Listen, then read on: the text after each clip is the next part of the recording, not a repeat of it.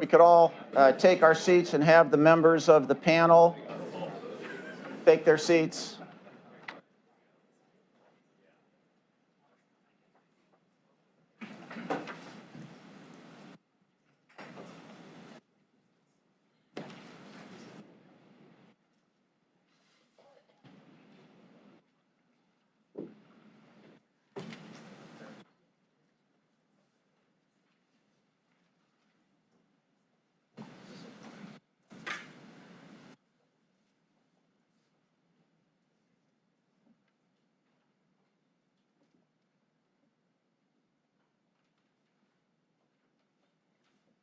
Good morning, everybody. Delighted to call this meeting of the steering committee to order. We'll begin with a roll call vote. I think we can see that everybody is here in attendance, but for the record, call your name, please indicate your presence. Mr. Budish. Here. Ms. Bird. Present. Judge Celebrezzi. Here. Sheriff Hammett. Here. Mr. Sweeney. Here. Ms. Bates. Here. Mr. Jones. Here. Judge Sheehan. Here. Mr. O'Malley. Here. And I believe that for the mayor's position, Rhonda Curtis from the Cleveland Law Department is being designated today as the delegee. Is that correct? I'm waiting for it. Okay, well, we will get that official designation during the meeting, but we trust that's who you are, and that's what you've been delegated to do. Judge Early? Here. And Mr. Griffin? Here. Okay, the committee is here and present. Just a few words, and I don't know, before we start with the agenda, did you want to, Mr. Devers, say anything? Thanks, Jeff. Mike Dever here with County Public Works. Thank you, everyone, for coming today. Obviously, as Jeff goes through the agenda here today, we will have an opportunity for public comment. We're looking forward to hearing everyone's views on this presentation today. So we'll have rules of protocol for that public comment. There'll be 3 minutes for you to get up and make a statement at the podium here. Just really provide your name when you do come to the dais here. So I appreciate it and thank you for coming today. And is there the public comment sheet?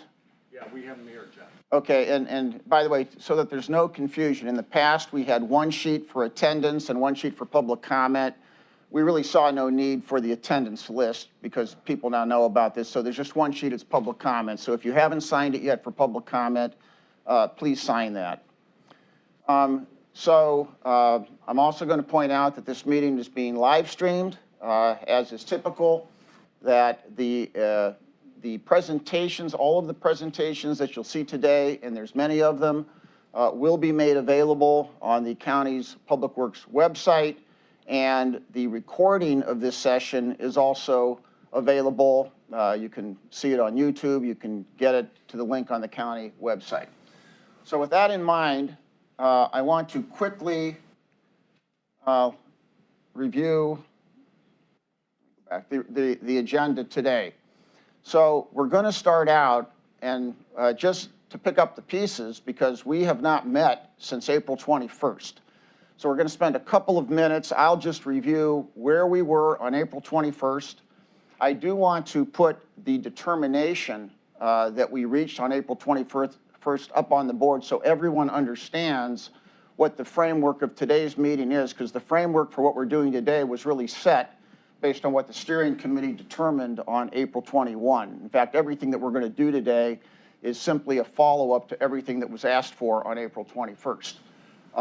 As soon as we go through it, so everyone understands the context of what we're doing today, we will then go through public comment and have all the public comment. Then we'll have a series of presentations by the consultants and experts who have really been involved with this project. And that will start with a presentation of the agreement for purchase of 2700 Transport Road. That has been managed primarily by the prosecutor's office with real estate consultants and lawyers, and there will be a presentation on what that agreement is if it's entered into. We'll follow up with a presentation on the environmental issues. After that, there'll be a presentation regarding the community engagement process. That will be a brief presentation just to explain what is occurring with that process. We will then have a presentation of the third-party report by DLZ, which we'll talk about in just a minute, why that is happening. And then I will briefly talk about what the actual process would be, should we go forward, what the process then would be in terms of design and design options, and frankly, what the timing of that would be, and what the design team would be asked to do at this point in time. After we do that, there will be a determination that we will present to you. And it's basically the ratification of what you initially determined subject to these reports on April 21. And I will walk through the determination in a couple minutes. We will have a discussion about that, and we will have a vote. After that takes place, and regardless of what that is, by the way, we're still going to present right now what the plan is for future engagement on courts programming, because we need to get back to courts programming. And we will talk about, and by the way, Andy Couples is here from DLR to talk about what that process would be, which we started long ago. And that will be the meeting. That is a long meeting. There's a lot of content, so we ask that we be as efficient as we can. To begin with, though, and to set the stage, I just want to go back in the time machine, back to April 21st. Some of you remember being here on April 21st or being in the meeting on April 21st. And I just want to, this is, and what I put on the board here, is the determination from April 21st. We spent a lot of time that day. We were in executive session. We were out of executive session. And here is actually what occurred on April 21st. And in blue, you see kind of what the determination is, and then all of the qualifications, or the major ones we'll talk about today, are in yellow. So on April 21st, the steering committee determined that the site located at 2700 Transport Road determined that it is acceptable for the new Cuyahoga County Corrections Complex, provided with provisos and subject tos. So let me just take a minute and talk about what the provisos are and what the subject tos are, because that's what we're actually going to deal with throughout the day. So the first subject to is, and you can see in yellow, the reasonableness of the agreement. So the first presentation we're going to have today is going to be on the terms of that agreement.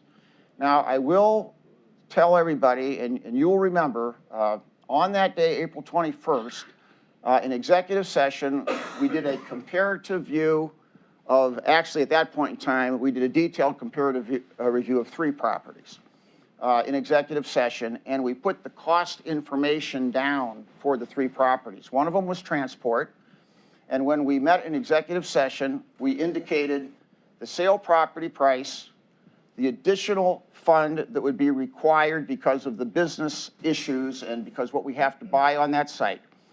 Also on that date, we put 2 more numbers on the board for your consideration. One of them was the actual cost of environmental remediation.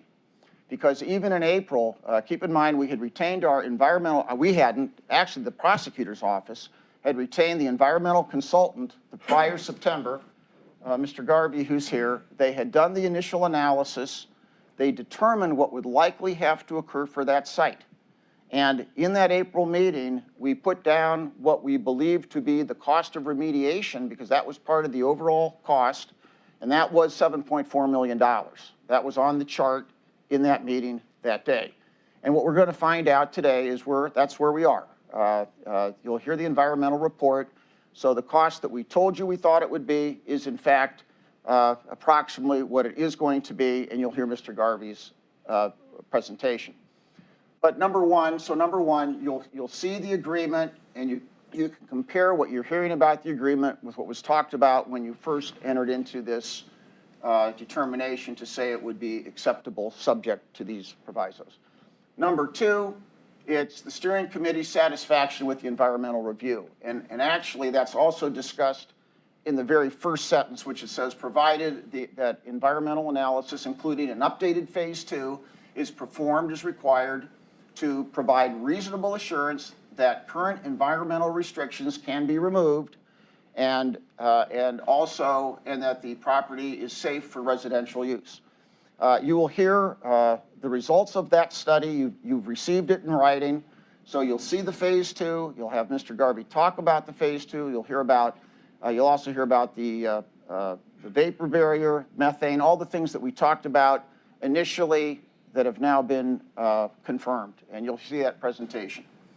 The third proviso is the steering committee's satisfaction of the determination regarding the renovation option.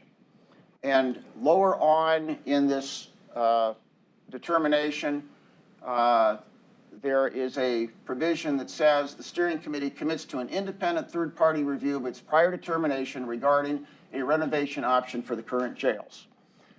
As you all know, there was, in fact, action taken after some discussions and agreement between council, the prosecutor's office, and the courts. A third-party reviewer, DLZ, was selected. They're here today. They issued their report last week, and they will make a presentation on the third-party review. So those are 3 of the presentations, exactly what was asked for on April 21st.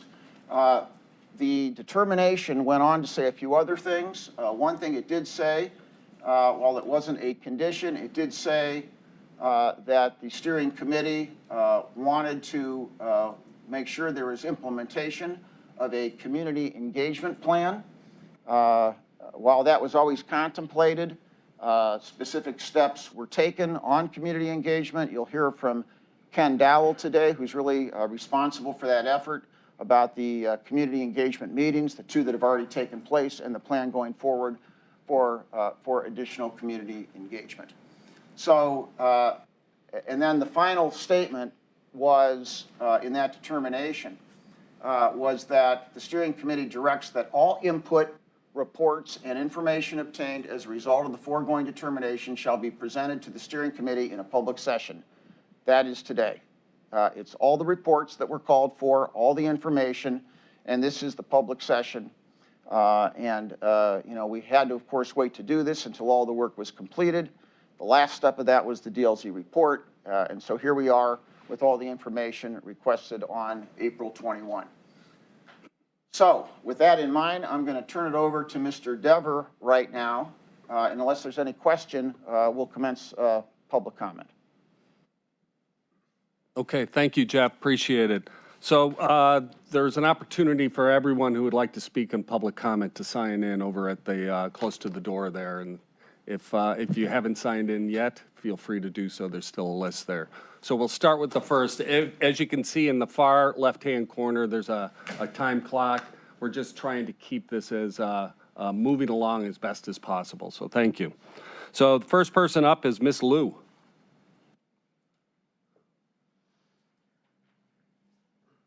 If you could just state your name also, I'd appreciate it. Thank you. Good morning, everybody. Thank you for announcing my name already. This is a good morning, and we are here for something really important. But let me just get straight without the chase the roundarounds.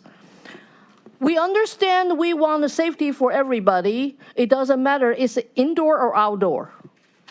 If we want to spend ARPA money, which is a once-in-a-lifetime opportunity, which the funding itself is made for the people to get out of the damage through recession and especially COVID-19 pandemic, then today lots of items on this agenda, you really have to question yourself with the fundamental issue, even without the experts' reports.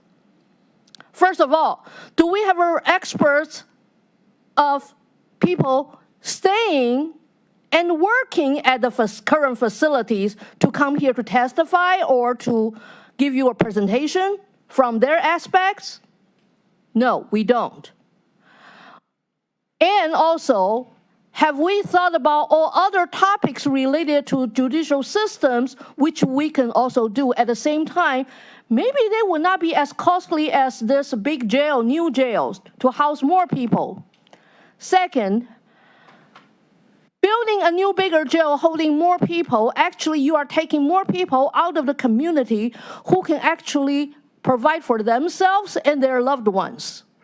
So you actually create more society issues as poverty, unemployment, losing housing, even worse, healthcare.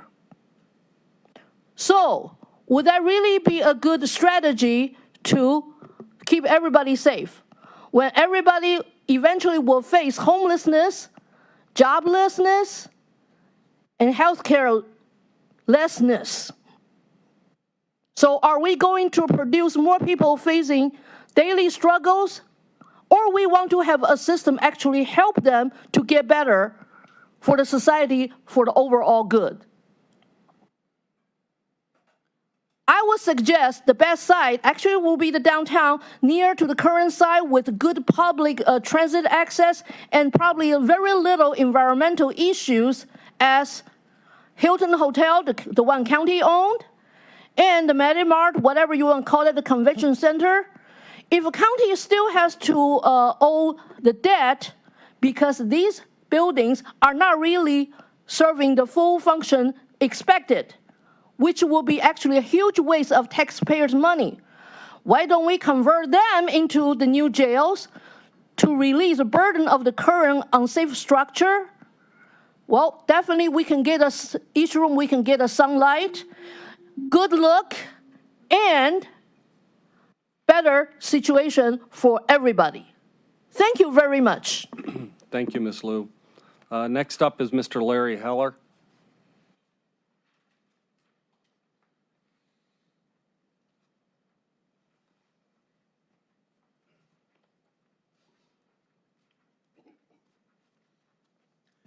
Hi, I'm Larry Heller with Northern Ohio Recovery Association, NORA. Some of you have heard me speak many times on this subject. You often hear me talk about the benefits of treatment versus punishment. We have an Ohio Department of Rehabilitation and Corrections. We have a Cuyahoga County Corrections Center. Our goal is to rehabilitate the individual and correct harmful behaviors. Evidence-based best practice standards focus on treatment and diversion versus incarceration. Our county has stated their intention to focus on diversion and treatment instead of incarceration. If the state dictates capacity for this jail, why don't we prove to the state we really can reduce population, and then the state will allow us to build a smaller jail if we need to build something. Evidence supports that treatment works. It is effective at long-term behavior change. Evidence shows conclusively incarceration does not produce long-term behavior change. One thing that became painfully obvious at the community meeting that was held a few weeks ago is that there's no input from people directly impacted. No input from employees, no impact from former residents of the jail, no input from current and former families of current and former incarcerated. Several employees of the jail came to a county council meeting. They gave their own time to come to a council meeting on their own time and cried for help so that they could be heard. Why weren't they the first ones heard? Why weren't they the first ones asked? Why weren't formerly incarcerated included early in the process? But there was talk here today about the environmental study. The environmental study does not state it will remove the toxins. It proposes a 2-foot barrier which will allegedly make it safe. There is a new study out recently that shows conclusive evidence that a 2-foot barrier is not sufficient and will not make this site safe. We have harmful chemicals known to be in the ground there. We know that the proposed solution is not safe. Every person in this room now knows that. If we still put people there, that is criminal. We know this site is not safe. The Cleveland Water Department is in an ongoing study since January of 2018, where they have found conclusive evidence that even water lines which are below 5 to 6 feet are impacted by soil moving when the ground freezes. When the ground freezes above, it pushes things down below. Things move. A 2-foot barrier is not sufficient, will never be sufficient, and that we now know that there is conclusive evidence. Thank you. Thank you, Mr. Heller. Next up is Ms. Courtney Kishba.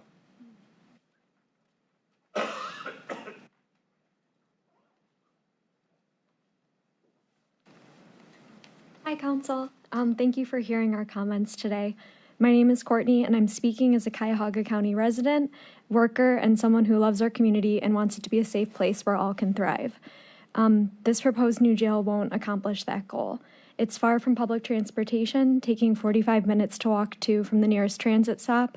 It's on a site that will cost much more to remediate than it is worth council to spend and the county to spend. I've seen estimates of total cost being somewhere around $750 million and possibly more considering financing. And sometimes I think these numbers get away from us and how much that scale actually is. 1 million seconds is 12 days, while 700 million seconds is 24 years. That's how large amount of money we're being asked to spend and that taxpayers are being asked to contribute to. When we spend money in this way, we're taking it away from programs that actually can make our county safer.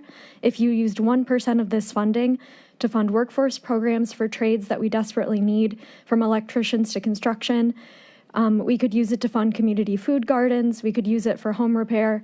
We know that folks having jobs, food, and safe homes are what actually makes our community safer.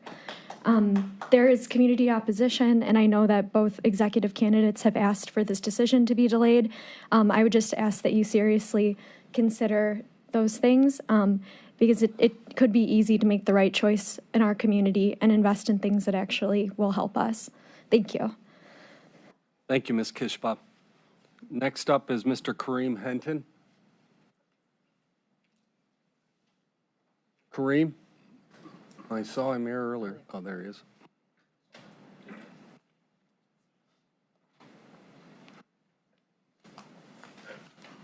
Morning.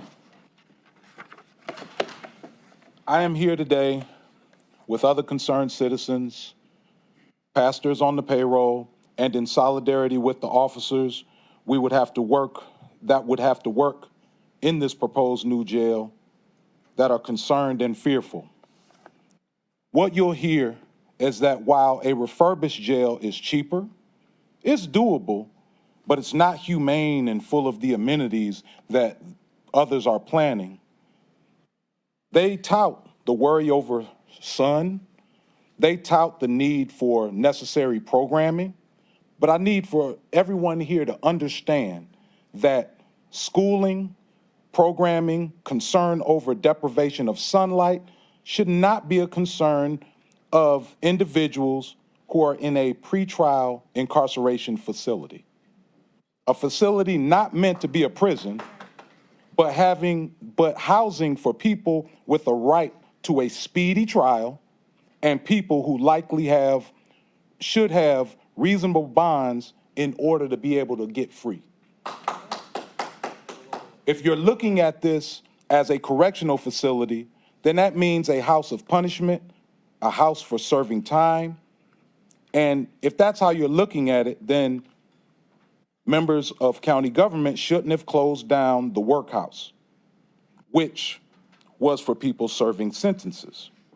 If you desire to house people more humanely, let's stop acting like individuals here can come up with the necessary answers when it was the decision-making of individuals in our county government that created the problem. You close the workhouses, you close the satellite jails. These things created the overcrowding problem that we're now dealing with. So again, moving the county jail means eventually moving the courthouse, which means that's going to be a new expense, a new construction, because it's already understood that the jail and the courthouse under the same roof makes it run so much more efficiently for everyone. The projected court cost of $750 million will then skyrocket because you're going to have to move the courthouse, and it's going to be closer to $2 billion. And that's money that my grandchildren and probably, possibly great-grandchildren are going to have to be paying on. So leave it where it is, closer to accessible transportation and services like shelter that many of the people that will be in and out of that facility are going to need. Thank you. Thank you, Mr. Hinton. Let me remind everyone that cheers and jeers are not allowed in this forum. Thank you, Council President. Next up is Ms. Leslie Bednar.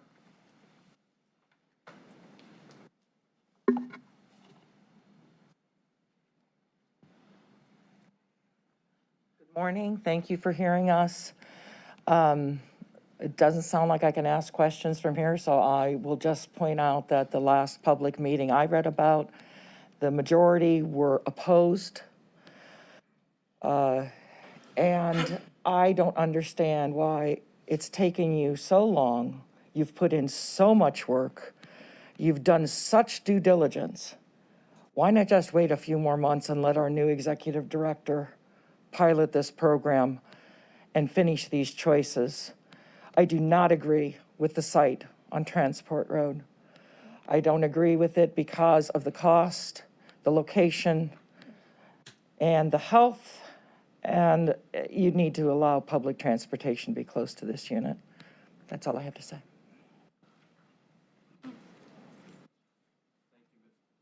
Thank you, Ms. Bednar. Next up is Mr. Evan O'Reilly.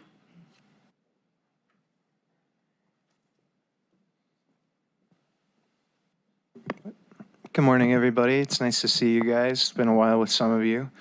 I've been coming pretty much every week for months now to talk about why I don't believe we need a new county jail. I'm kind of sick of talking about it because I think the conversations that we should be having are about things like bail reform, are about diversion programs, specialized court dockets, violence interruption, a better housing system for our county.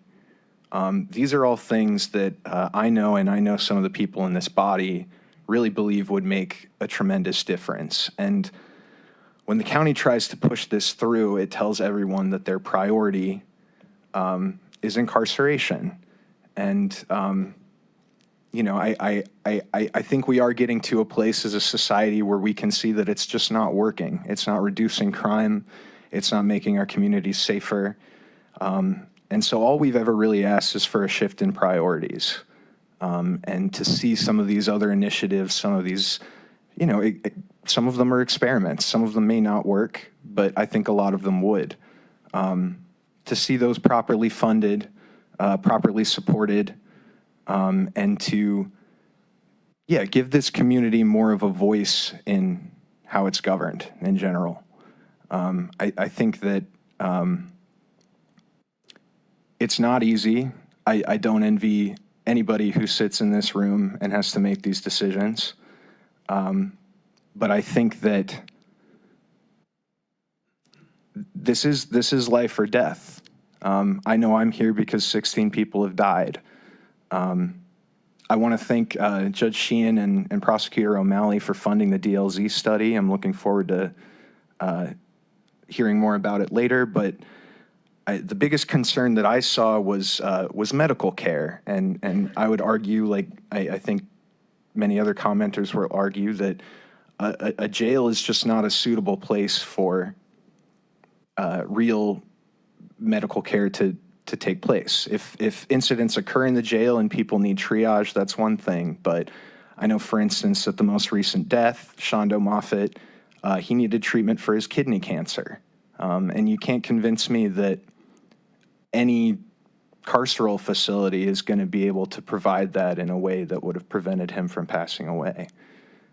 So thank you again for your time this morning. I know it's a difficult decision before you, but again, just I think there's so much more we could do before this even needs to be on the table. Thank you. Thank you, Mr. O'Reilly. Next up is Mr. Adam Breshnahan. Adam.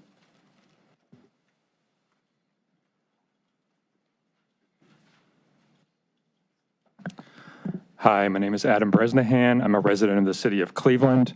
I'm here to ask you to vote that the site at 2700 Transport Road is not acceptable because it is not accessible to transit. On Saturday, 3 members of Clevelanders for Public Transit, including myself, walked from the East 34th Rapid Station to the jail site, and from the jail site to the nearest bus stop at Broadway and East 37th, and then back to the Rapid Station. The walk from the Rapid Station to the site took nearly 30 minutes each way. From the site to the nearest bus stop took 18 minutes. The sidewalk is in overall bad shape.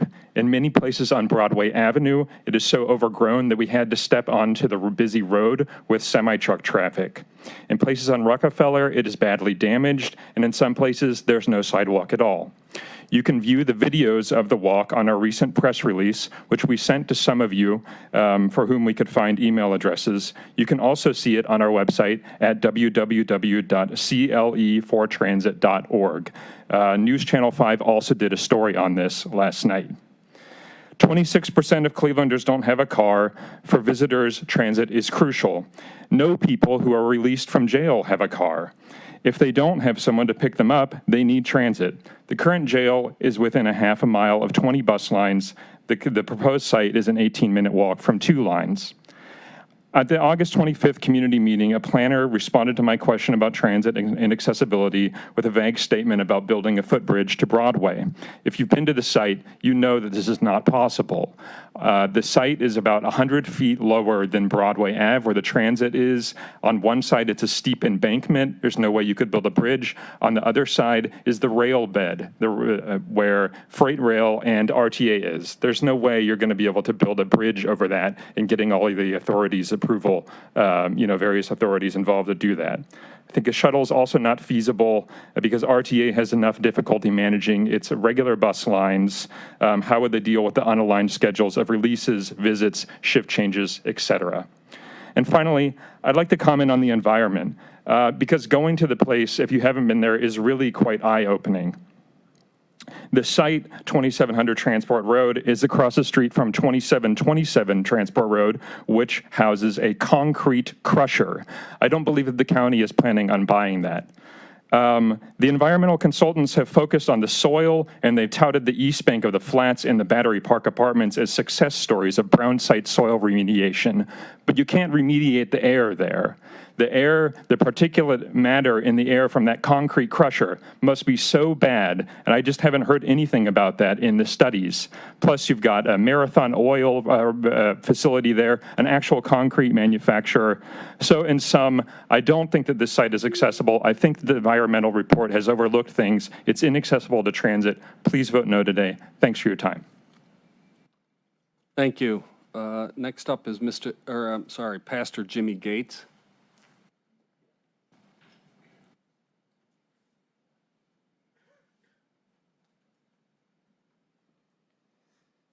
Morning to the committee, and most of you I know here. I think the issue before us today is not about do we need a new facility, but it's certainly we do need one.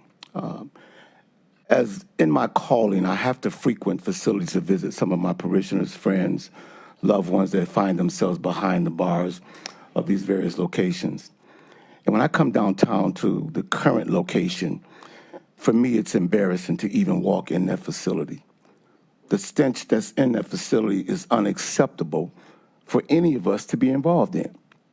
And when I hear the rhetoric and the discussions from those that make those decisions, it's as if those men and women that are residents, and I like to call them residents, not anything else, of those facilities are not thought of well enough to be in a facility that they are worthy of being in. Simply because they've broken the law doesn't mean that they should be treated like underprivileged people. You may have family members yourselves that have broken the law and have found themselves behind bars. And I think you would not feel comfortable with them being downtown at 1300 Ontario.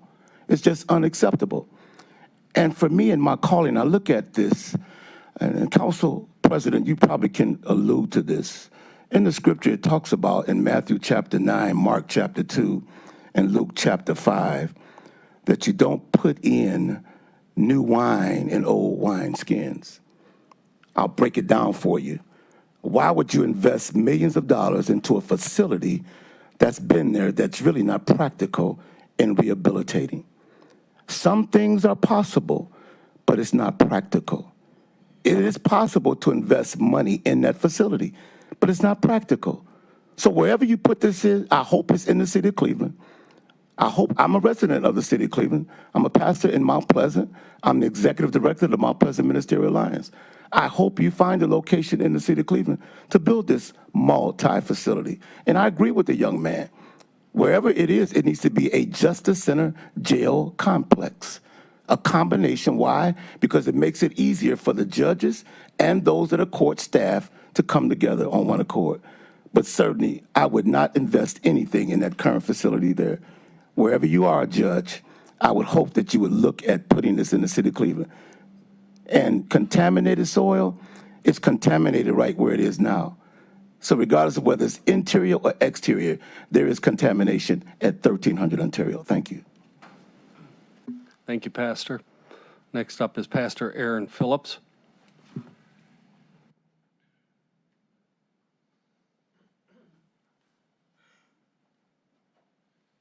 Good morning. Good morning to our county executive and to our president, to all of you elected officials.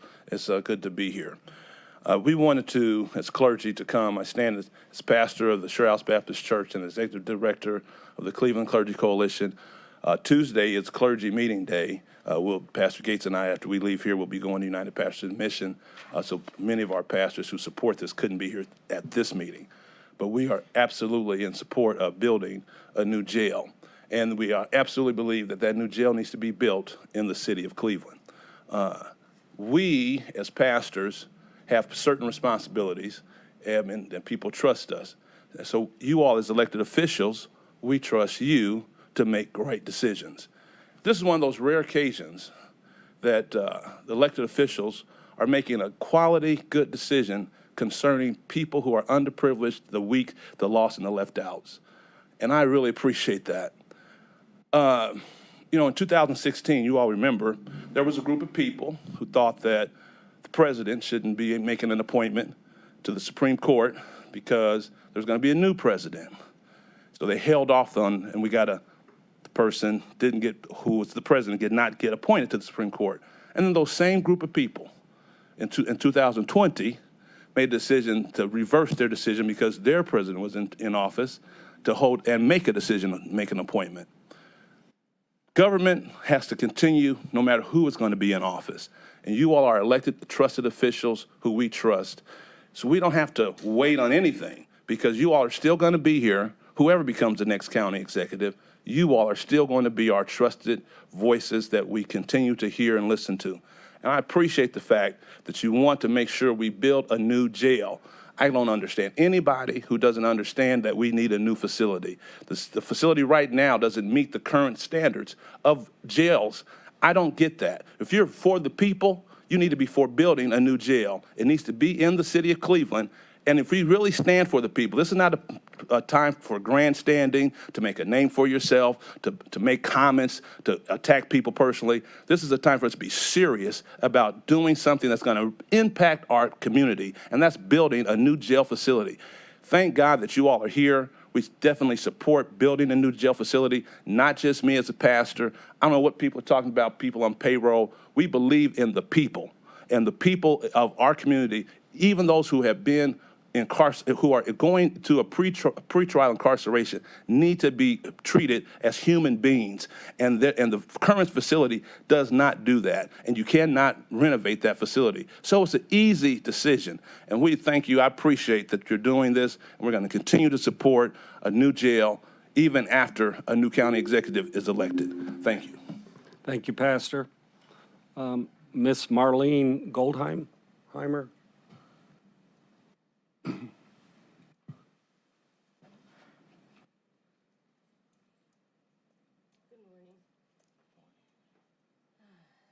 Heard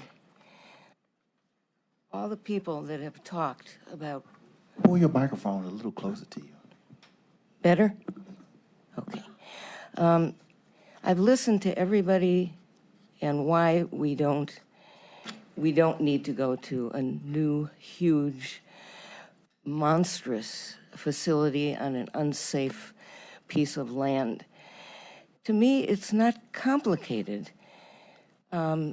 Whatever we have needs to be in the city of Cleveland. And if you can't renovate the jail as it is now, so listen to all the good suggestions that have been mentioned.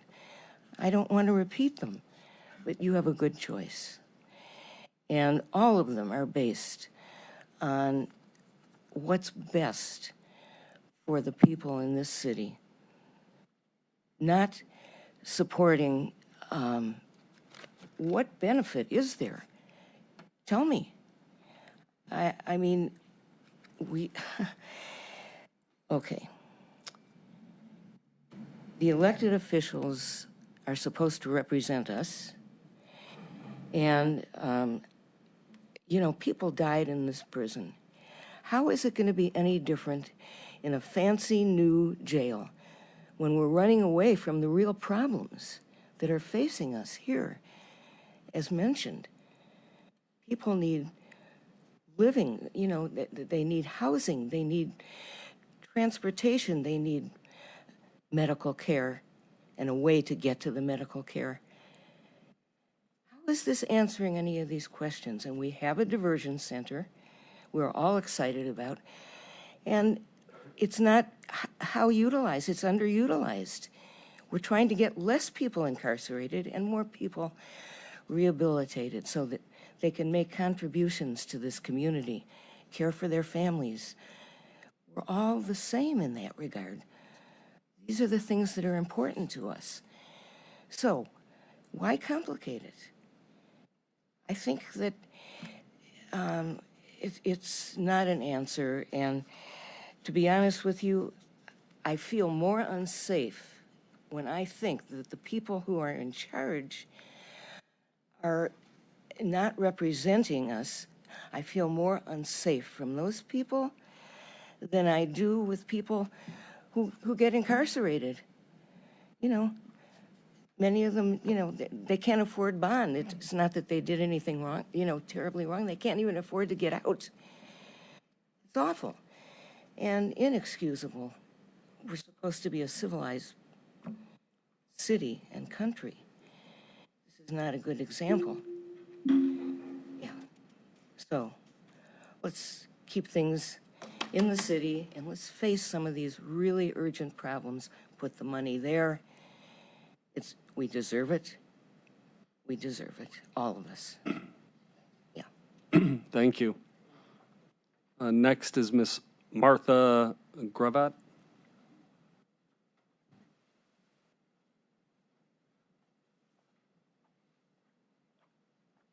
Good morning. I'm here speaking as a resident of Cleveland and also as a union activist. I'm a retired auto worker, and I served on the executive board of United Auto Workers Locals 122 and 869, and I oppose this new jail because as union members, we oppose anything that's an attack on the working class and the most oppressed, and that's what this plan is in many ways.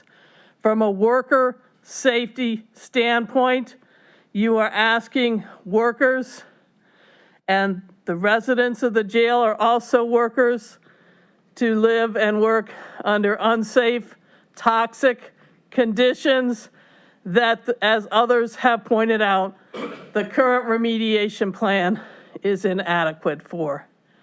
The tax is an attack on the poorest who pay the largest amount of their income on sales tax because they save less and spend more. It's the opposite of a progressive income tax in that low-income people pay the highest percentage of their income on a sales tax, which, according to a report at the Cuyahoga County Council Committee of the Whole about a week and a half ago, is going to end up continuing for about 40 years to pay off the loan and the costs that have risen from $500 million to 550 million to 750 million, with the cost of interest to these wealthy banks and bondholders, it could cost the people of this county up to $2 billion. But it is most objectionable because what message are you sending by building a new jail, spending $2 billion on a new jail, and not spending that money on trying to keep people out of jail so that they are not subjected to the horrible conditions of lousy medical care, horrible food, unsanitary conditions, abusive guards, overcrowding, all the conditions that will not be solved by building a new building, whereas there's no discussion on how to keep people out of jail, which is the conversation we should be having. And I urge you all to vote no on building a new jail. Thank you. Thank you. Next is Mr. Josiah Quarles.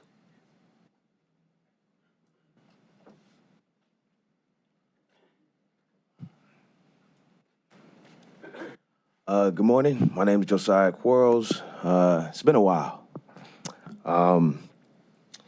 Have a few things to share today. I want to start with a little story. I was just down at the Justice Center last night. I was down there to help a friend and with aid from some folks in this room to get a friend home.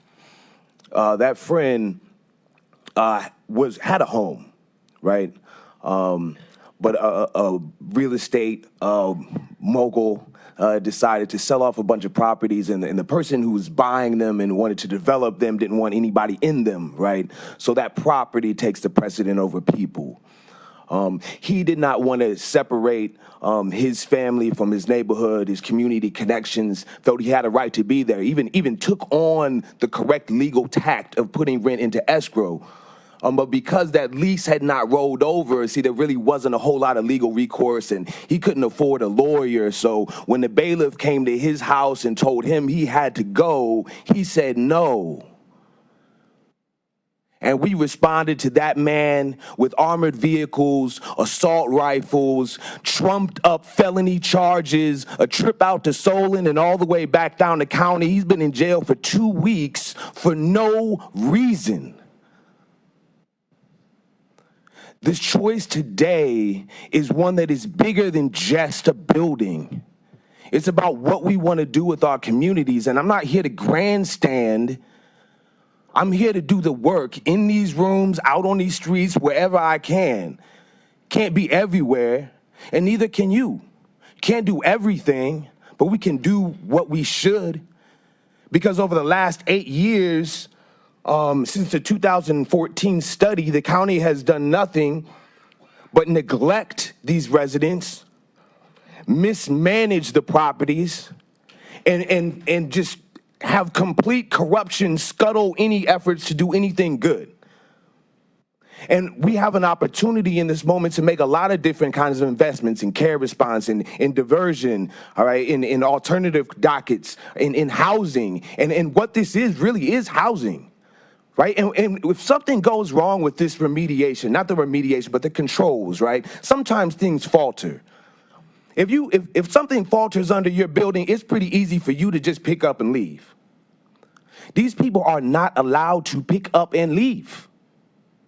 What are you going to do with hundreds of people that you're supposed to be in control over and responsible for if they have to be evacuated from a building? Where are they going to go? What are you going to do with them? I don't think this is a good plan. There's a long history of black and brown people being shuttled and poor people being shuttled into dangerous and toxic conditions, and I don't think we should do it again. We should take a step back and invest in ways that can bring this number down and nourish our communities. Thank you. Thank you. Reverend Bunch.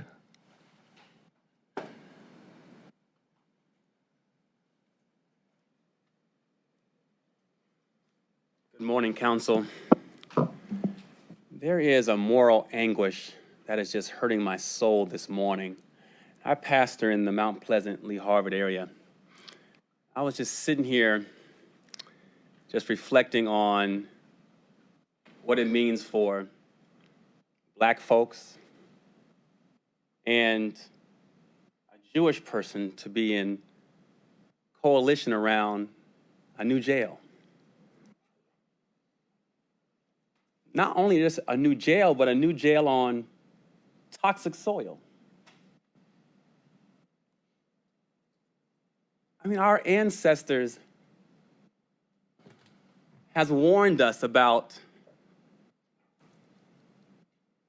how they died on toxic soil.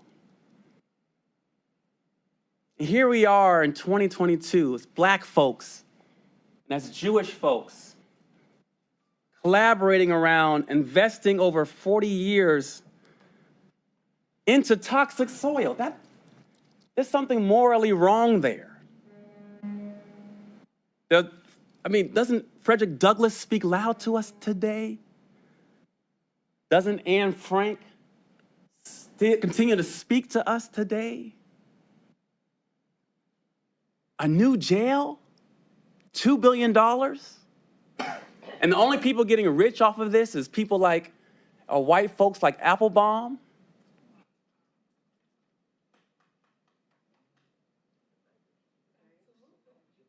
There's something morally, it just goes to show you that evil can persist when good folks do nothing.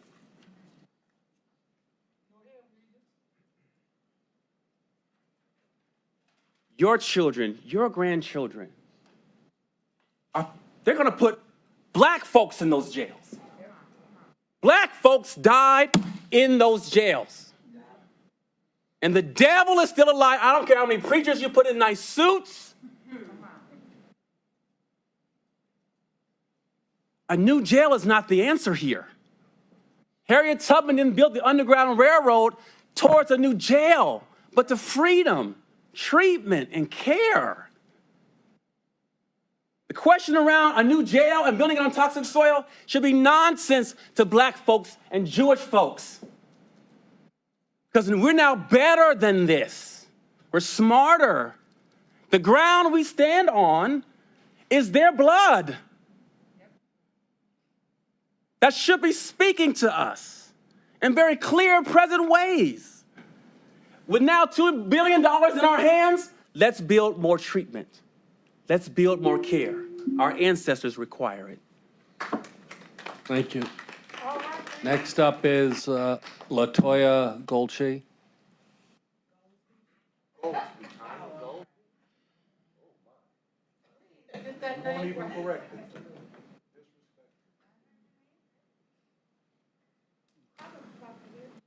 Thank you, LaToya Goldsby. Thank you. Even though he's rude over there. Good morning. Good morning.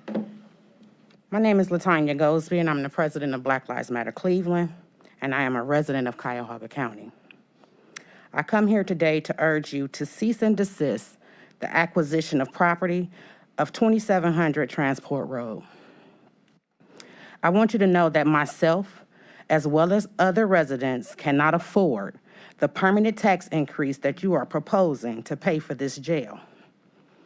I come from a community that is suffering from mental health issues, substance abuse, homelessness, lack of employment, and a lack of higher quality education.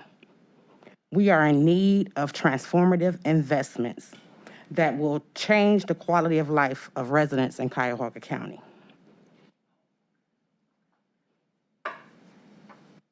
Cuyahoga County residents cannot afford a permanent tax increase for the next 40 years. We cannot afford to waste county funding to purchase property that has been deemed a health hazard. I will not allow you to impose such a financial burden on my community for the next 40 years.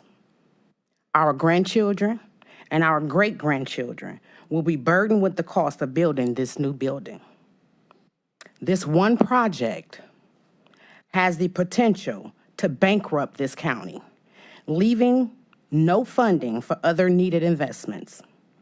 I ask you today to listen to the voices of your constituents who are asking you to stop this project and invest in community-based solutions and alternatives to incarceration.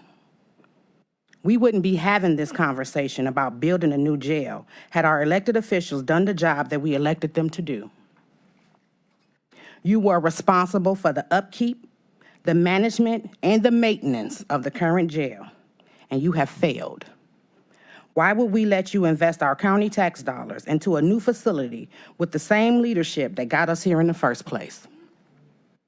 We need transformative criminal justice reform, not a new jail. I ask you to vote no. Thank you. Next up is Ms. Jennifer Blakeney.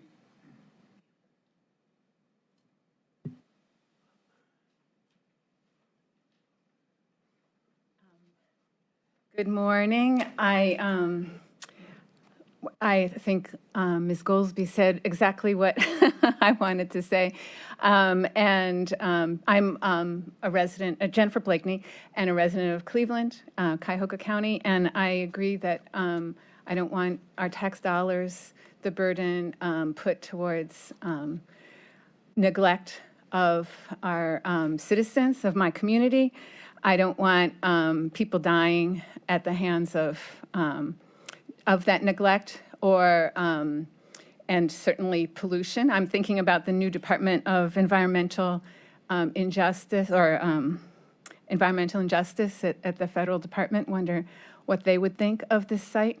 I think that we need to make sure any jail reform includes bail reform, and that we have a much smaller jail, because we don't need people imprisoned and taken off of the out of society where they can get education, mental health services, substance abuse treatment. We need to invest at least as much money as we put into a viable, safe jail to mental health services, substance abuse, education, social services, because those are the things that are causing our community to be unsafe for all of us.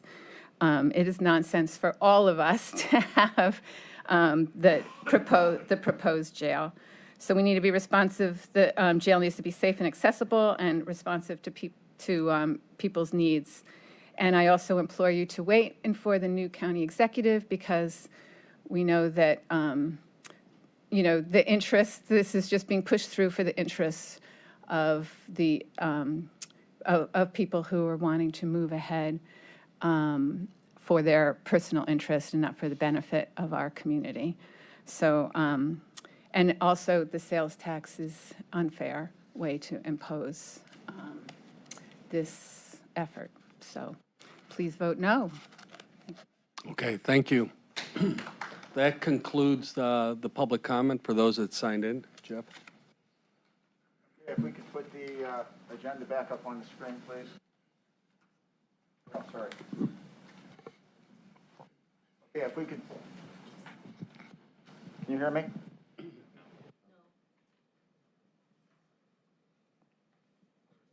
you hear me now? It says it's on. Can you hear me now? Okay. So at this point in time, we're going to talk about the agreement for the purchase of 2700 Transport Road, and let me make a few comments about this for everybody. This process has been handled through the prosecutor's office, through an attorney retained by the prosecutor's office, through 2 sets of real estate brokers, and that has been a completely independent review process based on criteria. So what's going to happen now is Public Works, along with Brian, I think you're part of this, are going to simply present a little bit about the history and the background leading up to this point on 2700 Transport Road. Thanks. Yeah. Okay, thank you, Jeff. Appreciate it. Okay, once again, Michael Dever, Director of Public Works for Cuyahoga County, and thanks. And also with me is Ryan Jeffers from CBRE Real Estate Consultants. Today, what we're going to do is, for many of you, you've obviously heard a lot of the details of how we got to the point we're at right now, but we're just going to do a refresher once again to say how we got here, and then we'll talk specifically about the agreement that we have before the council and this body. Okay, site selection history or overview. So it was in October of 2020 is when we developed the draft criteria was distributed to the selection committee or the steering committee and for your review. And then in November of 2020, that the steering committee agreed on proposed the site criteria for us to look for a new jail site. This authorized the county to initiate the exploration of the selection process. February, the first steering committee executive session to consider acquisition of the correction center. And then there's just a series of obviously events that had taken place over the course of the last 2 years. And then ultimately, when the steering committee in April of 2021 came forward with the determination and those caveats that needed to be met in regards to for us to move forward with that determination at 2700 Transport Road. Then in turn, the council also, or the administration moved forward and presented to county council in early August the agreement or the legislation for the approval of this specific site. Next is the site sourcing. Okay, so what we did at first was we mapped basically every land site over 20 acres that is on the market. The sources that we were using at the time was Allegro consultant team was working with us. We targeted area site visits, Cleveland Planning GIS site, the Cuyahoga County Auditor, Land Bank, Cleveland Land Bank, databases, and the commercial real estate database. So we mapped every site over 25 plus acres on the market. We added off-market options for importing locations with every land parcel over 25 acres, added site options considered of clusters of publicly owned land.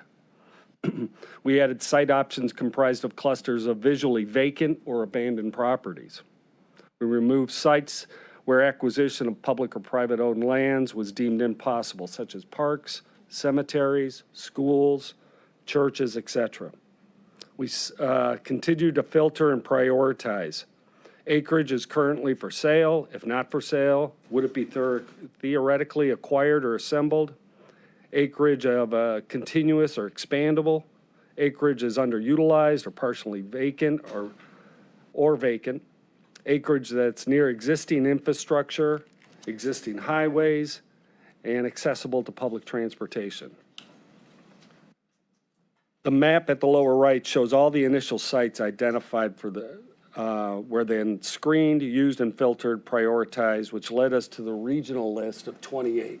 So if you see that lower right-hand corner there, those were all the sites throughout the county that showed up in our initial brush at this. So, Brian Jeffers with CBRE. That work was done before CBRE's engagement, but I will say as we were brought in, our first task was to review the work that had been done to date. To add on to Mr. Devers' comments, that map really demonstrates the yeoman's task that the Allegro team had done. This wasn't a matter of finding a few sites. They really dug up every possible option in the county. They went as small as 10 acres, in fact. Mr. Dever refers to 25 acres. The Allegro team in Public Works actually went down as far as 10 acres and then would search to see what could potentially be pulled together or assembled for development of a site. So they didn't limit themselves down to that 25 acre number. They really went smaller and then tried to see what could be pulled in around it. So that list really reflects a very good job of turning over the stones in the county of what was available. And then the task, as we were put to it, was to evaluate and really apply the criteria to them. So ultimately, we got down, as you see to the right there also is the site criteria that was ultimately approved by the steering committee back in November of 2020. So that was our guide to move forward with trying to determine which sites were available out there. We ultimately came down to 28 regional options as shown here on the map. As you can see, they're spread throughout the east side, west side, and a few to the south. A simple green, yellow, red scoring was illustrated where each site had strengths and weaknesses, as you can see to the right there. These were the highest ranking sites that came up, and they're referred to, and we'll go into more detail on these. It was first the Transport Road site. This is in no particular order. CVIC site, the Orange Avenue site, Central Cedar is another location, East 82nd and St. Clair, West 130th Street, the Woodland site, Northern Lakes, the Superior Avenue site, and then ultimately the Ford site out at Brook Park, where they had just recently demolished some of the manufacturing facilities that were out there.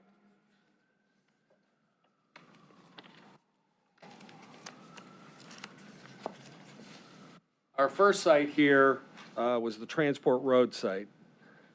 These slides were developed by early by our real estate consultant for initial comparison. So as you see on project acquisition cost, that's $6.7 to $11.1 million per acre. That's what we were projecting at that time for the specific site. The acquisition cost was not an appraisal, but an estimate based on tax records and local market knowledge to compare sites. Next site was the CVIC site located off Pershing and I-77. It was available, and as you can see, the project acquisition cost at that time, we estimated it was at $6.8 to $7.1 million. Next is the Cedar Central site, located off close to East 55th. Too many parcels. Residential was to the south. We checked with the previous City of Cleveland administration. They have other plans for that site. And then, as we all know, a new administration had just come into office. We went back to them again and checked to see, is this site available for potential for us to look at as potential acquisition? We were told the same, that this site they have other plans for this site.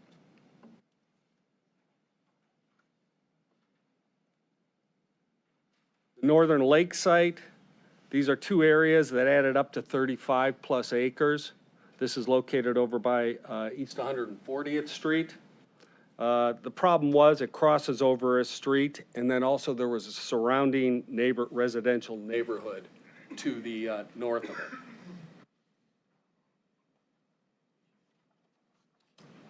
Next is the Woodland Avenue site. By the time we had approached the individuals for this site, it was already under contract. So basically it came off limits at that time. And at the same time, the proximity to a neighborhood was directly across the street on Woodland.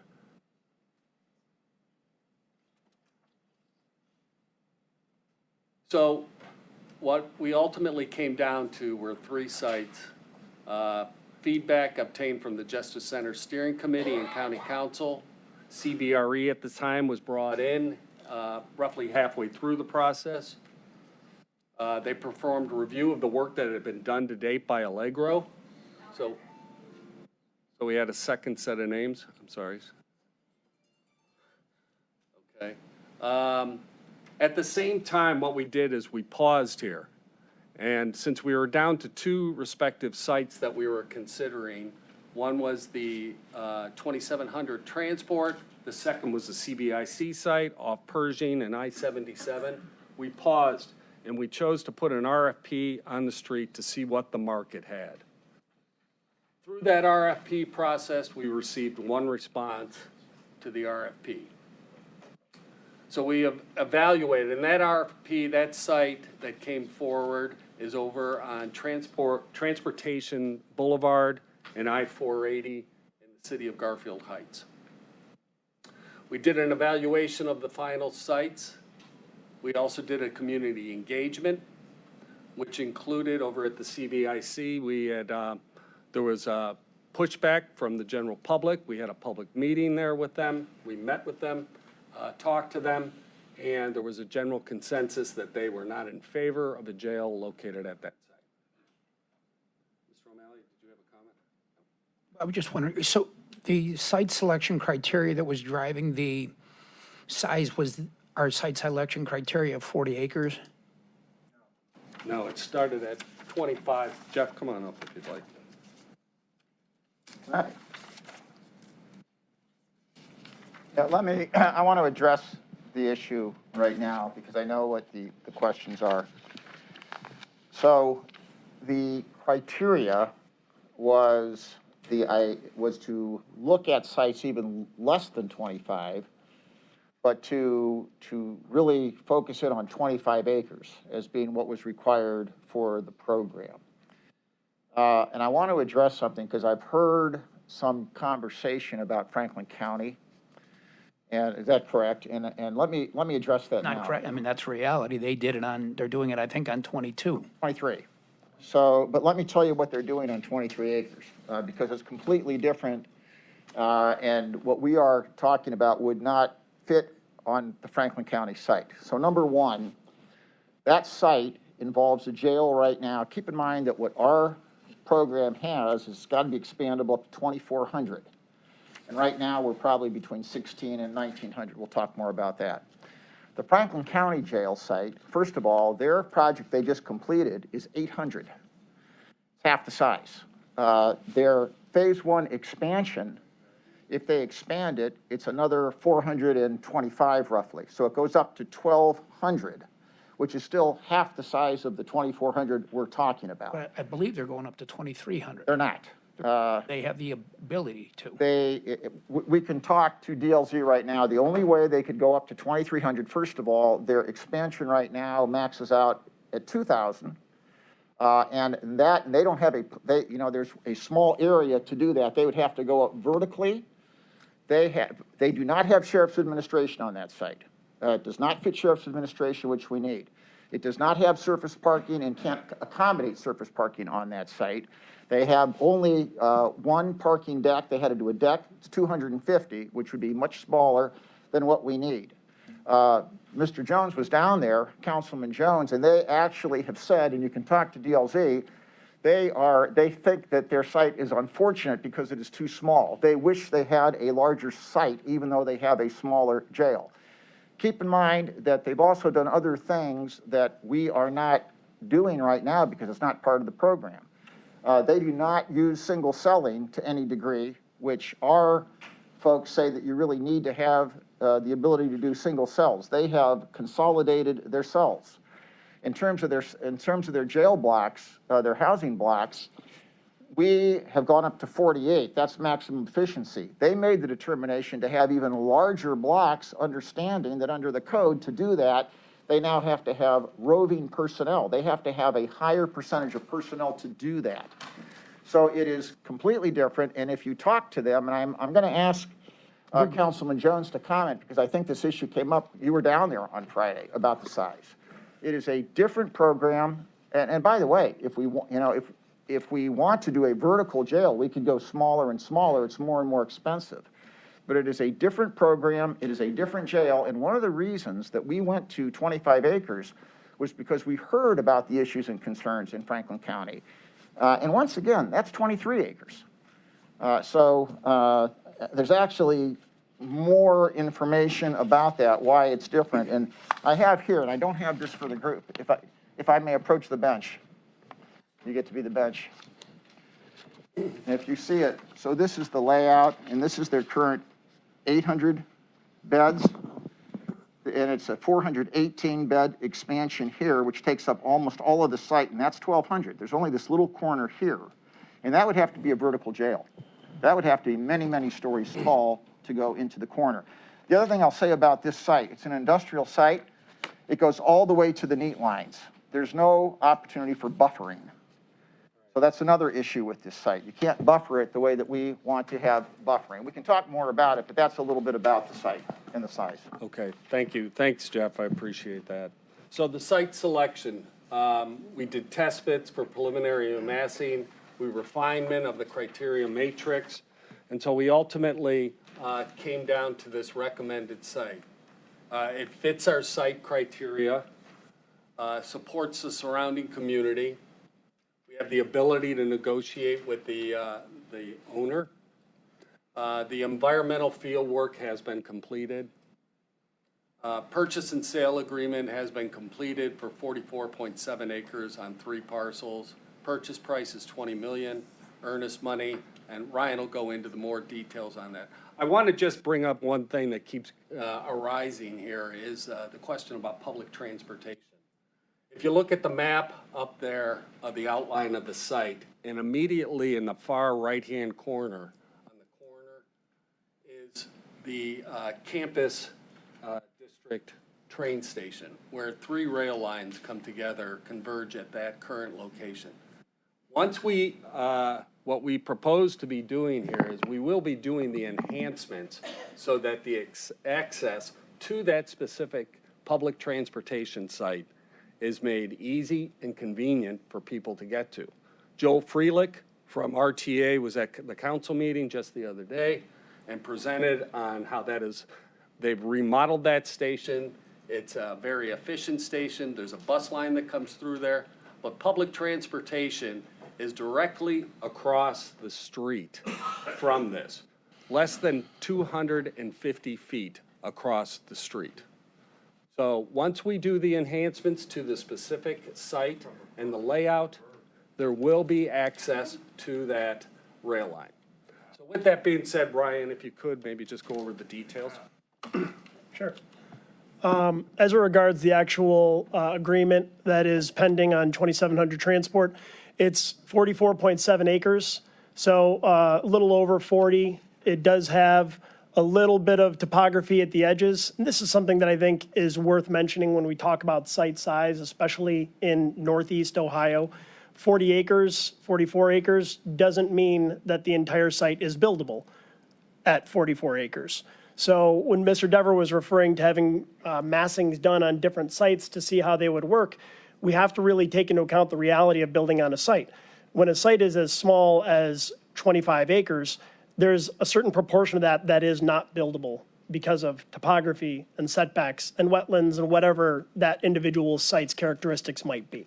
It's just the nature of real estate, and in Northeast Ohio, we have it a little bit more than a lot of communities around the nation.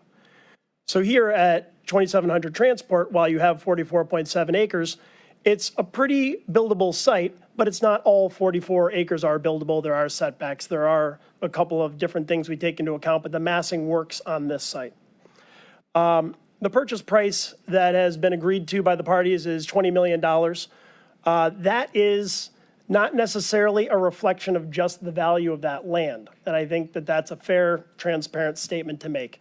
The property is owned and occupied by Universal Logistics. Universal is a publicly traded company who has been operating on the site with employees for over 16 years. They have an operation there for trucking and shipping as an intermodal. They were not looking to sell the site.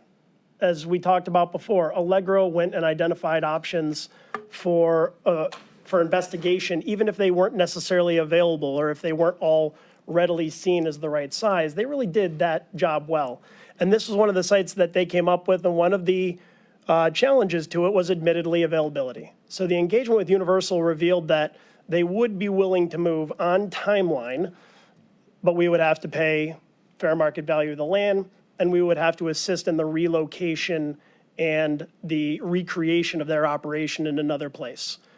When we were going through that discussion, we used 2 things as our benchmark to gauge whether or not we were coming to a price that was reasonable. One of those was, frankly, we evaluated what would be the value proposition if we were pursuing this in an eminent domain approach. With this kind of a project, you can see how that kind of an approach would be potentially suitable and acceptable. And we looked at it, and the rules of eminent domain actually do require payment for the relocation of an existing entity on a site. So that was part of what we gauged when we looked at this. The other was the costs of other sites that met the criteria. And so we used those as benchmarks when we got to it. At the end of the day, the $20 million number, when you break down the land and the cost to relocate Universal, and you gauge it against what would be incurred in an eminent domain process that would take years and litigation to get through, as well as the benchmark of what other readily available sites met the criteria, $20 million actually fits in reasonably well for both parties. What is the buildable acreage? That I need to ask the planner who had done the layout. Offhand, I don't know that number exactly, but we can get that for you. Because it does mass, the entire facility does mass on the site with room for, I think, the sheriff's group as well. That's right. Mike, I just had a question. So the 20 million is inclusive of the relocation costs and the purchase of the civic site property. That includes that whole package. Is that right?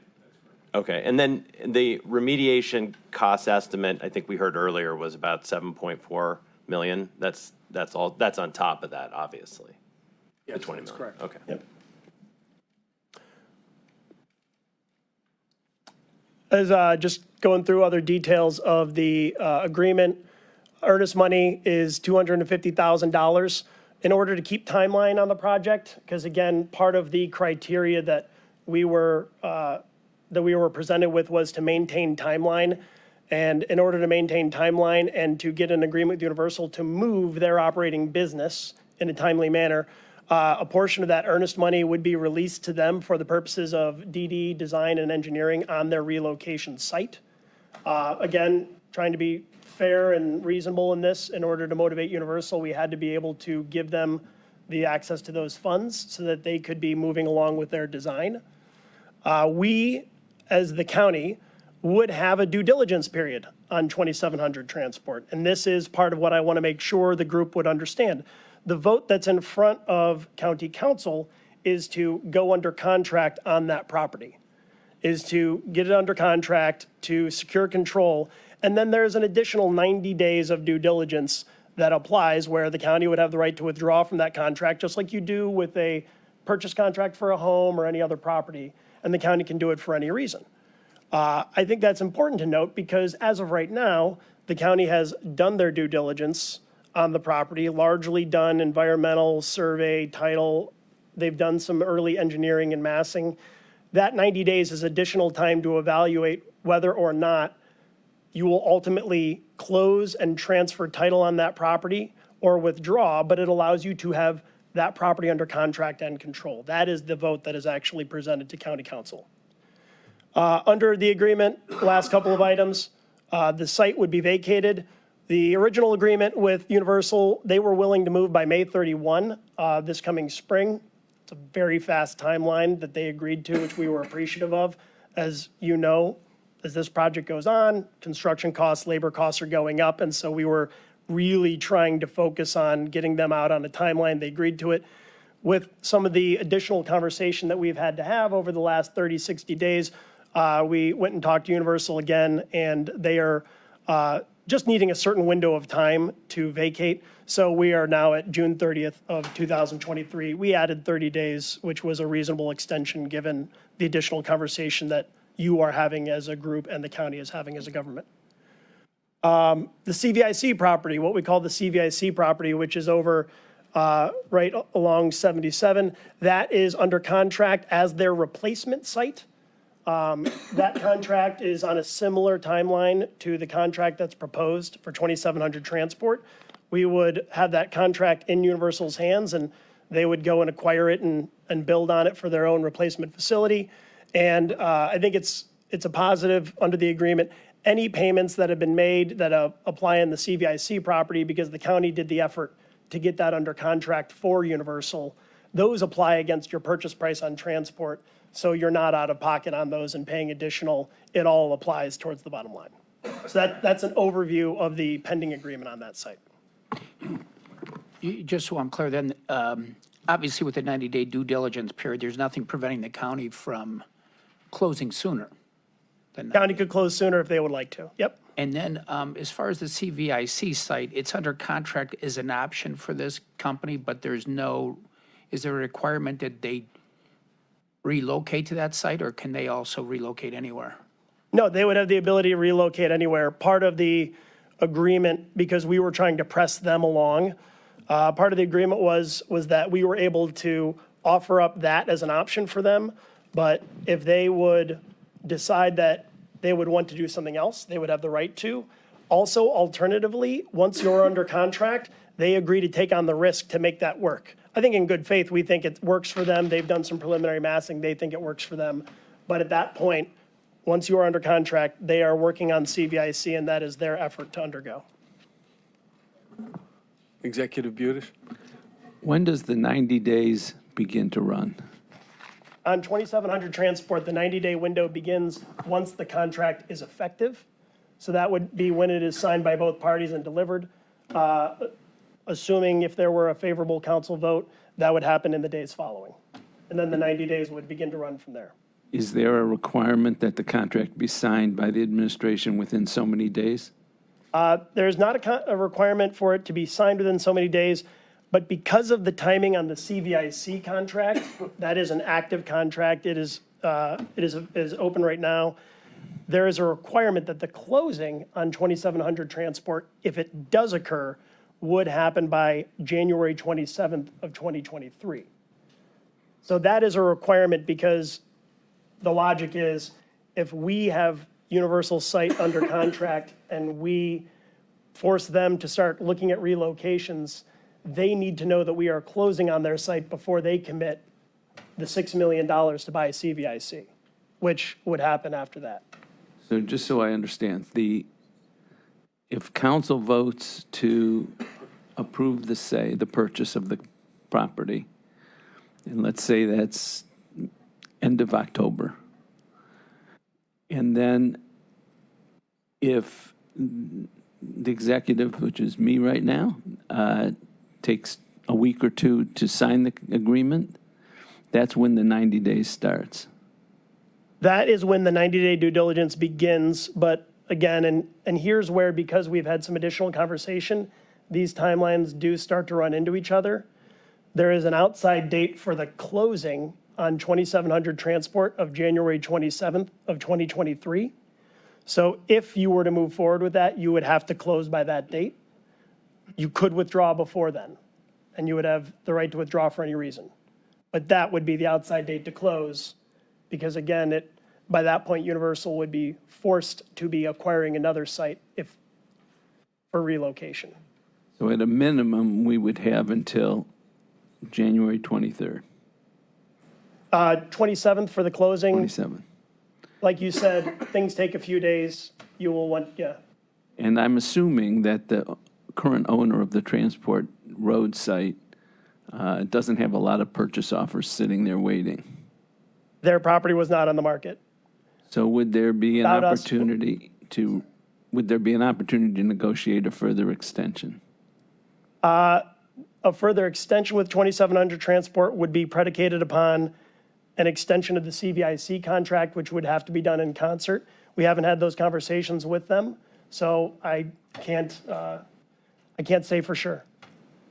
At a minimum, and if I'm understanding correctly, the next executive coming in would have the ability to cancel the contract for some period of time. Yes. Thank you. Yeah. Any other further questions or comments?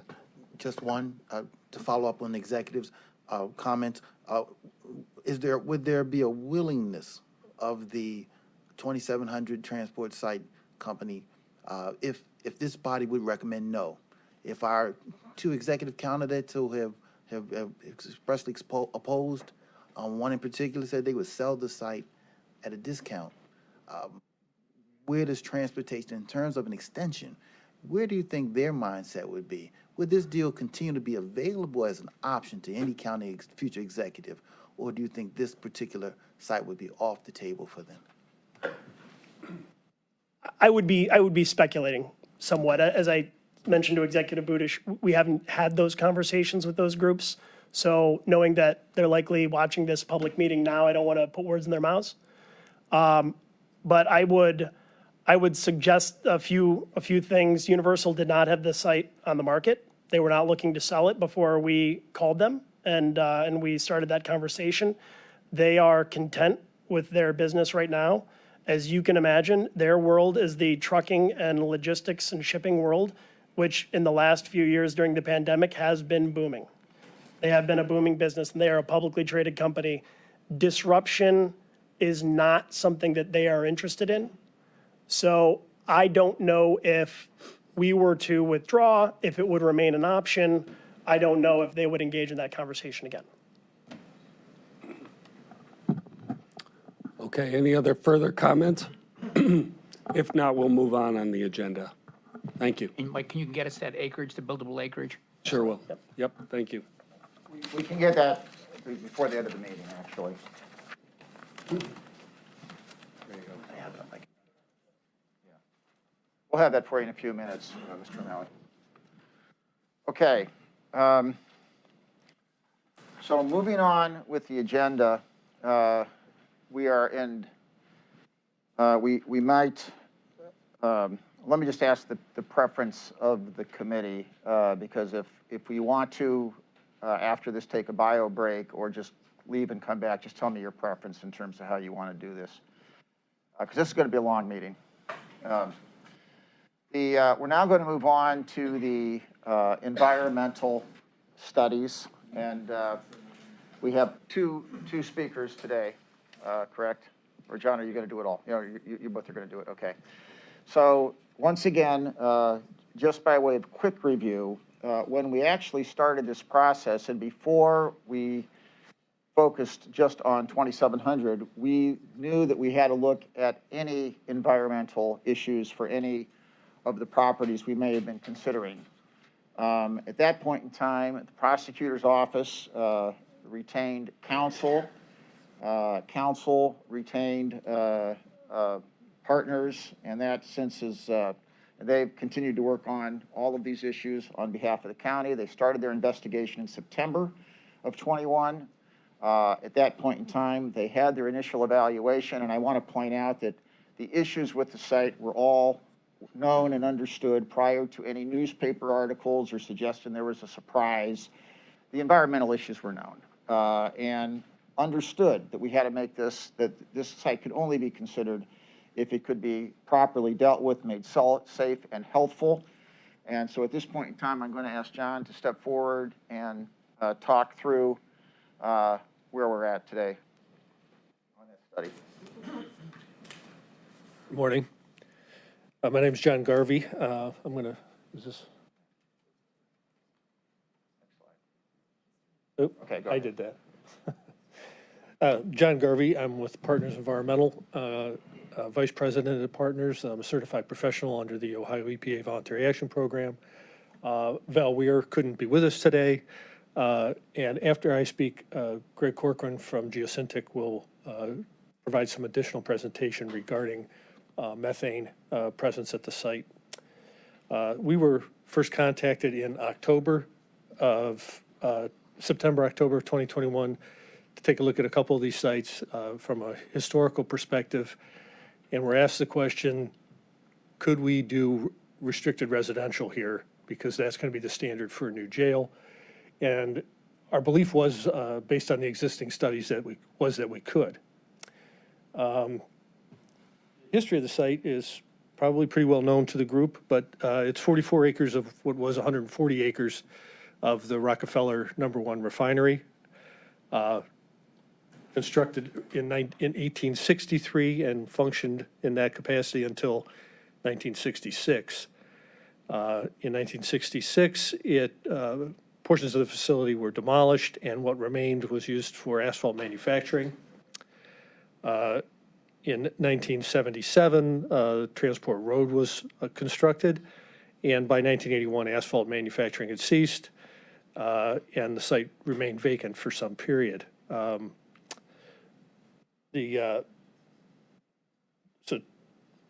Universal Intermodal took over the site in 2005 after the property went through Ohio's Voluntary Action Program.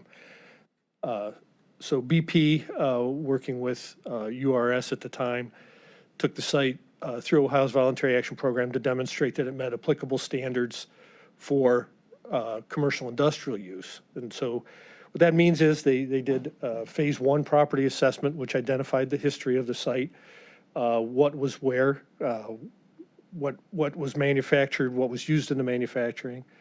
A phase 2 property assessment was conducted to determine what was in the ground, what was in the groundwater, and what was in the soil vapors. At the time, in the late 90s, early 2000s, soil gas testing was not common. So what they would do is take the concentrations of contaminants in the soil or in the groundwater and model what the vapor concentrations would be moving into indoor air.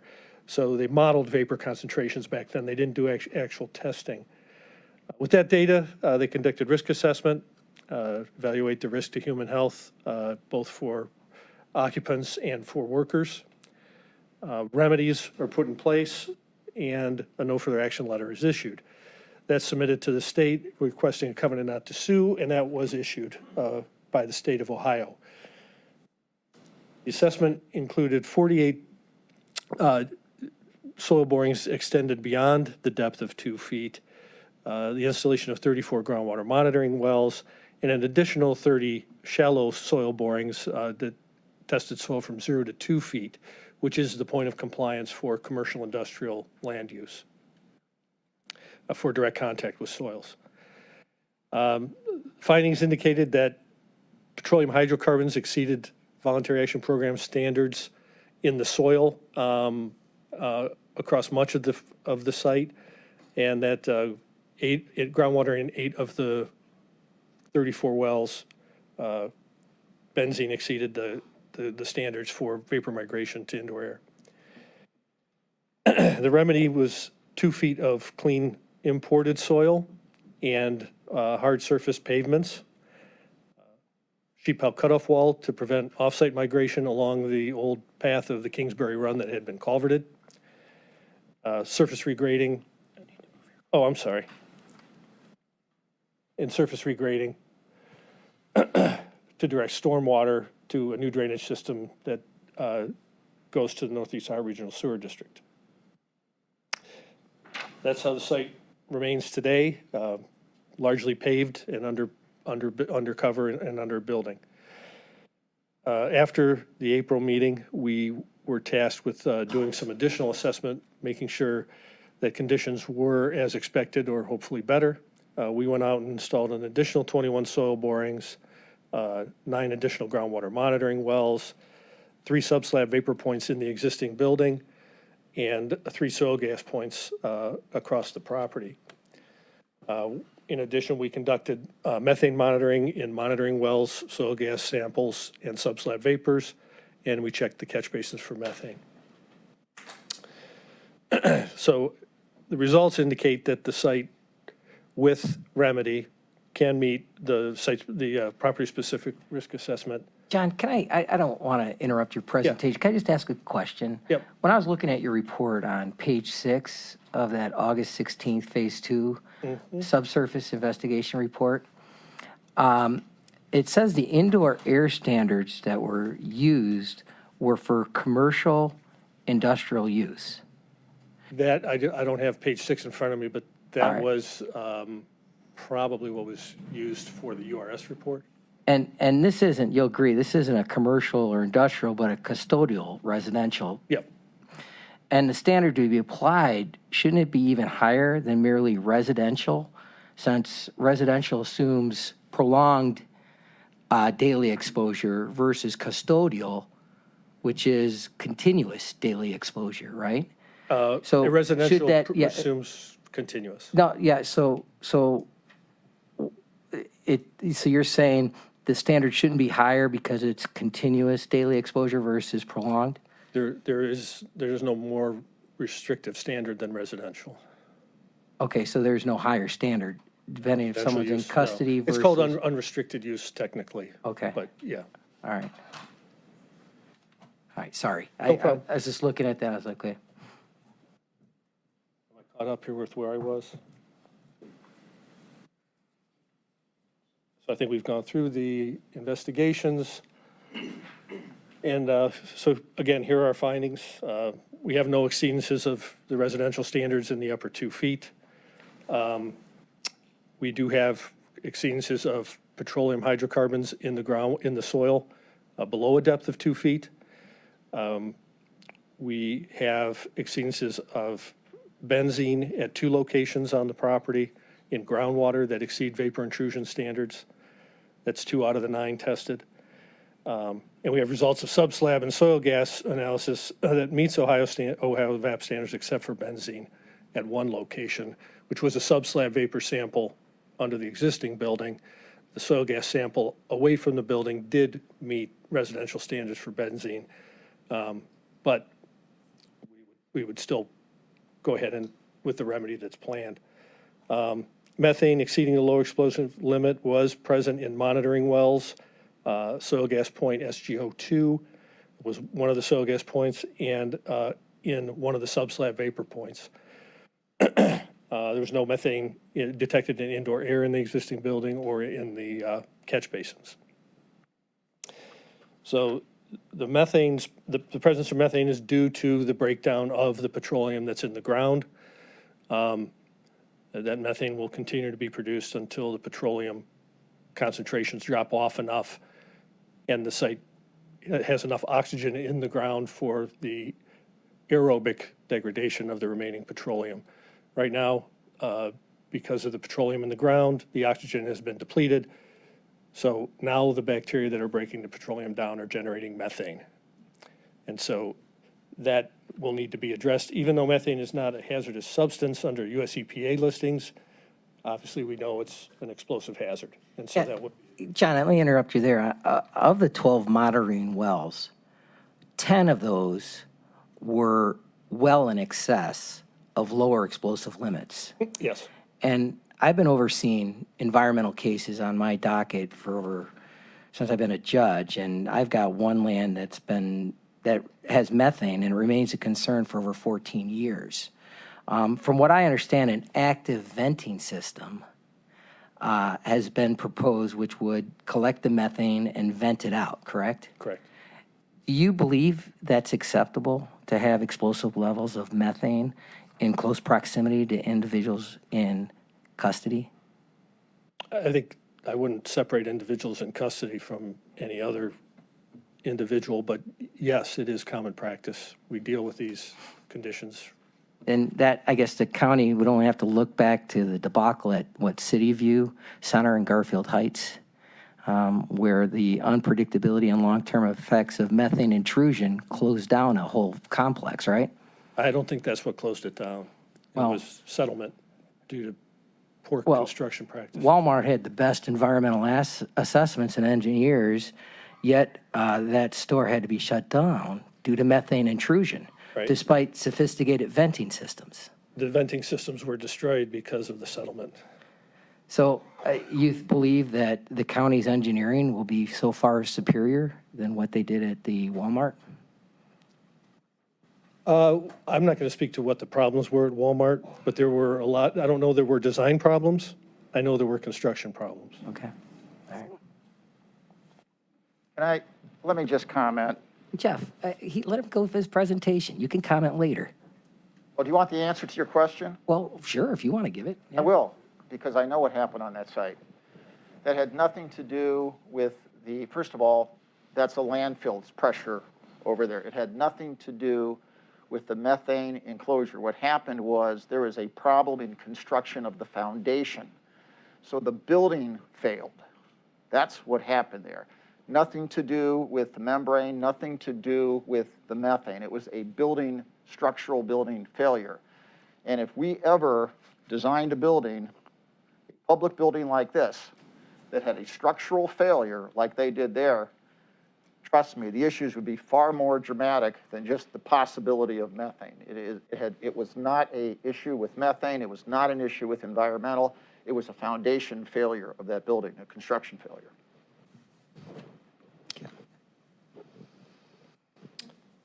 Well, just one last comment. The executive summary notes that the concentrations have been reduced since its last testing in 1999. Isn't that a red flag that nearly 25 years later, the levels are still explosive?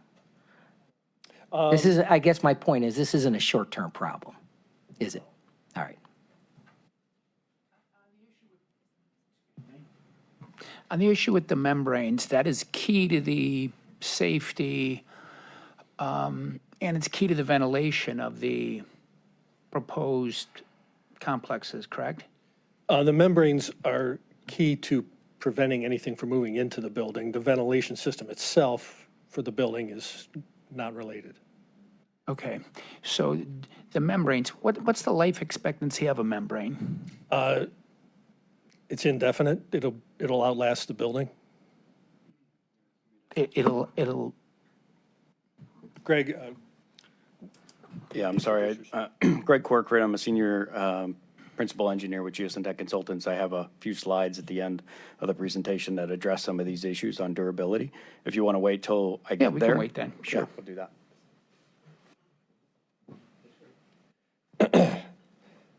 So this slide is probably a little hard to read, but those are some of the methane numbers, and you're right, we have methane numbers below, within the explosive limit and above the explosive limit across much of the property. That methane, because of the way it's generated in the breakdown of petroleum, is not under pressure like you would have at a landfill, where if you put a hole into the landfill, you will have methane moving up immediately. This methane is more, I would say, passive, not pressurized, doesn't move as readily, but it's there, and we need to get it out from under any building that's built there. So what will we need to address this property through the voluntary action program? There will be institutional controls restricting the use of groundwater for potable purposes, land use restriction to restricted residential. It will allow commercial or industrial use, but restricted residential would be the highest standard that would be applied.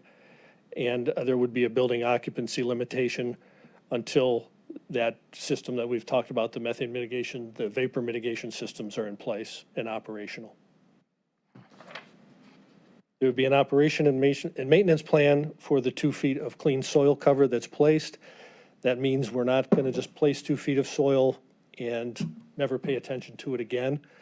The 2 foot cover that's been out there since the 2000-ish, 2005, has been monitored with settlement markers through surveying and has not changed in that period. And we would not have any reason to expect that our 2 foot cover would be any less stable. So we don't expect that 2 feet of cover to change. And we expect, as long as it's subject to operation and maintenance, it would be there in perpetuity.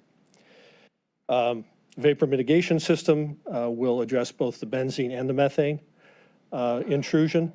That'll be subject to an operation and maintenance plan as well. And indoor air monitoring prior to occupancy for benzene would be not required.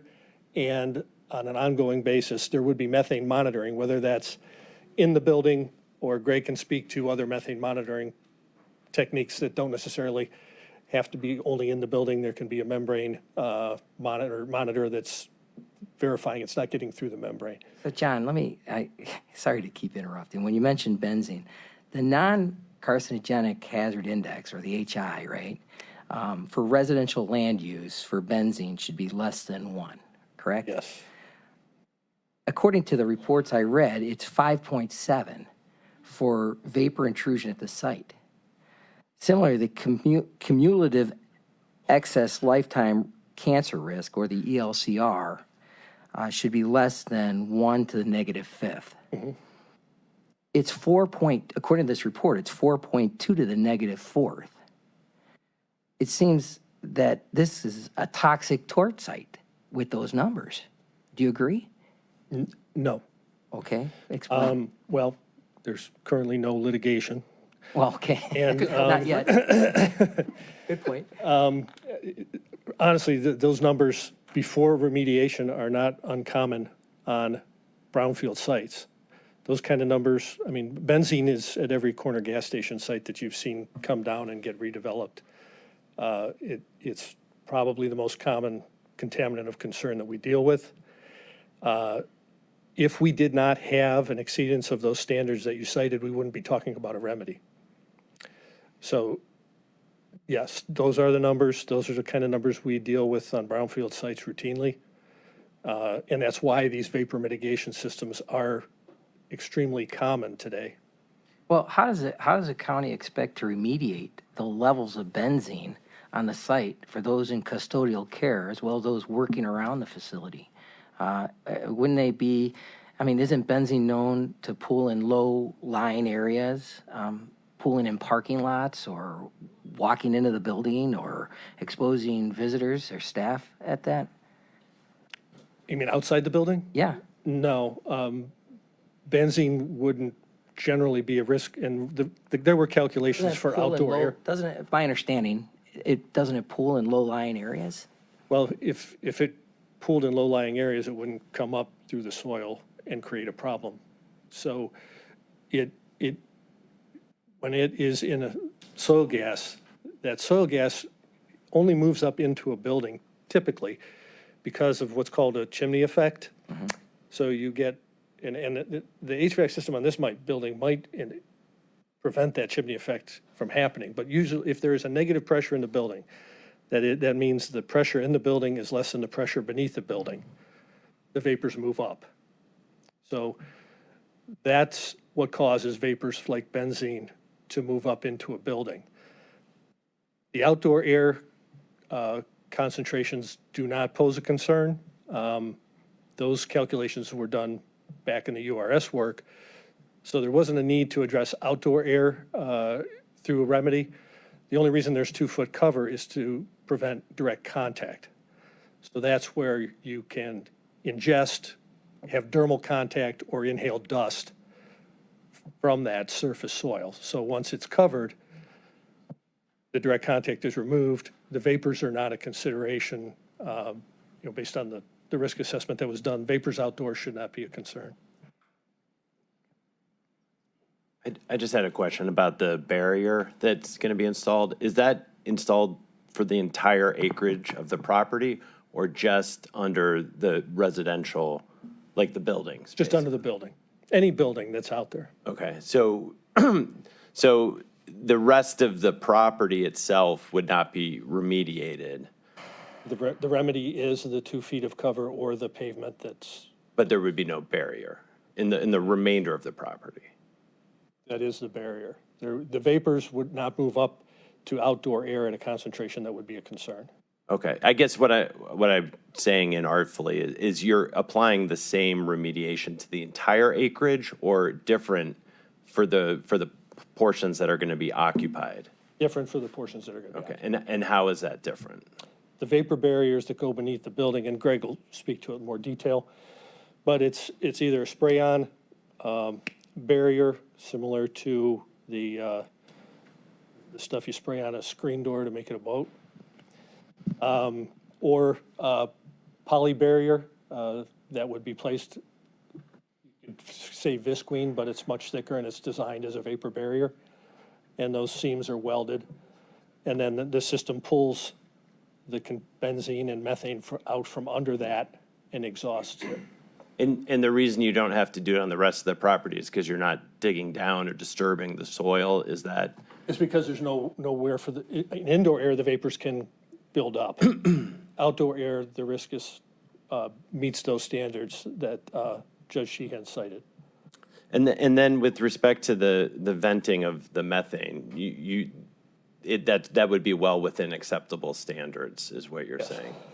And when someone mentioned earlier related businesses that have pollutants. Did that factor into your sort of air quality analysis, what the surrounding businesses? Or did you assume, because obviously the residents would be locked up, that you didn't have to consider the surrounding businesses? Well, I'm assuming the HVAC system would handle the particulates that, I mean, specifically the concrete crusher. They should be operating under a permit from the Cleveland Air Pollution Control and Ohio EPA. That is the only control that they're required to operate under. So typically under the voluntary action program, when the covenant not to sue is issued, it does not consider emissions, air emissions from nearby facilities. So when you're getting property approved for residential use, you don't have to consider industrial uses that are adjacent to the property? Only as they could impact soil, groundwater, or soil gas. Okay, but not air quality or anything?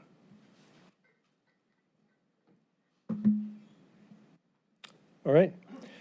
So then we've talked about the residents and the workers at the facility. During construction, there would be a risk mitigation plan in place that would protect the construction workers.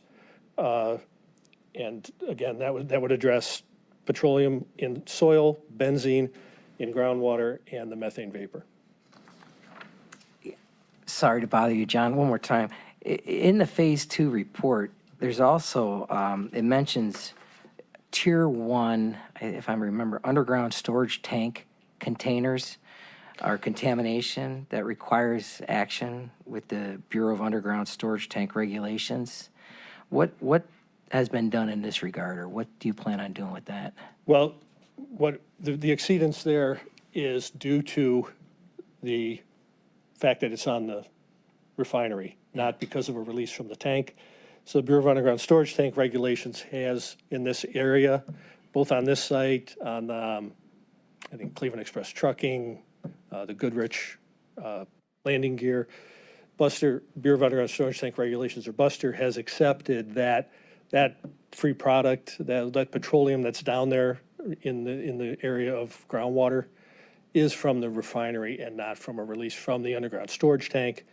So they've been issuing the no further action on the underground storage tanks as long as there's no clear evidence that what we have there is really from that storage tank. So that's how that would be addressed in that case. And that needs to be done in order for the site to be that particular issue to be eligible for the voluntary action program. So these are some of the engineering controls that we've talked about. 2 feet of clean cover in combination with pavements, and then the building itself would have the subslab vapor mitigation, methane mitigation system. I think these are some of the same examples we went through last time. Again, East Bank of the Flats incorporates basically the same engineering controls that we're talking about here. I'm going to go through these fairly quickly so we can get to Greg, who may have some that some of the members here may not have seen. Again, this is Cherry Blossom in Columbus.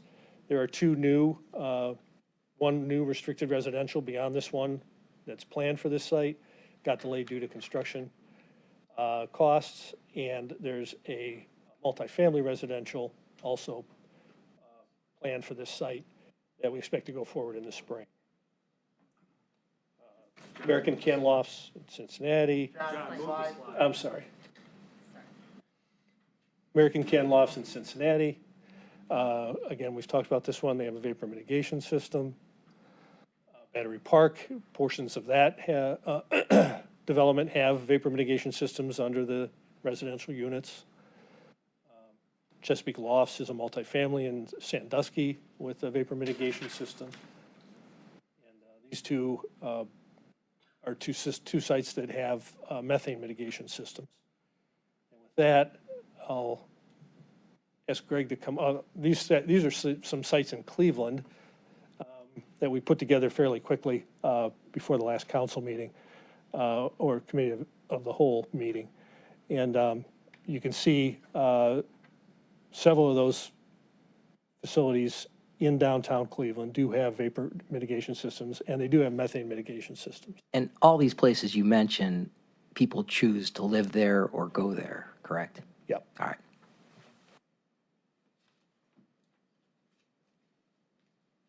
There's a couple of examples on the side there where we're, Margaret Ireland School, where maybe they don't choose to go. I'm sorry, excuse me.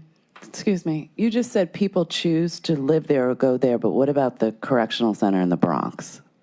We're going to get to that. Okay. Yep. So these are examples where generally people choose to go there, except for the emergency room in a school. Thanks. So Greg Corcoran with Geosyntec will speak a little more specifically to the method. All right, thank you, John. Again, my name is Greg Corcoran. I'm with Geosyntec Consultants, and I'll give you a little bit of a background as to why I'm here, and then we'll get into some of the details that you were asking questions on a short time ago. So I've been doing methane mitigation design and implementation for 25 years, so I've got a lot of experience doing methane mitigation, which is why I'm here today, to talk about my experience. I've done a lot of different types of projects. On the screen, you see some of the variety: residential, commercial, retail, museums. I'll talk about some of those here in a few minutes. Worked on pressurized gas sites as well as non-pressurized gas sites. And why that's important is in Southern California, where I do a lot of my work, we're on oil fields. Oil fields have pressurized gas, which essentially means that the gas is moving towards the building. As John indicated before, with a non-pressurized site, gas is not being forced to move like it would be coming out of a balloon that you blew up and you let your fingers go. That's pressure pushing that gas. I just wanted to give a little bit of context to the methane question as it relates to the story of Los Angeles. I do a lot of work in Los Angeles.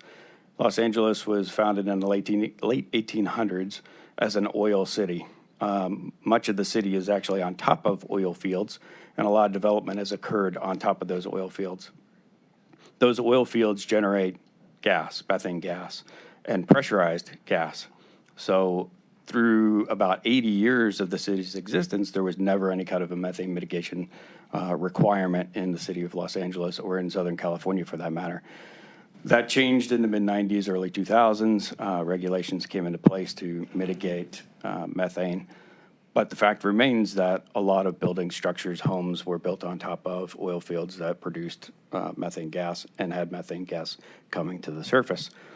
Subsequent to that, for the past 25 years approximately, methane mitigation systems have been implemented at new buildings. And as you can imagine, a city like Los Angeles, very dense city, virtually every single property has some form of contamination on it now.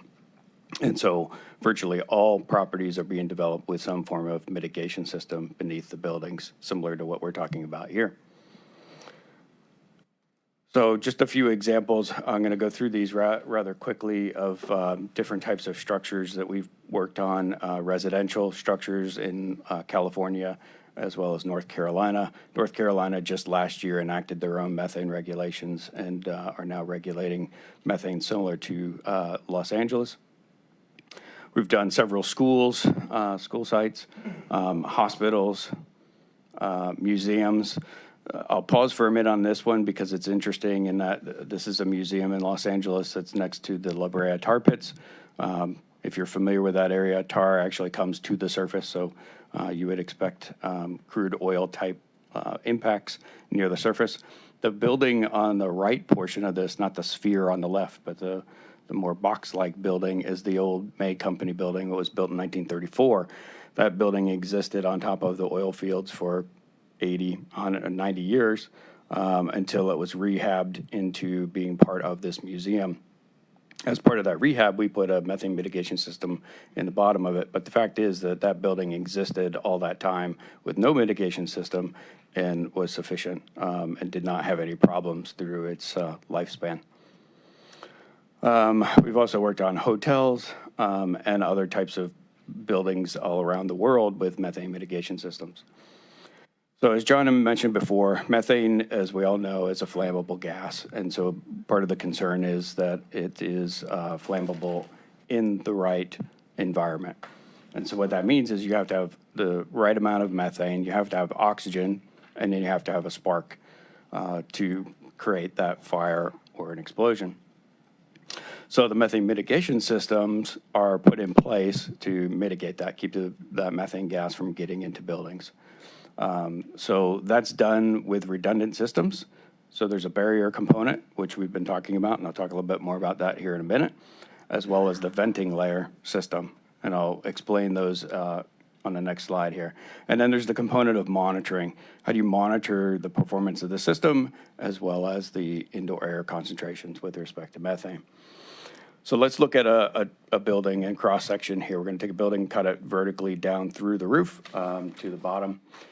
If the building weren't on this particular site and you had, let's say, methane and benzene, that methane and benzene would vent to the atmosphere if it were uncovered. So you don't have a lid on the site.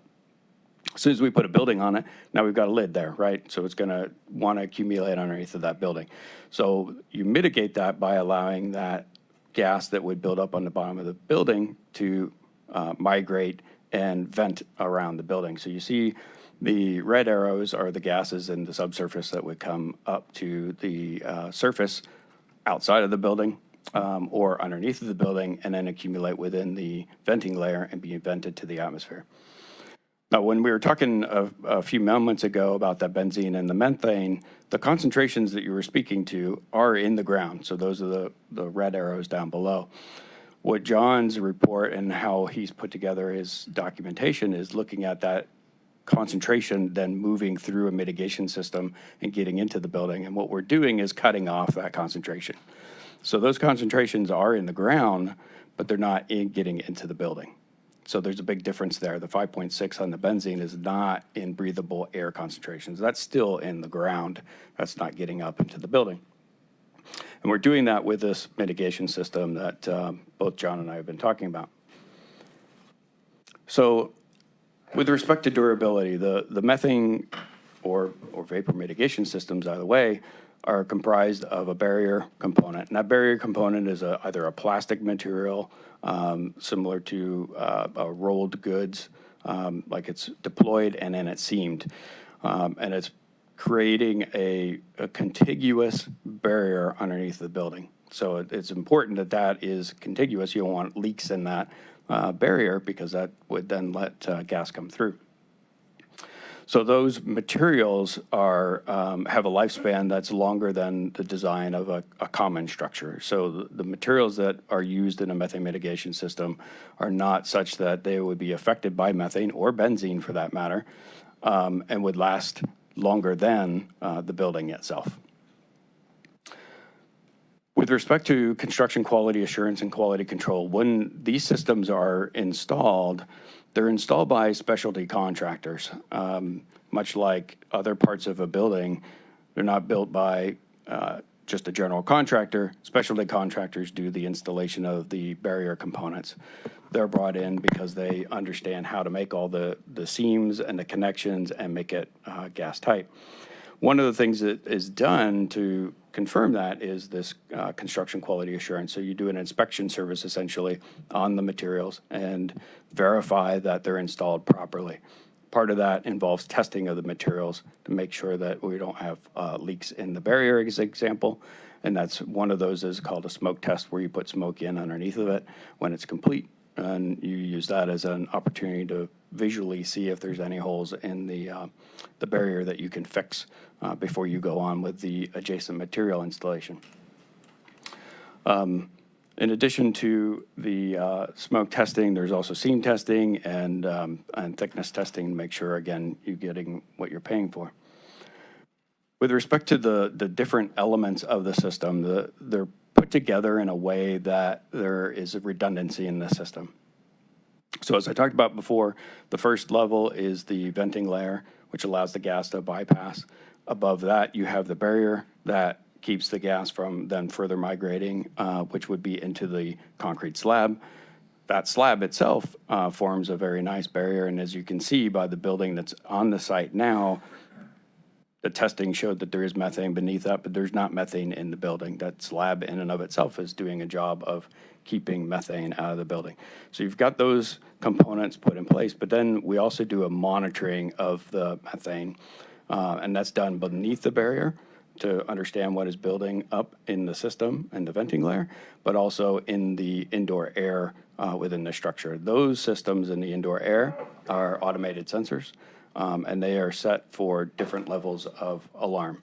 And so what is typically done is there's a low-level alarm that is set so that before there ever is a real problem, you know that something is starting to happen and you can now address it before you get to a high-level alarm, which then causes more concern and an increased level of attention to the system. What do you do when you have those alarms, and what happens if that happens? What does one do?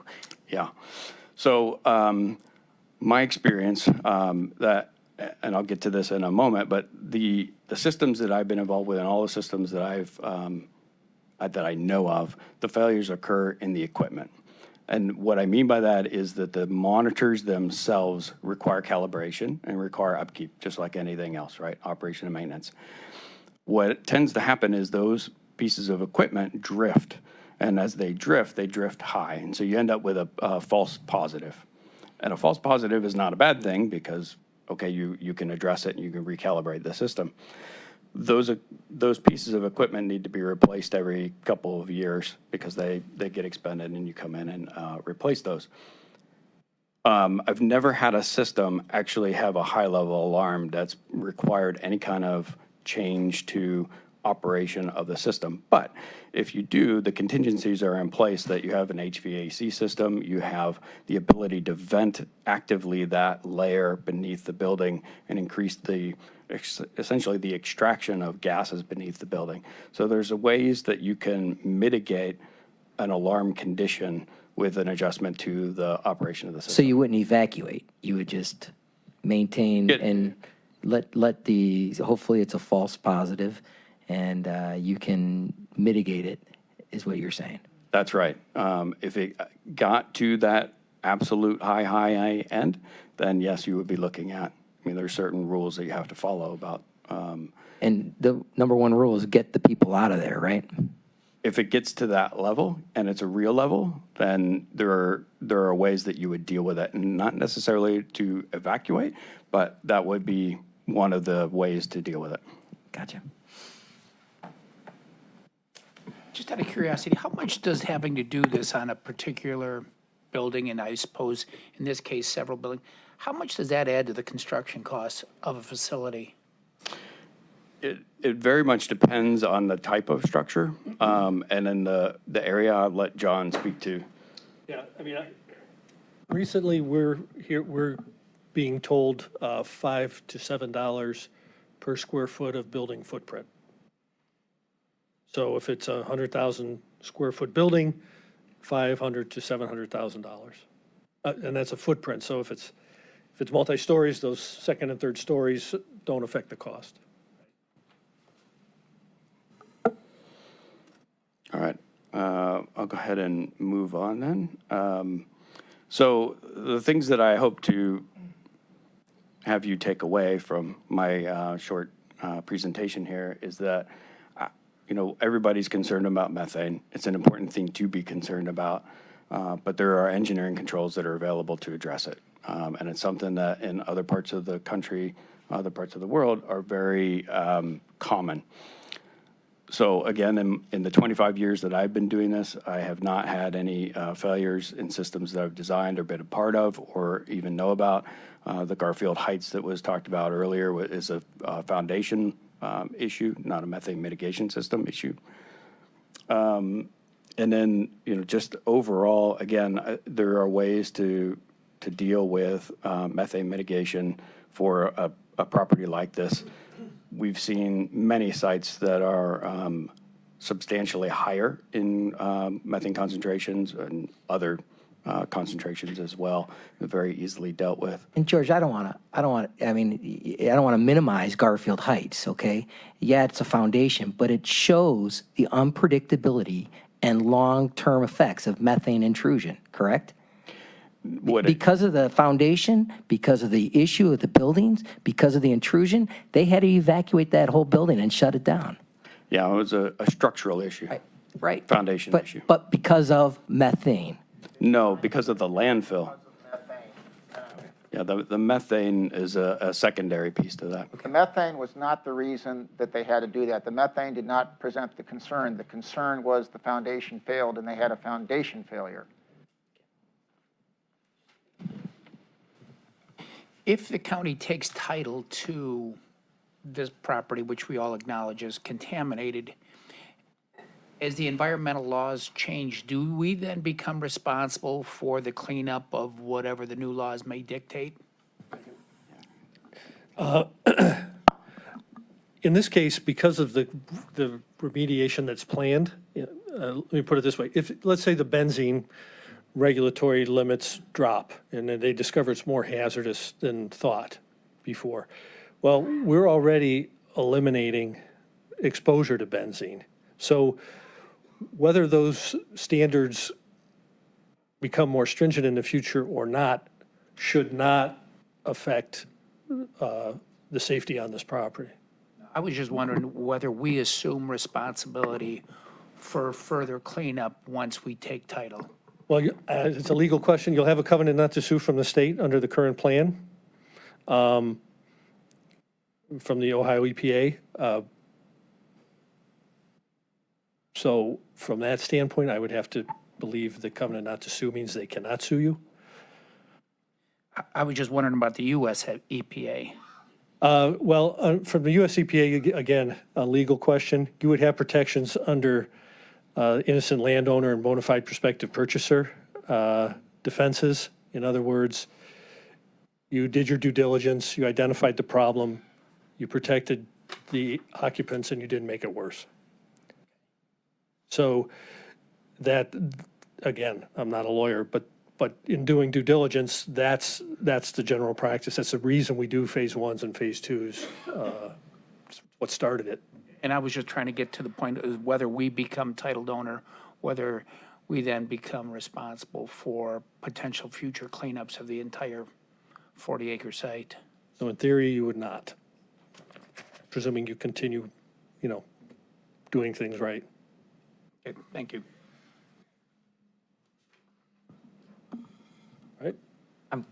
Right? Anyone else? Just a quick question. The juvenile court at 93rd and Quincy, what kind of methane mitigation system do they have there, or did they put anything at that location? I'm not aware of that. I'm not aware. We find out if they did use any kind of mitigation system for that location?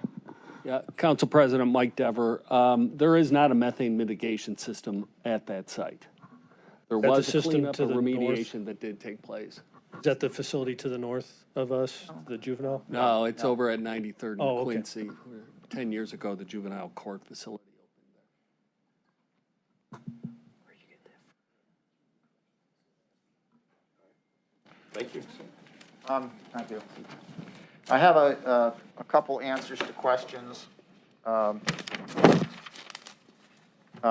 I have some information that was asked of me, so I'm going to present it. So number one, by the way, I do want to point out that the mayor himself, Rhonda, sent a message saying that you are authorized to sit in that chair. So I want to make that a matter of record. To go back just for a couple minutes, the question was asked about the buildable footprint area of 2700 Transport Road. And the buildable area on 2700 Transport Road is about 21 and a half acres, 22 acres. That's, now keep in mind, that's where the building is, and that's the buildable area. The parking, that's why we have all that other space. That's why the parking and everything else is outboard of the building. But the buildable area, we had to get to that many acres to find that kind of buildable area. The concern, and I'm not the expert on what sites are available in Cleveland, all I can do and all we can do is rely on the 2 sets of real estate brokers who have scoured the city of Cleveland to determine if there's any other property that might be usable. And obviously, we wouldn't want to, we believe this is a perfectly safe, appropriate property. We wouldn't want to spend the money on cleanup if we thought if someone could locate another property that this could be done on, but no one has come forward or located a suitable property for that. I do want to, I did get another question, and I want to point this out. So the most recent comparable completed Midwest jail facility, it's actually jail and courts, is in Indianapolis. I know many of you are aware of the fact that that's just opening there in Indianapolis, and they had a lot of the same kinds of issues and things that have occurred here. They ultimately made the decision to go 4.5 miles outside of the downtown area, and they went to a site where they just are now opening their new jail and court complex. And because they had to go out, they decided to keep it together, but they had to go outside of the core downtown. They couldn't do it at the core downtown. One of the things we talked about, in fact, we showed you that facility a few years ago. That facility, which is far, the area there was far worse than what we're talking about. There they had, and Judge Sheehan, I know you've handled these cases. I'm going to use words that you know about. They had in concentrations that were dangerous, trichloroethylene, tetraethylene, dichloroethylene, and vinyl chloride. These are all words you've heard before, I know. They ended up having to come in, scour the surface. They actually had to go deeper than we are going because they had a bigger problem. They put the barrier in. They did everything we're talking about now. Because when you get into urban sites, this is the property that often, you can find. But once again, all deemed to be safe, all deemed to be healthful, and that was the solution that they just found in what they did in Indianapolis. The point is that we have been very careful to make sure that that what we are talking about here, yeah, you have to spend money, you have to take steps. But at the end of the day, we do believe that this site, it's not toxic for the people who have to work there. It's not toxic for the people who live there. You had conditions in the soil that we believe are completely and contained and dealt with. And, and you've heard from the experts. We have not seen another expert appear, and this has been going on for months, who has ever stepped up and said there is an issue or a concern about what Mr. Garvey is telling you. And if there was one, I mean, we heard today in public comment about some conclusive report. Well, we asked for these things, we never see them. So that's the information, and we've spent a year looking at this. So with that in mind, and once again, if there's a better site, it would be great to know it. We don't know it, and our experts don't know it, and the consultants don't know it. Jeff, to that point, though, we have limited ourselves in terms of the site size. We wrote off some of those sites earlier because they were less than 25 acres. Not because of size. We actually looked at sites that what were is smaller than 25. What is the acreage that Jail 1 and Jail 2 are currently on? I know they're a high-rise jail, but what? They're 6 to 8 acres. I can't remember, but they're a high-rise jail. Right. No, I understand that. So in any site, we're going to make compromise. As you've said, I've heard you say it. There's no perfect site out there, obviously, right? Not even close. Not even close. And so some of those compromises may involve going to a smaller acreage. But that hasn't been the focus of this committee. We've consistently looked at and emphasized that the sites have to be 30 acres or more, closer to 40 acres. And, I understand that the people at the Franklin County Jail, some of them would like a larger site, but nonetheless, they have a larger jail population, or certainly comparable to us, and they built it on a 23-acre site. They cannot on their 23-acre site because they have 2 jails. And then, can we have Eric come on up? Yeah, let's have Eric talk about that. Okay. Actually. By the way, the other thing about, He's the one who built Franklin County Jail, he right? didn't build it, but he designed it. Designed it, right? All right. So, Eric Ratz, you'll hear from me here in a few minutes. I'm a principal at DLZ. I wouldn't say a few minutes, young man. I have been involved with Franklin County since 2009 when we did the overall operational facility. I was the principal in charge and architect of record on the master plan, phase 1 of the project and phase 2 of the project. A little bit about Franklin County is currently there's about 600,000 square feet that's either completed or will be completed in early 2023.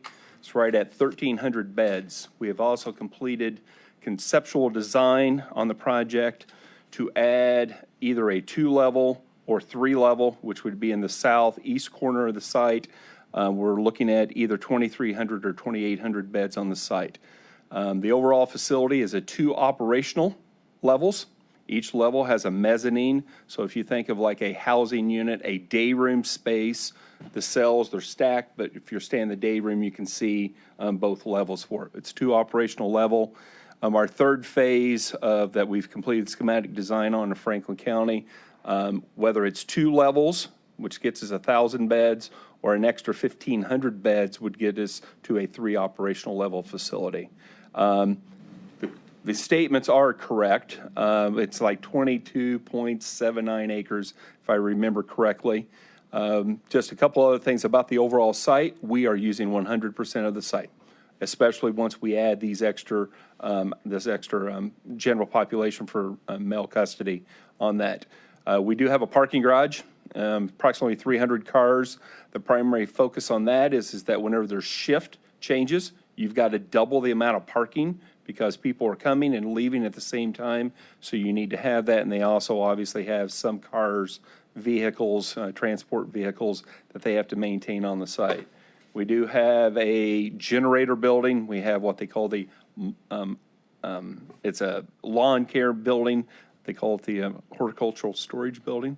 Kind of funny, but we have maximized the overall site to get somewhere between 2,300 and 2,800 beds, depending on if they want to go to the third phase 2 levels or 3 levels. So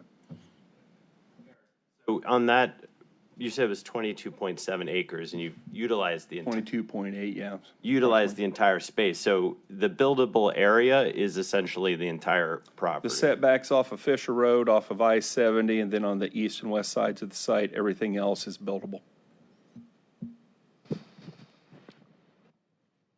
And just to be clear, we looked at properties under 20 acres. We looked at properties at 20 acres. We have never, and once again, the buildable area of this site is equivalent to that. But what they can't do the additional parking. They have to go vertical. They don't have sheriff's administration. So the program at 2,400 plus sheriff's administration plus parking, and the staffing would be greater, plus the setbacks would not fit on that site. And frankly, we have not found anywhere a site that would give us 23 buildable acres that would be superior to anything we have looked at, just to be clear.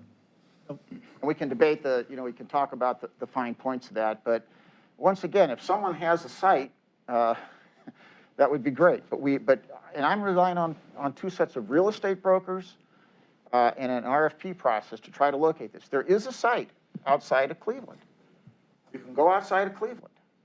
You can go into Cuyahoga County, but that was presented to you, but that was rejected. And as far as I know, that still is rejected. And I have no illusion that if we put that site to the steering committee, it would be rejected. But you can tell me otherwise. As I've looked to tour other jails just to better educate myself on what a jail would look like, I did visit the Franklin facility. They had 23 acres. And I don't know if you know, but how much of those 23 were actually buildable? Because whatever they had, they said to me, man, I wish we could have had more than 23 acres. But how much do they? Well, that's what you just heard. I might have missed that. Virtually that whole site is buildable. Our site is buildable. No, their site is, it's 23 acres and virtually all buildable. Very different from any of the sites we found in Cleveland. Okay. They started in 2017. It was $300 million roughly for it. Pandemic slowed them down. They ended up paying 550 million, but 23 acres is what they had. Yes. Okay. All right. Thank you. Right. Okay, if there are no more questions at this point in time, we're going to take a few minutes. Ken? Where's Ken?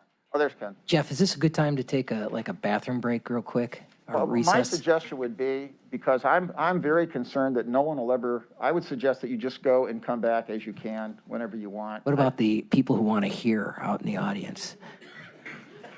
I think Well, okay. 5 minutes. I mean, Why don't I take 5 minutes? Let's take a 5-minute recess. Let's take 5 minutes. Now, Yeah, you're going to find thanks. one bathroom out there. You'd be so a we'll see how tough man. far- If I was a juror in your courtroom, I would quit. Judge, if I was in your courtroom, I'd hate to think what would happen. So that's why I stopped trying cases. Okay, let's take 5. I've been overruled.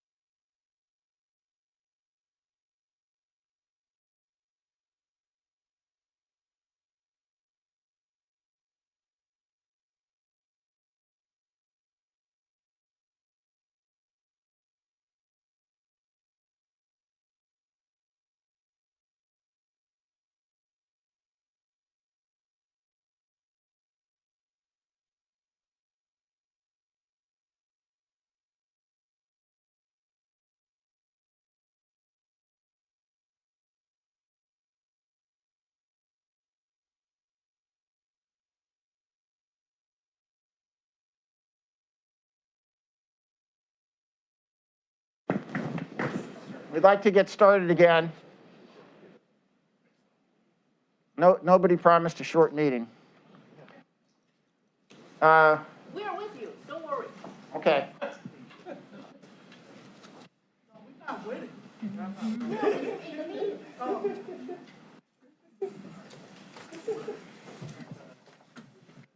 I just don't want to be confused. Okay, if we can, we have a few more members. We need Judge Early. Is Judge Early here?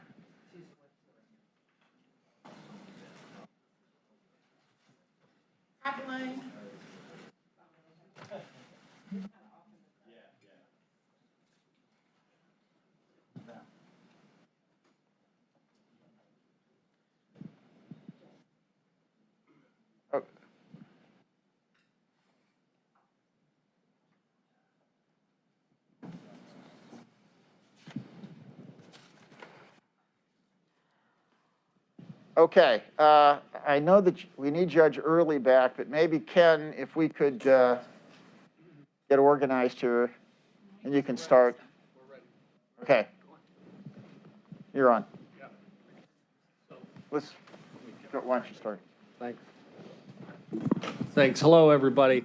Right now, we'd like to come up and give a presentation on our community engagement efforts.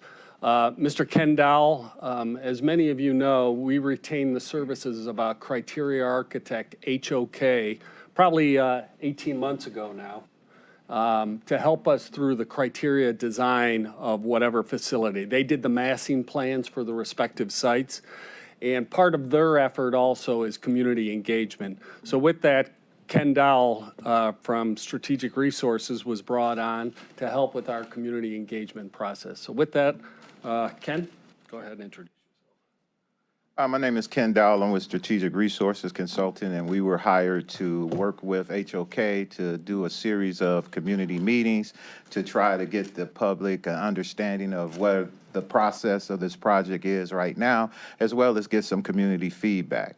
As a result of that, we had our first, just press that button. We had our first meeting that was held over at the Boys and Girls Club on Saturday, May 21st.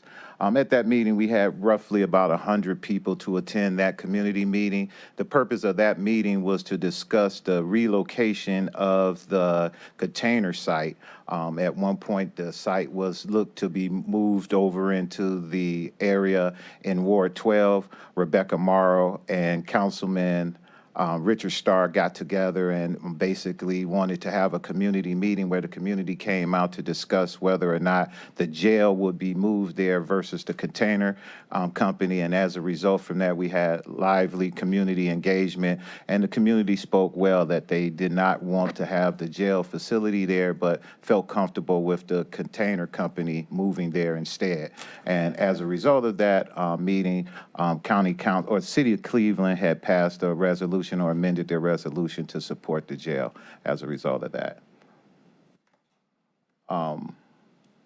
As a result of that meeting, some of the key takeaways we got out of there, it was about 20% of the people that were there, and this is a rough estimate. We didn't do no true survey, and this is based off of conversation and stuff that we got from the people that were there. About 20% of the people that were there were against the jail, period. They just felt that they didn't want to have a jail at this time, and the county could do better with using its resources and other plans to bring a jail facility there. About another 20% of the people there were just really there looking for information to find out more about the facility and find out where the county was as it relates to the situation. And most of the people there were just indifferent about the difference in the space and really quite wasn't sure about the process of where the county was, what the county were going to do, and what was the next step. So that's basically what we had got from that meeting.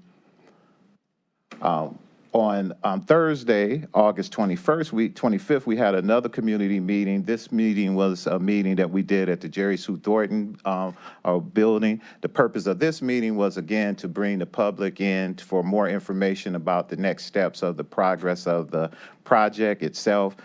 In doing that, we came up with roughly about 125 people showed up at that meeting. Most of the people at that meeting were people that were not in support of the project. There were a lot of folks that were from the community that basically wanted to get more information and was really concerned about the outcomes of the prison itself, mainly how the operations was going to be run, and basically some of the stuff we'd hear a lot about today as it relates to just making sure that some of the systems that are in the building will be fixed along with the new building. So the biggest takeaway from that meeting, we had roughly about 125 people. 30% of the people there from our basic survey was against the jail itself. We asked them to put stickers on board to let us know where they would where they felt things were indifferent with the project, or where they felt that were the highest priorities. And based off of that, we got a lot of the folks that were just really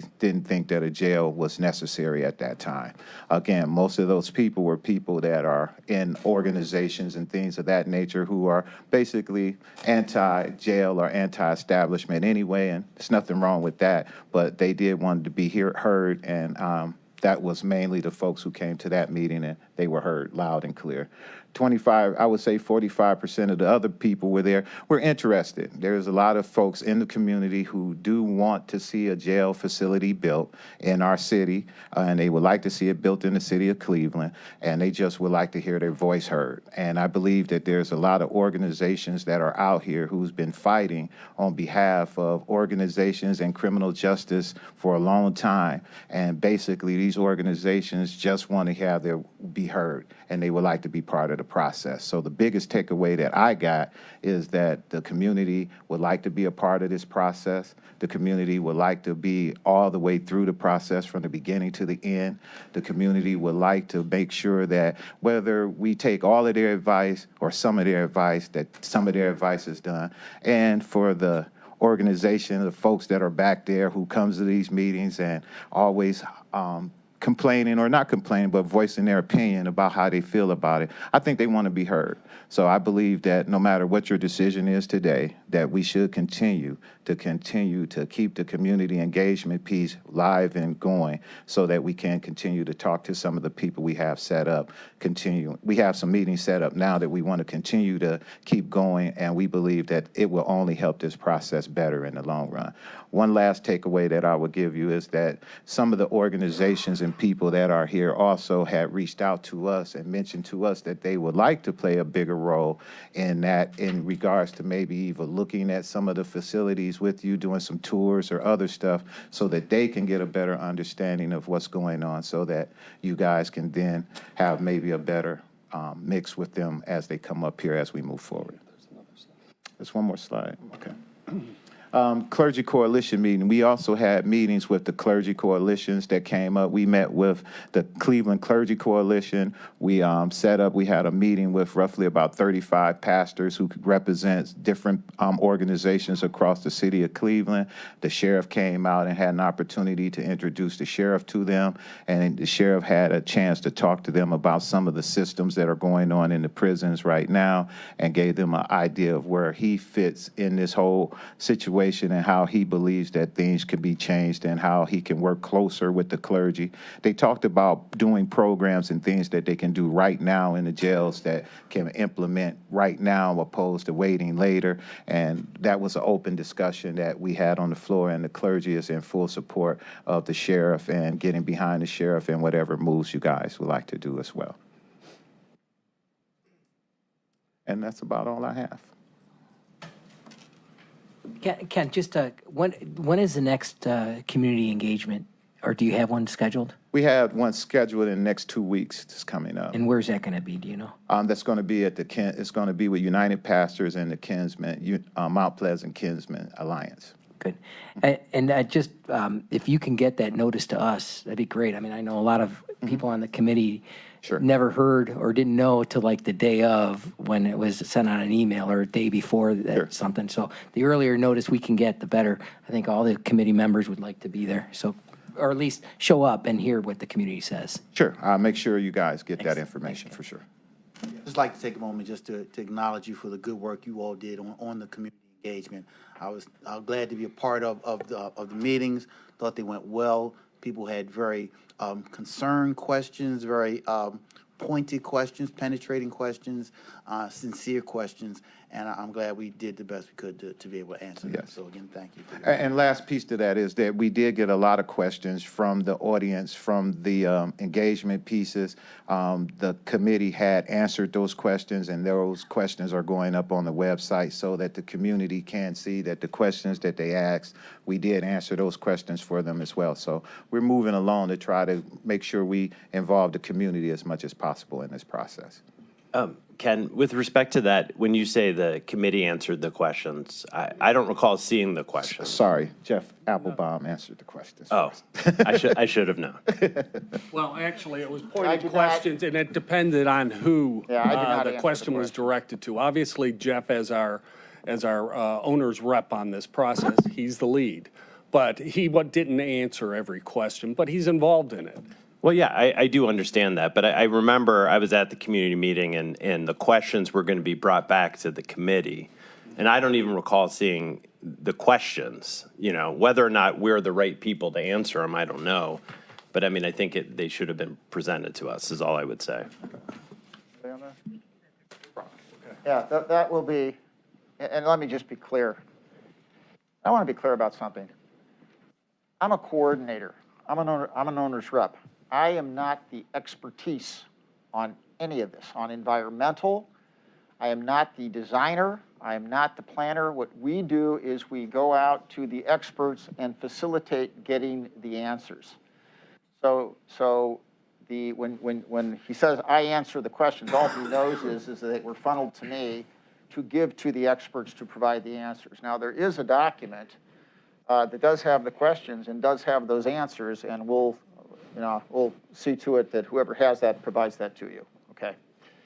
I also want to point out on the community, and this is something for you to think about, the community engagement, which was always part of a process, but normally what happens with that engagement, and there's a reason why it's under HOK's contract, because it informs the design on a site, and you go and you meet. And what we did here was, started that engagement process in advance of the decision. And that was one of the things we talked about in April. So we did do that. But one of the questions to think about is, you have all these questions about the jail. But there's just as many questions in these meetings about not the building. What about diversion? What about bail reform? What about all these other methods? And, the issue there is providing the community forum for that. And, of course, that would have to be attended by judges, by the prosecutor, by the public defender. And so I just lay it out to you that half the questions are not about the jail, but they're about the systems and processes you guys are involved with. So think about that part of the community engagement, because the people involved with the building alone can't answer those questions. So I just throw that out as something to think about for part of the community engagement going forward. Well, and just to build off of that, Jeff, I think that most of the comments I've heard, the fear is people want those in the jail to be treated humanely in a good facility. But the fear is if you spend $750 million on a new jail, what will be left for some of these other programs that are necessary, like housing, mental health treatment facilities? And I think that's the fear, not that those two things are mutually exclusive. And I know the purpose of this committee is more limited. We're not looking at criminal justice reform in that broad sense, but I think that's the reason people are so concerned about it, is that we're going to put all our eggs in the incarceration basket financially. Well, and we could, once again, let's move on. We can talk more about that. But right now what I want to do is I want to get to the DLZ report. We could theoretically be here till 10 o'clock at night if we go through every one of these issues. So I want to move the process along right now. And by way of background, I just want to make a few points for everyone's recollection on the committee. And by the way, Andy Couples is here, and you remember Andy, who led our efforts for the whole programming team. By way of a little bit of history, in 2000, it's hard to believe, in the early 2019, we started all the investigations. We started all the work, and at that point in time, we also had, you'll remember, Karen Chen and her group, Curtis Pulitzer, and a whole bevy of consultants that were through Andy. What happened was we then went through, and actually by the end of 2019, we had these different versions of how this might take place. And we had renovation, build new, combination, same site, other sites. In January of 2020, we had a steering committee meeting, and we did a straw poll based on the information you had heard. And once again, not all of you were there, but several of you were. And we said, okay, based on the information right now, what are the options that you believe we can narrow this down to so that we continue to go forward? Only one option had 10 of 12 votes. Now, this was in the polling that we did, and it's right online. You can see it because we did it live.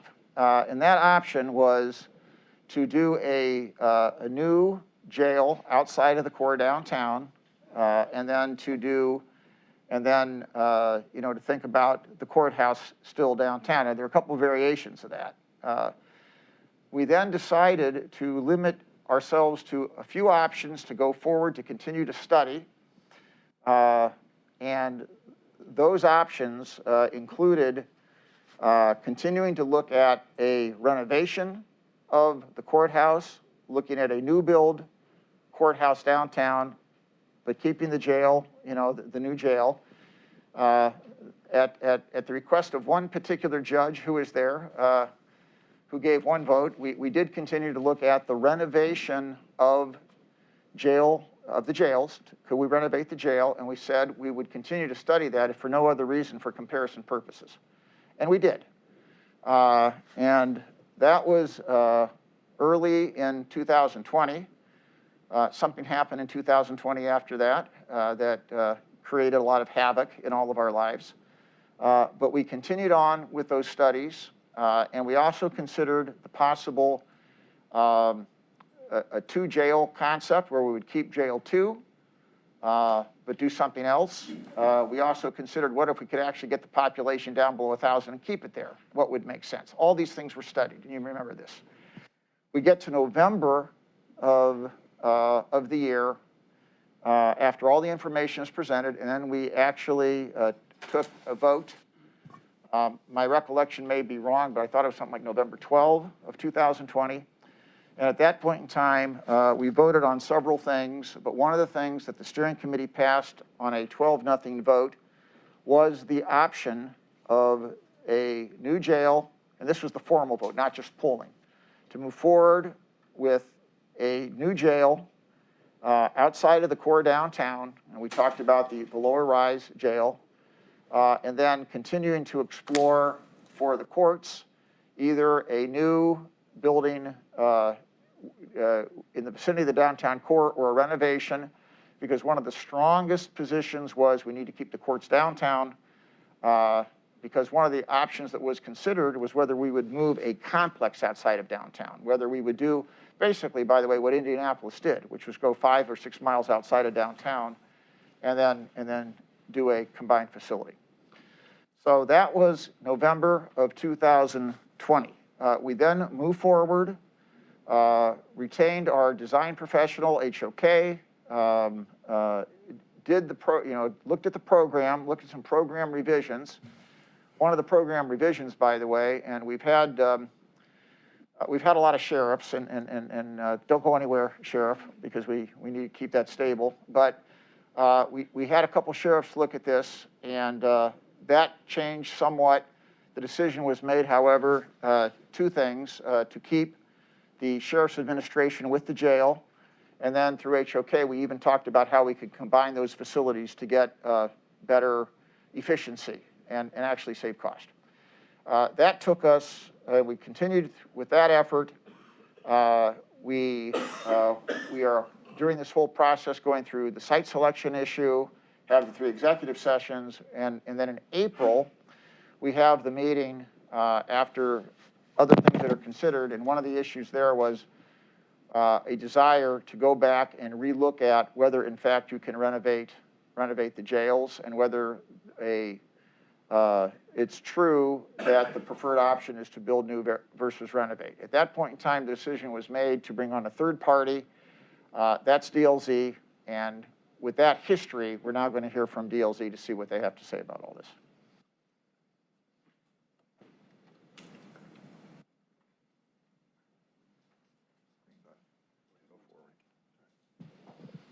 And if you can put this, you got him? Okay.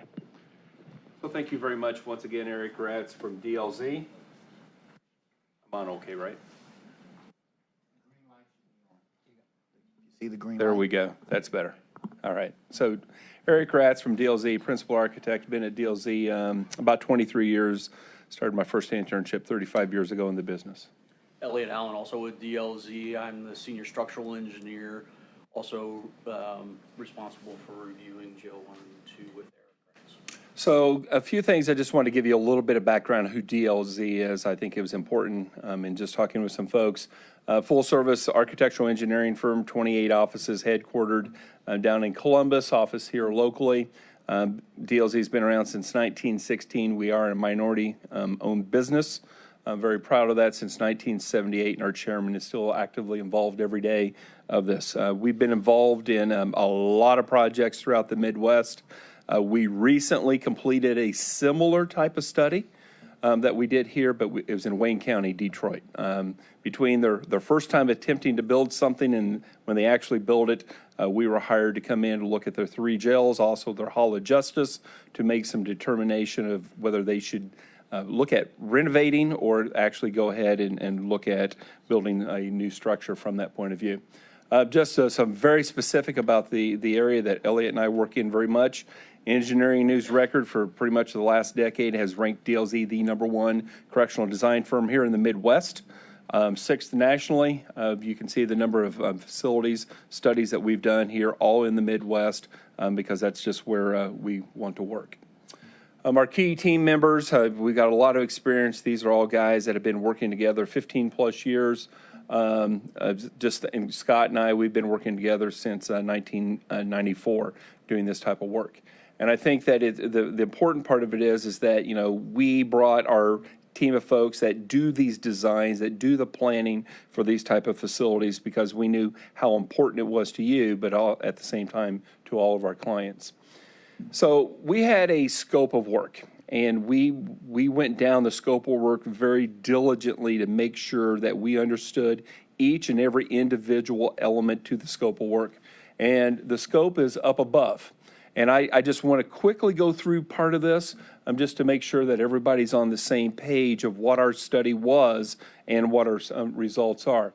First and foremost, we got to look at a lot of videos from a lot of meetings, look at a lot of documents all the way back to the year 2014 and looking at some things. We also interviewed the firms that were involved from 2014, whether it was K2M or Osborne, DLR, HOK. We interviewed all of them, and our full team sat down and we talked with each one of those. Also, one of the representatives that used to work at Rosser that was involved now at DLR, also I reached out to him to talk to him. It was important to us to know what the history of what the other firms had completed. And what I will say, it was good information. There was really none that was, why are we doing this, or what's the purpose of this? It was just walking us through what each one of the firms had completed over the course of time. We also reviewed the program that Andy and DLR had put together, just to see what some of the spaces and the type of spaces that you're looking at moving forward. We interviewed the sheriff, interviewed the administrator, interviewed other staff at the jail. The former administrator, met with him also to talk about some things. We had a great tour of Jail 1 and Jail 2. We saw, I will say, every space possible. To be quite honest, we did not go into the housing units where they were all COVID positive. I hope that that's understandable by everyone. But every other space of the building that we did go through those parts of things with that. We met with the jail staff, from the administrator to assistant warden, people, lieutenant, other folks that work in it every day, to hear what their thoughts were on the overall facility. We then also met with ODRC, and I'll talk about that here in a little bit more. And then ultimately, we put together our proposal or our opinion on that. Oops. So with the jail assessment, we really broke it down into 3 areas of that we were going to be basing our opinion on. And I think that this is very important. 1, what is the ability to renovate the existing facility? And what I mean by that is renovating it with more in-kind of replacing the mechanical units, replacing door locks, adding cameras, those type of things, not looking at what is the third component, is to meet all your goals and objectives of what you want to do in a new facility. So what we would do is we would update the existing facility, replace elements, systems, equipment in kind with what's there. Then the one that's in the middle is, can you renovate the building to meet the Ohio building codes, as well as to meet all the requirements of the Ohio jail standards, which are established by the Bureau of Adult Detention. So those are 3 things. Can you renovate it? Can you renovate to meet codes and standards? And then can you renovate it to meet your goals and objectives that the steering committee established? Long list of here, and I think it's intentional. This is all the people that we met with since late July until just a week or so ago.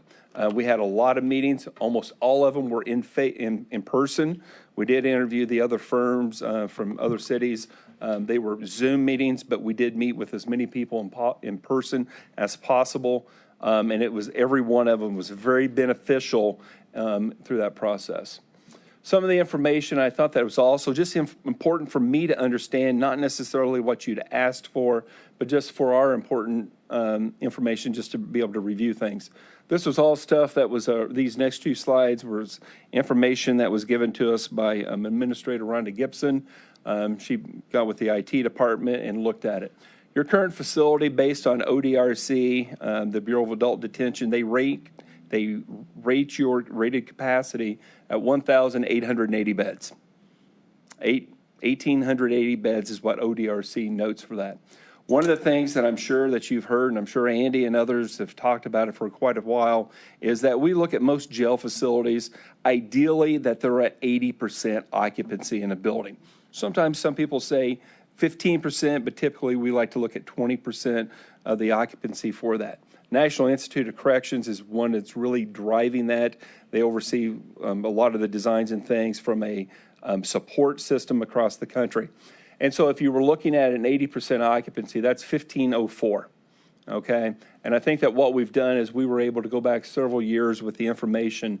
And if you look at the red solid line that goes across, that is the 1,880. The red shaded goes down to the 1,504. So really, quite honestly, most people that are inspecting your jails from like the Bureau of Adult Detention, other states, Department of Correction, they will really look at that baseline at the bottom of the red is what is the amount of people you really should have in your jail. And that helps with your classification, your separation of prey and predator throughout the facility.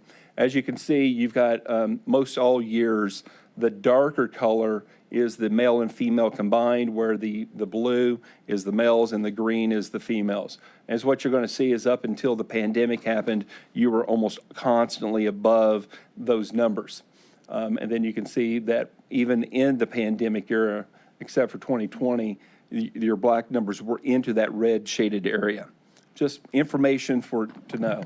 The other thing was the average length of stay. And the average length of stay is, to me, is the biggest driver of looking at what your rated bed capacity of a jail should be, because it determines how long a person stays in your jail for how many days over the course of time. And quite honestly, based on the information that Administrator Gibson gave me, you have an extraordinary long average length of stay. I know that there were some comparisons earlier mentioned to Franklin County. Franklin County's 35.85 days.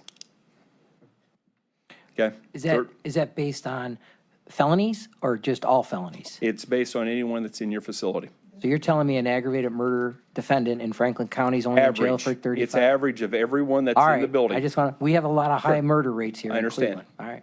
But I'm just saying, I asked Chief Stobart there, and he and Major Thompson got with me, and it's 35.85 days. Is there a national average for that kind of statistic? Just average length of stay? Like, is 38.5 35.85. or 35, is that unusually low? Like, do you know, is there a national average? Yours is very high. I would say that most of the average length of stay is what I see. Indianapolis, other ones are going to be much less than half of this. This is not necessarily the point of the emphasis. This is just for me to review, and there's some reasons why we did look at it. You'll see here in a few minutes. But seeing those numbers, would you think it would be a bad idea to add additional population to the jail, looking at historically back 6 or 8 years, like you've done? I'm sorry, say that again. Somewhere in that time frame, a decision was made to add municipal prisoners. Looking at those numbers, would that have been wise? I look at it as based on that 80% number to what your rated bed capacity number is. It's your facility is the safest and most secure when you're within that range. Thank you. So, Elliot. With that, I'll speak to a little bit about how DLZ went about reviewing the existing jail 1 and 2 facilities. We gathered our team up for 2 days on site, August 15th and 16th, and walked all of the facilities. The maintenance department and others graciously met with us, led us through all of the nooks and crannies. They started, we worked, depending on what our disciplines were, we split in a couple different groups. We had some MEP engineers with us. We had ourselves, Eric, myself, architectural and structural, look at the facility from top to bottom. And it could be anything from the roofing to the exterior facade, could have been into all the mechanical rooms, different chases. We went into day rooms to see the conditions in the day rooms. We also went through the intake, recently renovated intake booking area as well. As part of the criteria that we would typically look at when we go into an existing facility, we had 4 key items that we were looking at on those existing conditions. Those 4 key items really boil down to upgrading the building finishes, upgrading the building systems as they are present in the building so that they can function in the future the way we need to, as well as meeting the current design trends and how a facility should function now versus what it did 30, 40, 50 years ago. And then ultimately a constructability needs to be addressed as well, because that's a key component for seeing whether or not it's going to make practical sense to make an upgrade in the facility and how to go about doing it. Interior renovations of facilities cause a lot of disruption, and they do require certain systems to be taken down during periods of times. So that means that you're going to end up needing to make adjustments throughout the length of the construction. This would be no different. You guys are currently working on some structural repairs in areas associated with Jail 1's parking spaces. As you're aware, the facility is roughly 50 years old. And the areas that they're functioning right now that need the structural repairs for the parking garage are more or less exterior bridge type areas where they're carrying vehicles and they're exposed to the elements because of the vehicles bringing in de-icing salts and water. And that tends to build up in a facility over a period of time, causing it to need to be rehabbed. Some of the new systems that would be required inside of the facility of this type include a water management system.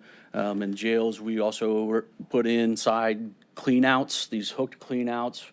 They are installed in areas where they'd be in back of cell chases, so it's easily accessible. So when inmates stuff things down the system to clog toilets, we have an easy way to pull those out so that they don't go down further into the system. Intercoms are important. Obviously, they are a safety protocol for people to be able to have communication at all times. I'd say that one of the unique things that I saw as we were going through is unfortunately, the lack thereof, those working. Quite often, the signal, you'd have to see hand signals for people to be able to open up doors and go between spaces and day rooms. Security electronics is always changing. However, there's been some vast improvements over the last 40 years for security electronics, and that's a definite need. Major renovation, as I had mentioned before, you have limited access to building use through those designs that were done at the time period of GL1. GL1, when we designed at that time, or back in that time, the jails were built so that they were as efficient and as little space being taken up because they were solely looking at the dollars at the end of the day. Now we've graduated. People are bringing into the design the need to have these spaces incorporate easier access for the public, to be able to have disciplines come in and communicate with the inmates and programs, as well as day-to-day maintenance. Currently, all the day rooms, when you go into the day room to access a plumbing chase, you have to go into the day room itself. You're not only bringing tools in with you, but you're working and you have to shut the inmates typically in their cells for that time period until the repairs are made. And then they would be let free after the repairs are being made. Well, now the design process and the philosophy is that we try to remove those aspects from the day-to-day inside of a cell or a day room. We put them on the back side of the cells, so that way the operation can happen without interrupting inmates and their programs. Can you go back one slide? Sure. One thing also to point out here is that in any kind of a renovation, you can see it the second from the bottom, is that with your capacity, and a couple of weeks ago, I think you were at 1715, I think was the number that Administrator Gibson gave me, is that if you would go into, and if you had that same type of number in your existing facility and you were going to renovate, you would literally have to move inmates. And there's not the flexibility when you're near the capacity or within that rated or that 80% number that we talked about, you would have to move inmates. And from my understanding here in the county is that you're paying up to $100 a day to house inmates in other counties. So if you were looking at moving, say, 300 inmates, just randomly picked a number for the equation here, at $100 a day for a year, you're talking about $11 million just to move them such that you could renovate the space. Just to give you a level of magnitude. Thank you, Eric. Yes. Is that the cost just to house them someplace else? Yes, that is just the cost to house them. Any kind of transportation cost, medical cost would also have to be picked up by Cuyahoga County. Did you look to see whether there's room for 300 inmates elsewhere? So that was a conversation that I had with John Adams, who's the Bureau of Adult Detention Director. He just smiled and he said, obviously in Ohio at this time, you're not going to find any agencies anywhere that's going to have 300 beds. So you would have to send them to multiple different counties, even if you could find those amount of beds. And I assume if they're all spread out all over the counties, all over the state, that could increase the transportation costs back and forth. Eric, if you could just speak into the microphone, we're on Yes, YouTube. it could increase depending on where the locations are. Eric, I had a question. One of the things that you looked at was the 2014 facilities assessment, and it set out a 10 or 12-year plan for renovations and addressing some of these issues. Is that a fair statement? Yes. And what percentage of those proposed renovations have been completed by this date, would you say? I'm not sure of the percentage, but very few of the projects were completed. Okay, thanks.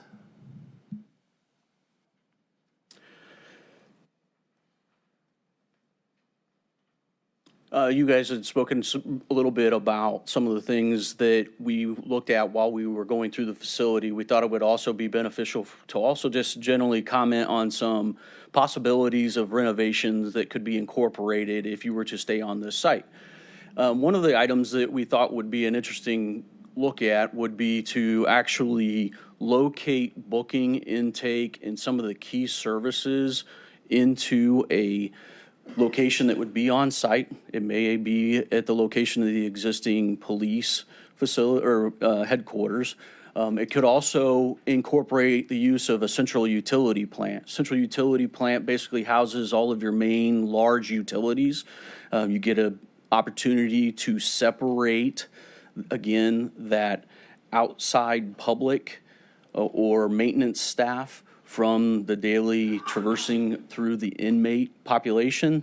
Currently, if you come in and you have to access the mechanical spaces on the intermediate levels between day rooms, you have to go through the same elevators as everybody else that's inside the facility. You could increase safety by pulling those guys out on a daily basis so that you don't have that. It also would bring in the larger equipment to be able to produce maybe chilled water or HVAC equipment systems at a lower cost as a unit cost. So there may be some opportunities that you could incorporate by doing that. Pulling the deliveries out from underneath the basement, you could repurpose the basement space and use that space as an interior space. And then if you make those structural repairs at the end of the day, you shouldn't have those ongoing maintenance issues. A little bit about building codes. Obviously, Jail 1 was built at a time almost 50 years ago. Building codes have significantly changed since Jail 1 was built in particular, and I would say even Jail 2. Jail 1 in particular, though, is that prior to the ADA law that came into place in 1990, you didn't have those opportunities, or you didn't address those issues in facilities. New facilities are going to do that. We would also have to incorporate that in any type of renovation that we would be a part of moving forward. The other key components that are now being required when we would go into a building and renovate equipment is that we have to meet energy codes. Energy codes have become a very valuable and important part of where we take renovations now.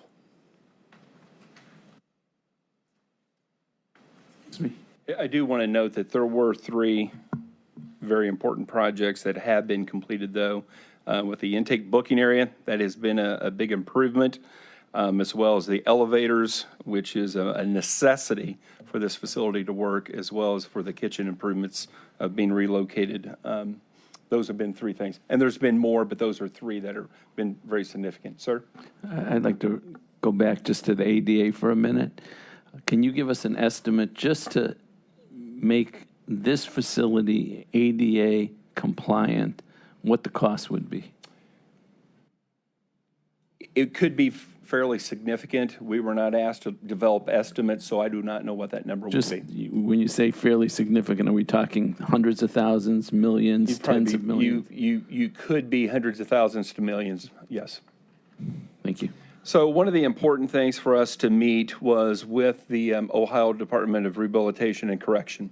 And we met with folks that are noted up here, John Adams, Melissa Hunt, who's the Assistant Bureau Director for the northern part of the state, as well as Chris Darlington, who's really the nuts and bolts for the compliance for the overall facility.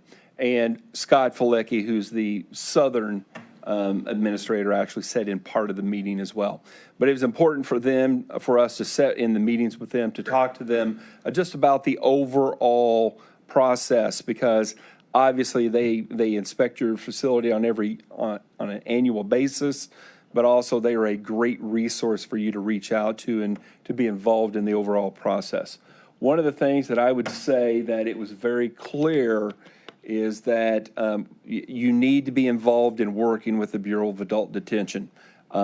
You really, I know that you work with them on an annual basis with your inspections, but they need to be involved in your programming. They need to be involved in your concept design. Having worked with them on multiple other counties in Ohio, I just know the success is they are going to be your advocate. They are going to help you through the process, whether you ultimately do renovation, build new, whatever you do, they need to be involved. So that's my public service statement for them, but please, as much as you're making your decisions, your next phone call should be to John Adams and say, how can you be involved with us moving forward on this? They have a planning approval process that you have to go through. It's the 5 phases. And why I bring this up is that when we were working on Franklin County, we did have some deviations to what their Bureau of Adult their Ohio jail standards were. And the reason why is some of their standards were quite honestly outdated. And when we introduced them to what we were doing in Franklin County, which is considered a center for innovation by the National Institute of Corrections, is their eyes were wide open. They're like, we realize that we can do things differently. You're going to be in the same position. Whether you renovate or do something new, you're going to be pushing the limits on what their standards are in a good way. And that's why it's critical that you have them involved in the overall process. But one thing I will say is the deviations and the standards, the deviations and the variances to the standards is not just, hey, we want to do this and you get it approved. You have to go through a lot of effort to make sure to document, to show them why they need to be changed. Because their first stance, as John Adams reminded me when I met, don't expect deviations and variances. We expect for you to do it per all the standards, but we understand that there are certain circumstances that may require that. And I note that because it's something that you may hear at some point in time as your architects talk to you about that. So with that, and I just kind of really talked about it here, is that don't plan on making those deviations, but please make sure that they're involved in each step of the overall process throughout the project. Just some of the jail inspection reports, I just pulled off a couple of them. They're all on the ODRC website. You can go to every one of them that they have posted, probably for the last decade or so. It's public information, but you can start to see that there are some things in your facility, your existing jail 1 and jail 2, that if you renovated the building, there are going to be some changes. One, probably the biggest one, is the square footage requirement for 2 occupants in a housing unit. Years ago, you double occupied, double bunked, we would say in the industry, you double bunked those cells. If you do a major renovation of that project, John Adams has already said you will lose that second bunk unless those cells are larger. It is a physical standard that is a requirement. You've been able to get by, don't know the reasons why, but you've been able to get by in double bunking these. So what I'm saying is if you renovate your facility, you're going to likely lose rated bed capacity unless you change the size of the cells. Yes, sir. In those buildings, is it physically possible to expand the size of the cells? And what would you estimate the cost would be to do that? Anything's possible. Okay, there's a cost that comes with it. Again, we were not required as part of our scope of work to do estimates from that. But I think that you have to look at it because we're just a few square feet under being able to double bunk the cells. Is you would literally have to go in and remove walls, make things larger to be able to pick up the square footages for that. Is that possible? If you're looking at meeting the goals and objectives of what the steering committee had approved, some of those things would have to be done. So in lieu of a 24-bed housing unit, you may lose a few cells, but you're not losing half of them or half of the bunks. You would lose a few. There's some other things with smoke control. It's a UL 864 that's required in Ohio jails. You would need to be able to add that. Natural light, the only way you're getting natural light is now through the cells into the day rooms. And I know that you've looked at a lot of other facilities that we'll talk about here in a few minutes. But if those were renovation goals and objectives, there would have to be quite a bit of work. Elliot mentioned on the two-way communication, your jail one, you have no intercoms, okay? And it is an absolute violation of the Ohio Jail Code or jail standards that you must have the two-way communication. You got light level standards that you need to upgrade the lighting to be able to meet. And then obviously staffing, not just your county, but any county. There's always a real difficulty of getting enough staff to be able to efficiently operate your facility. Yes, sir? All right. Natural light, we've been dinged on that every year.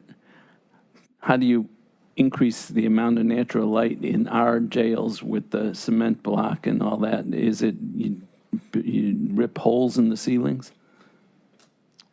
Since your jail one's 10 operational levels and jail two's 9, ceilings is not the option. So it's one of the things Elliot and I, we stood there and we looked at it with Jackson and others in our group, is when we were walking through the buildings.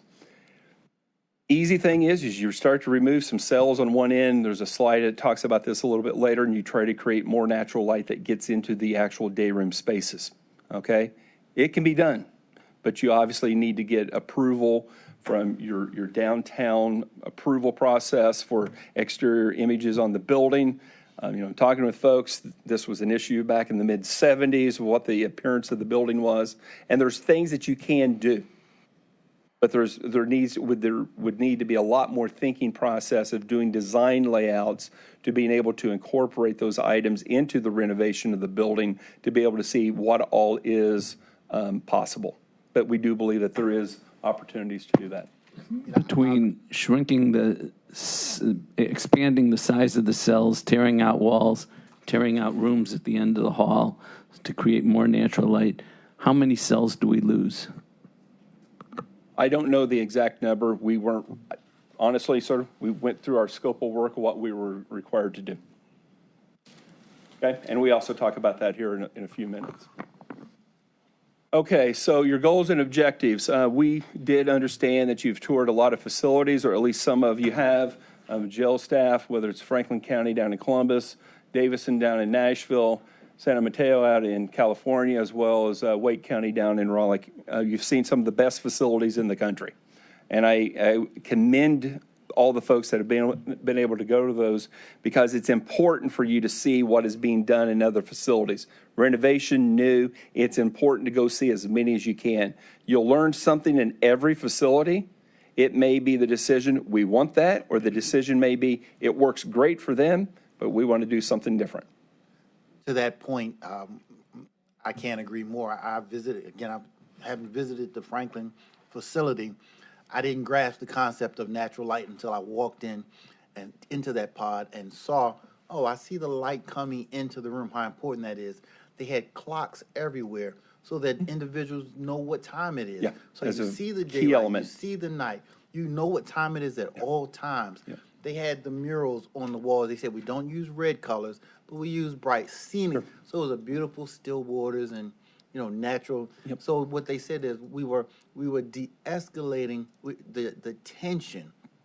From the moment a police officer turns someone over to the facility, we're constantly thinking about how do we de-escalate the tension for an individual who doesn't know what's about to happen to them or where they're going from the moment they come in to the moment they leave.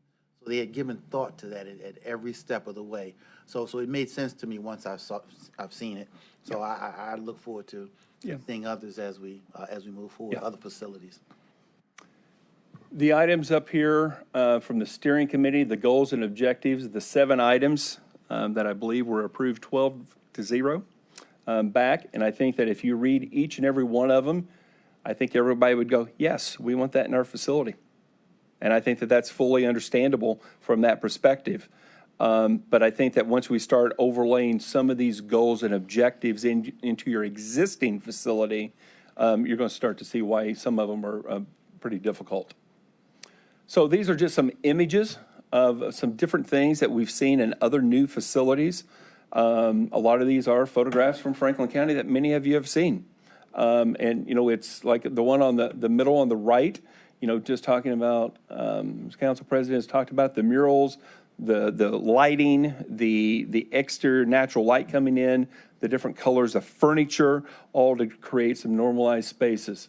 I always give a major plus out to the image on the left is you also need to think about the people that are in the building longer than anyone else. It's the staff. I'm sorry to keep interrupting, but Yeah, you're right. absolutely. That is the Franklin County with the yellow chairs, that the mural, the lighting. It's just, it's not, I'm not calling it criminal justice reform, but it's humane. There's a humanity that's built into the facility that, you know, as the council president, I can't do criminal justice reform. We've done central booking. We've done the diversion center. Those are within my wheelhouse. And we can have a humane facility. But the other elements are other elements.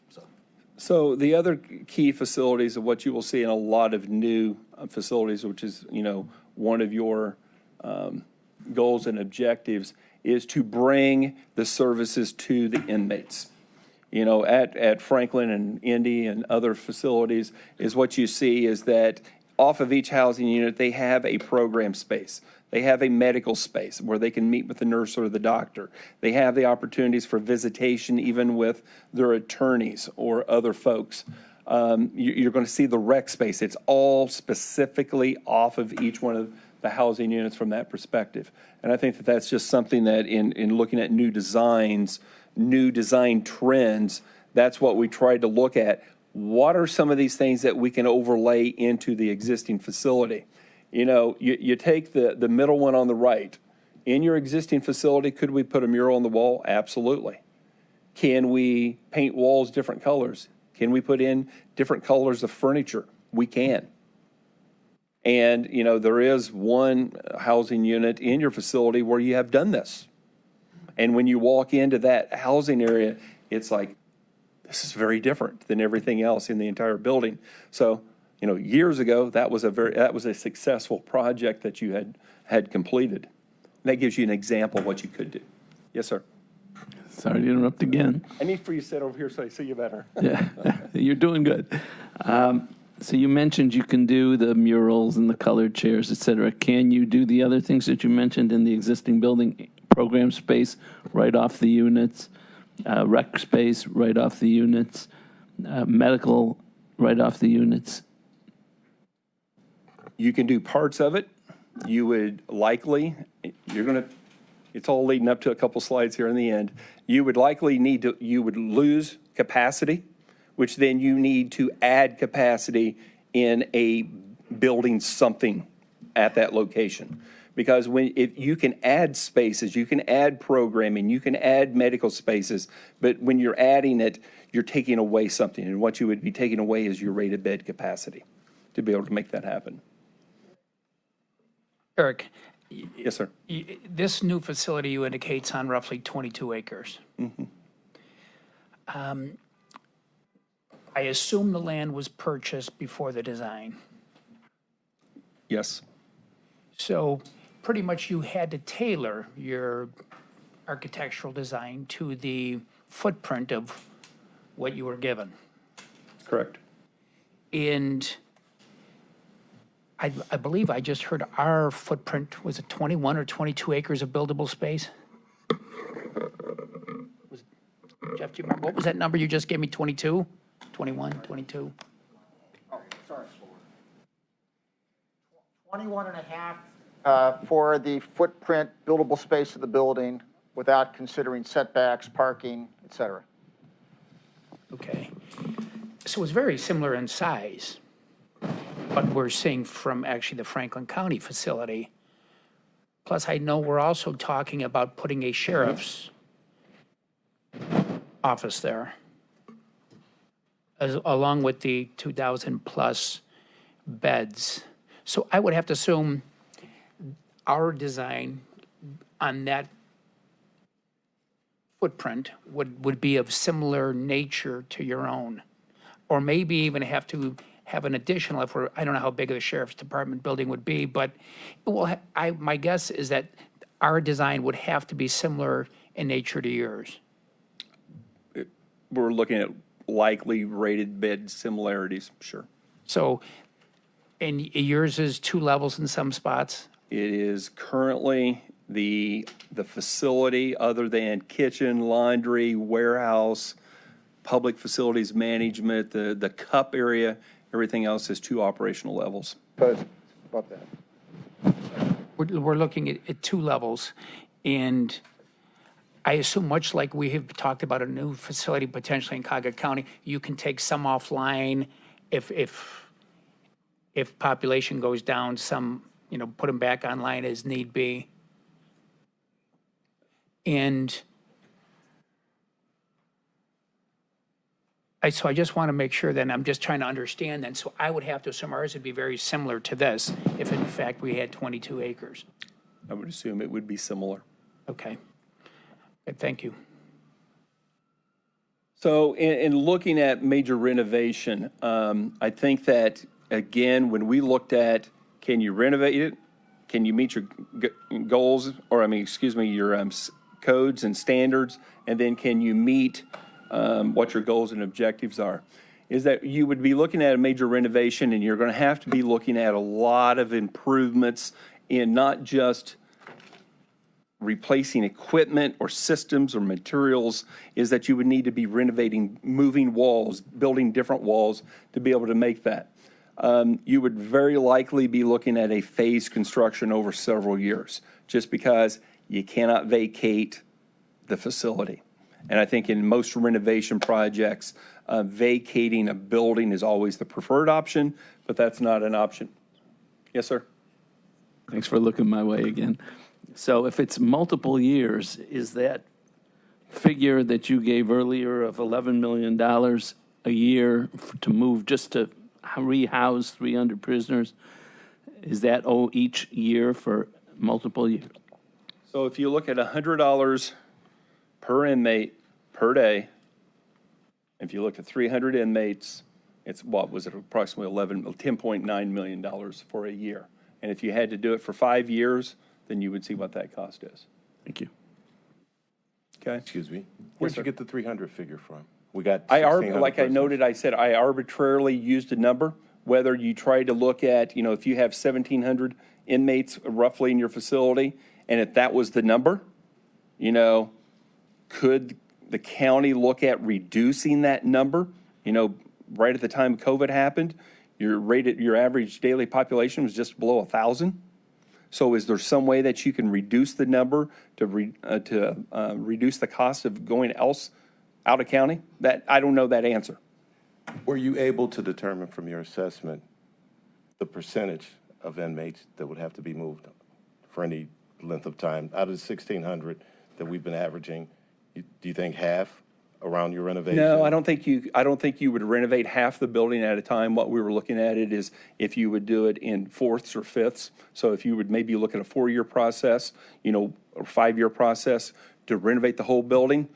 Obviously, because we also had to look at, could you get 500 or 600 beds in Ohio to move inmates? No. Okay. So we looked at something that might be a little more manageable, is really where the direction of the 300 came from. Some of the other things through here that we talked about earlier is just looking at the whole, there would be some compromises, just like there was in your intake booking when you just recently renovated that, or even in your kitchen area, is that there's always compromises anytime you go into an existing building and to make renovations. And we really had to just go back to your goals and objectives that you had approved and looked at how can you be able to accomplish all those elements throughout the design. We do believe, as Elliot talked about earlier, if there's a way somewhere on site that you could build your cup, which is the central utility plant, then possibly repurpose some of the floors that are inside the facility that are just strictly mechanical units. You're keeping inmates in the building. There's a cost to doing that, but when you're replacing the equipment, if you can move it and then to repurpose those spaces for inmates, is we looked at that as a way to try to minimize the number of beds you would have to build outside the facility. So that was a pretty innovative way of thinking outside the box on how that might be able to accomplish things. So at the end of the day, you know, one of the things, and I'm sure Andy and Scott Maloney and others, we all look at on an everyday basis. It's something that we believe in very strongly is the National Institute of Correction and what all the information that they can share, not just with architects, but with owners and law enforcement across the country, and all the publications that they have. I think that, you know, just is a great resource for you to start to think about how you can move into it. Yes, sir? You went by me fast. Did I understand you to say that part of this would require building basically another building on the property? Talk about that here in a minute. Okay, thank you. All right.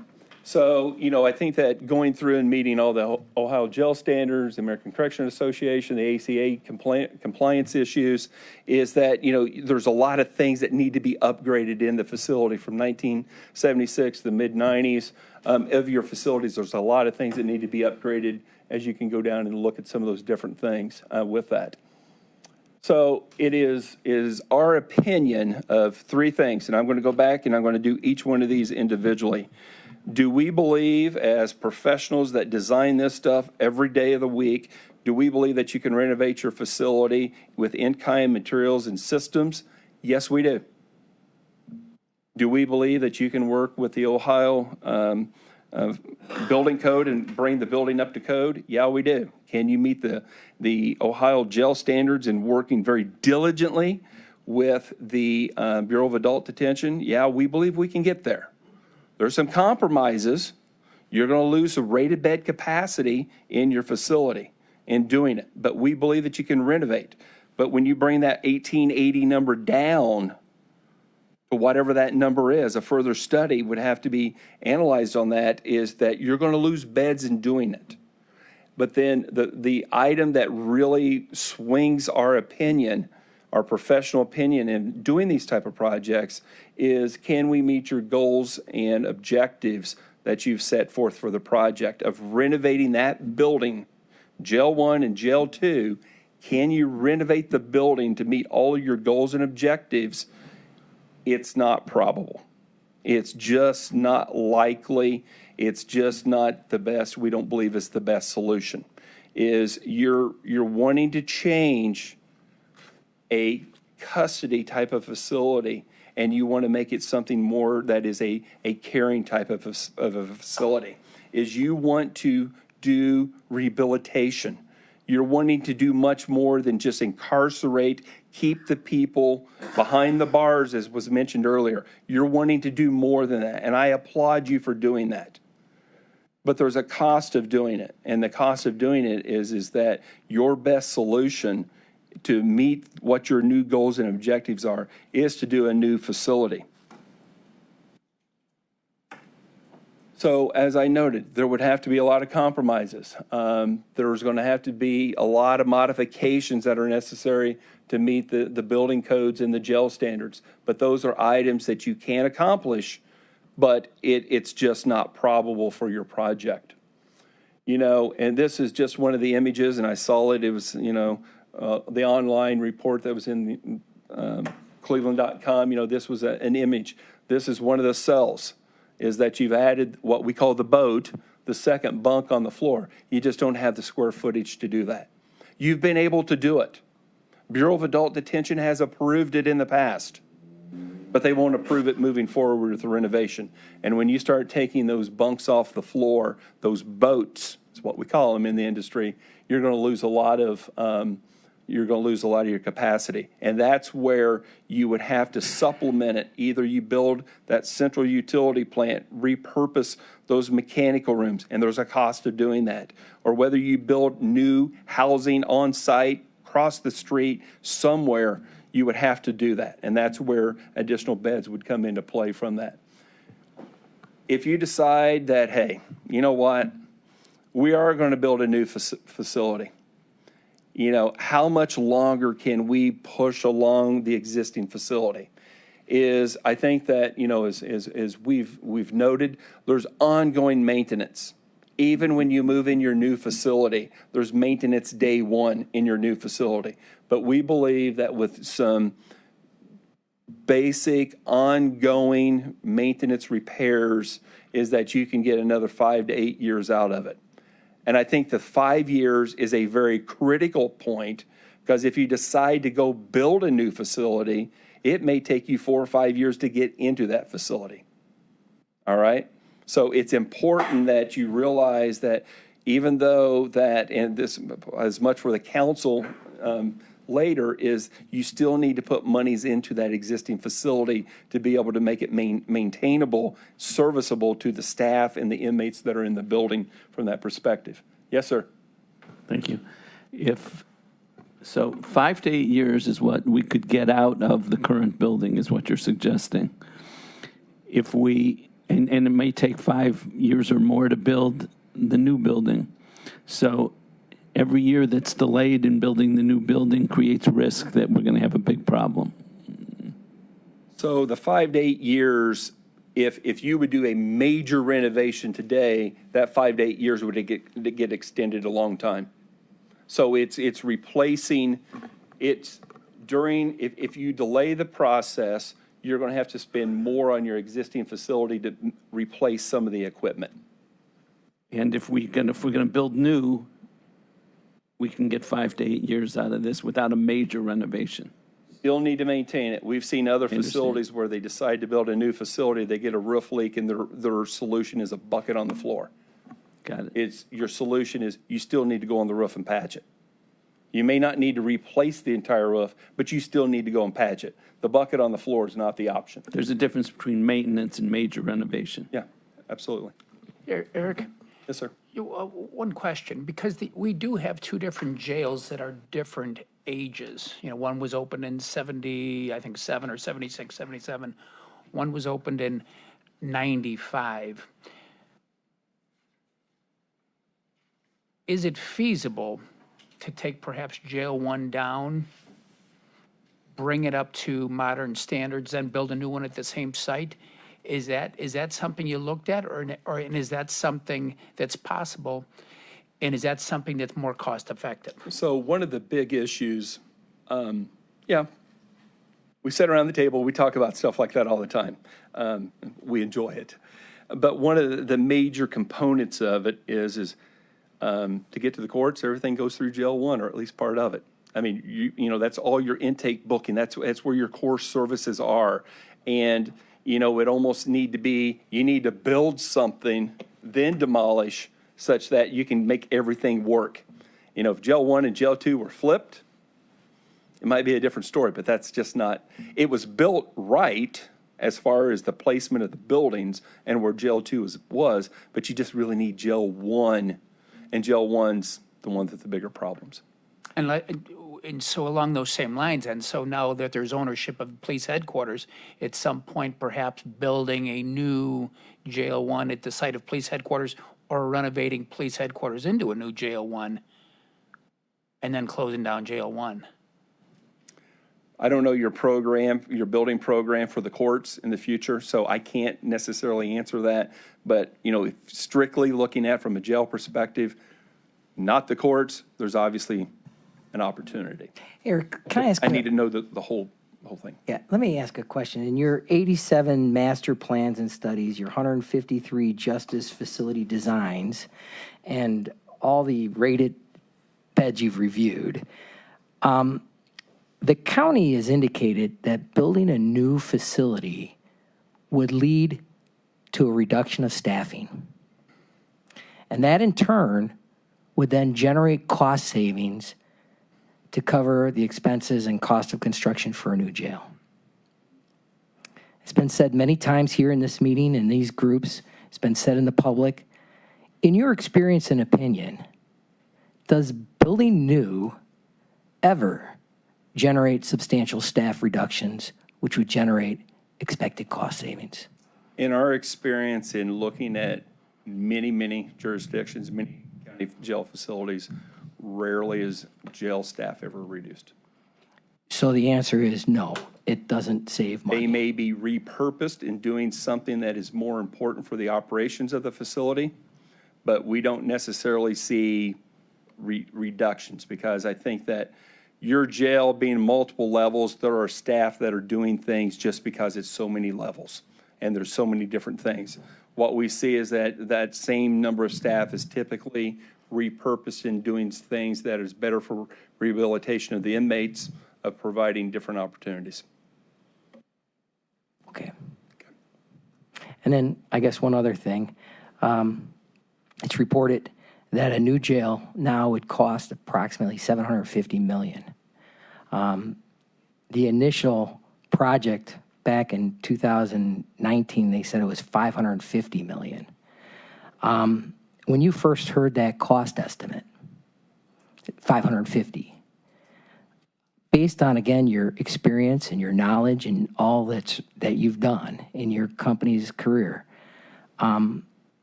would a project of the size anticipated that we're talking about complete it for that amount that we were told, 550 back when? So whenever I looked at it, my first question was, when was the estimate based on? And we had a pretty strong understanding that it wasn't 2022, 2023, 24 numbers, that it was dated, and it was. It was October 20. October what? 20? I will note that as we all face in the architectural, engineering, construction industry, buildings today just cost more than they did even just a couple of years ago. So, one question to that. Just in my 11 years here, my experience in this construction world is I just see the cost for the same project just go higher and higher.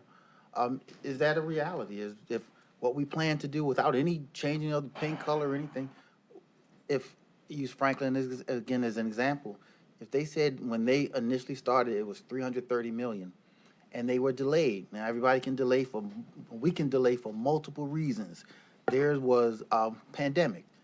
When the time came to lock in the price, they were at 550 million. I don't know if that's the template. That's not accurate. That's not accurate. Please help me. I'm Yeah. This is what I'm telling you what they said to me. They said we paid 550 million for what we've been discussing in Franklin County. So construction costs are $305 million for phase 1 and phase 2 right now. It's 215 and 90 for the first two phases. That's construction costs. I don't want to confuse myself. My question to you is, do costs rise, continue to rise without making any change to what you plan to build? The same project, does the cost of it rise over time before you lock it in at some point? Oh, it will absolutely continue to go up in cost until you lock in your contracts with your contractors. All right, thank you. Once you lock your costs in, then that's your number that you'll pay. I want to point out that there's some numbers thrown around which are not accurate. You're confusing construction cost with project cost. The project cost and what we said on the project cost and the 550 that you're talking about, and it's been very clear from day one because we've been talking about it, that was of a completed building as of October 20. And we always said that depending on how the project proceeds, that would be escalated. We always said that from day one. That project cost at 550 had a building cost of probably 400 or something like that. I can't remember because there's the soft cost, FF&E. There was the property cost. 457. Okay, 457 was the building cost at that time, comparable to the numbers they're talking about. And what we are talking about now was simply taking that total 550 budget, not just escalating it from October 20 to the present day. We're talking about if we continue on and go all the way a year from now, almost a year from now, when the pricing will take place and the bids are, we get the bids. Those contractors, then, they have to take escalation all the way through the end of the project. So you're comparing, and so they bid, and what they do is they price it to the halfway point. So the comparison is October 20 pricing to probably, right now, a completion date, if we move forward with all due haste, in 26, And that's if we do not delay the project. So that's the comparison. But once again, and we're not through most of that yet, that projects it forward. And that 700 for a jail, which was the same size, and that was the 1,600, plus jail, that's simply taking the construction elements and advancing it to the end of the project. And by the way, I have to tell you, and Eric will tell you this, the kind of inflation that we were thinking about in 20 is a fraction of what we have seen in the construction industry in the last 2 or 3 years. In fact, there was a period of time in the last couple of years where it was almost triple. And now as we go forward, we still are saying, because we said 8% going forward, but guess what? The construction industry, and that's the general inflation rate going forward, the construction industry, some people in that industry are still saying use 13% going forward. So the issue is, but nobody knows. I have to say nobody knows. And then the other thing about this that is very important, where we were historically on interest rates, because we are now a full 1.5 higher on bond rates. And when you saw that number the other day, now there's a lot of assumptions there we can talk about, which are very, very conservative about the bond rate. But that alone, in the last 6 months, has increased interest because of this delay, has increased interest by almost, for the life of the project, by $380 million over 40 years. The present value of that's about half, it's about 190. Not saying it's anybody's fault, it's a fact. The renovation costs also would go up to the same degree, particularly because you have to build a new building on the site. So I just want to be clear about the numbers. And that's what we're all facing. I'm not saying anyone's to blame for it, I'm just saying that's a reality. The county executive would like to speak. Again, I want to just clarify one thing you said earlier in response to Judge's question. You said in your experience, building new doesn't generally generate savings. But then you said it's because in many cases, people are repurposed. So that must mean, if I'm understanding, that there are efficiencies. You don't need the same number of people to do the same thing, and you have a choice. You either repurpose people or you save the funds. Is that accurate? In principle, I would agree, but I think that some of the goals and objectives of building a new facility is offering all the additional spaces, all the additional requirements. That's where the staff would typically be repurposed to use. So, sir, if you're asking, is that a choice? Sure it is. But I think the choice for the project is also looking at, do you want to start to provide those additional spaces? And those would require staff because you're not able to do it today. Understood. Thank you. Yeah. So just our last slide here is why replace with new.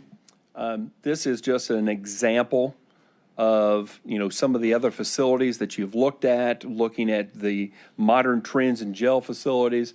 You have a unit on the left that is an existing housing unit, and then you have one on the right is of a more modern style design. And I think that you can start to see some things are very, very similar from one to the other. But I think that whenever you start to really break down what are the big differences, it's the natural light. And it's bringing that into the space. We talked about, can you change the colors of the furniture, the colors of walls, other things? Sure, you can do that. But it's the natural light is one of the big drivers. And then looking at the reduction of the rated bed capacity is why we came up with our opinions of what they were. So with that, does anyone have any other questions or comments? I do. Yes, sir. Eric, and I think Judge Sheehan had read the numbers before, you've been involved in 150 some projects, 86 facilities. Thank you, Judge Sheehan, 87 justice master plans, 153 justice facility designs, 27,000 plus beds. So you and your firm have been around for a long time. And I think one of the things that this community, and I think this committee is struggling with, is our options. And I know Evan O'Reilly out there sitting there today indicated that, this is a very tough decision. One aspect that isn't a tough decision for me, so I'm going to have to agree with him on one point about it being a tough decision, is that I have a great deal of concern about putting people on land that has historically been shown and continues to be shown with testing that it is an environmental, and it has significant environmental issues. And so, you know, I saw Kenny Dowell's studies have most people are saying, some people are opposed, many people are just say we're opposed to this site. And I think that's part of the struggle that many of us have on this committee is the fact that our limited options. And I know myself personally, I had asked several years ago, not even several years ago, probably earlier this year, I had said, I feel like we've been put in a box because we're looking at a 40-acre site that's contaminated instead of taking a step back and saying, what other options are available? Is there an option where we take 2 or 3 or 4 years and accumulate clean sites so that we know morally that we're doing the right thing for those people who are detained there and for those people who work there? And I know even our former sheriff had great concern. Sheriff Violin had expressed great concern about putting employees there for 30 or 35 years just because of the potential harmful effects to their health. You've been around a long time. I don't know how many of these facilities you constructed have been on sites such as this, but in your professional opinion, is it a good idea? That's a tough question. And I state that because I'm not a soils engineer. I don't understand all those. We have staff at DLZ that's what they do every day of the week. As a professional, I've not read those reports. I don't know those reports. But if I was going to be the architect of record, I would want to know every ounce of every piece of paper information on that. Have you ever built a facility on a site such as this? I was actually the co-project manager with HOK on CJC site. Indianapolis. In Indianapolis, Marion County. Apologize. So I'm familiar in much of what was explained earlier in the terms. So it is occurring. I also have another project from construction standpoint that is in Detroit, Michigan. At this time, it's under design. We'll be addressing very similar issues as well. The unfortunate thing is that our large municipalities, we're in areas where land is a premium, and the land that's left to build on has those issues. And fortunately, there are professionals that are out there that have been doing this now for some time and have developed the programs and the resources to address them. Thank you. So you're obviously part of the conversation is around the environmental. Some would say there are roadblocks to moving forward, and what we're hearing. Are you saying that are these roadblocks or are they hurdles we need to be clear-eyed about in addressing? And this probably not your question because we had the professionals who are the environmentalists just come before us. But that's really what I'm thinking, just the heart of what some people are asking. Is the environmental concerns a roadblock, or are they hurdles that, if we're clear-eyed about, are addressable and can be overcome? And you're here and it's been asked, but I know there are the environmental professionals. So from DLZ, we're not the soils geotechnical scientists for that point of view. So that's not in our scope of work for this project, unfortunately. But I would just say that make sure you do your due diligence and trust your professionals that you hire. They've just come before us, and I'll say this: everyone has a rightful opinion and concern, but we have to make the difficult decisions. And part of it, and I'll say for myself, those who stand at that podium are those who are there because they have an awesome responsibility of giving us right information. There are individuals who have gone to jail for standing and willfully lying to us from that podium. So we can invite everyone to speak at that podium, and but that is where we need to, one, at least get a significant part of our information in making a decision. Certainly not all, but it certainly has to give its proper weight when those that we bring before us give us guidance. Whether I get all of my facts from the paper or from some other source, we have to be able to have those that come before us give us accurate and trustworthy. Eric, I have to ask and follow up to Prosecutor O'Malley's question. You met with us on September 22nd to go over your PowerPoint. And at that time, I think Prosecutor O'Malley asked you that same question. And wasn't your answer, you wouldn't do it? I think what he said was long-term. Long-term, it's not a good idea. So I think that one of the things I would have to look at is I'd have to be very comfortable with what all the professional recommendations are. I think that it would be anyone's, let's be realistic, I think it's anyone's preferred is to have a perfectly green site that there's never been anything on that, okay? But I think that, whether you look in Cleveland, you look in Detroit, you look in Indianapolis, you look at a lot of other places, it has been successfully done. I would but that, it's not our scope of work. We're not your architects, engineers of record. We're not looking at the soil remediations. So I can only look at it on an outside because I don't have the facts and the details. Right, but we know it's successfully been constructed. We don't know the long-term health effects for those who may be exposed. I'm sure there's other sites like this in Cleveland that's been here for decades. That's been, soil mediation. I can't answer that. I just would assume that. Did you do any investigation into the people who are currently on the site now on this? No, we were not required to do anything other than look specifically at Jail 1, Jail 2, can it be renovated? That was very specifically in our 8 weeks. That's what we had, that was our scope of work that was identified. And just to follow up on Council President Jones' question, a couple of things. One is, it seems to me that, that site, if it does have those contamination issues, then it's going to need to be cleaned up anyway, whether we build something on there or not. And then to follow up on Councilman Jones' question, there's the Nancy McDonald Center, the post office, the women's prison, right adjacent to there. Have we looked at any long-term effects on potential contamination at any of those sites, or have we looked at anything regarding that on those sites? And I know that's pretty much for the environmental guys.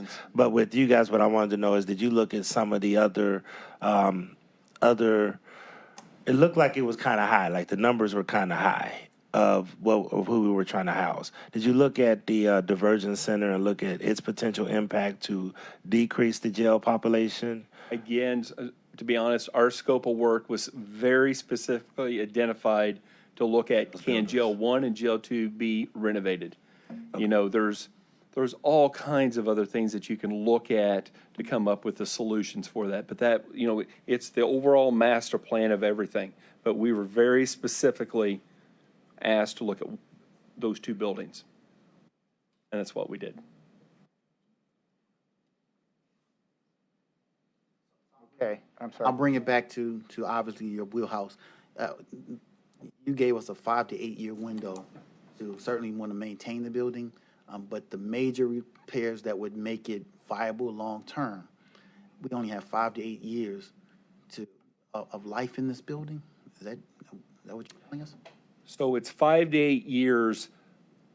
The structure is going to last longer. But you start looking at HVAC, the heating and the cooling equipment.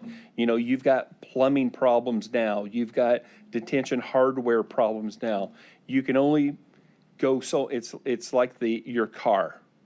At some point you need to get an oil change. At some point you need to replace the brakes. At some point you need to replace the tires. You need to get the different things on a car. And what we're saying is you need to keep putting money into the building to keep it going along. But at some point in time, there's a bigger project on that car to get it to go another 5, 10 years. And we just believe that the 5 to 8 year period is your window before there's going to be a rather extensive renovation, a lot of system replacement. Doesn't mean that you're not going to replace an air handler in that 5 to 8 years. And that doesn't mean that you're not going to replace a boiler or a hot water heater or you replace some cameras. That's going to occur.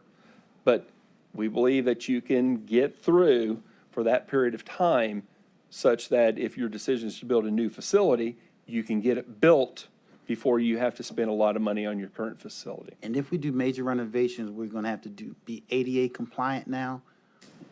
That and there, you put a laundry list of things that need to be addressed. You've had 30 plus years.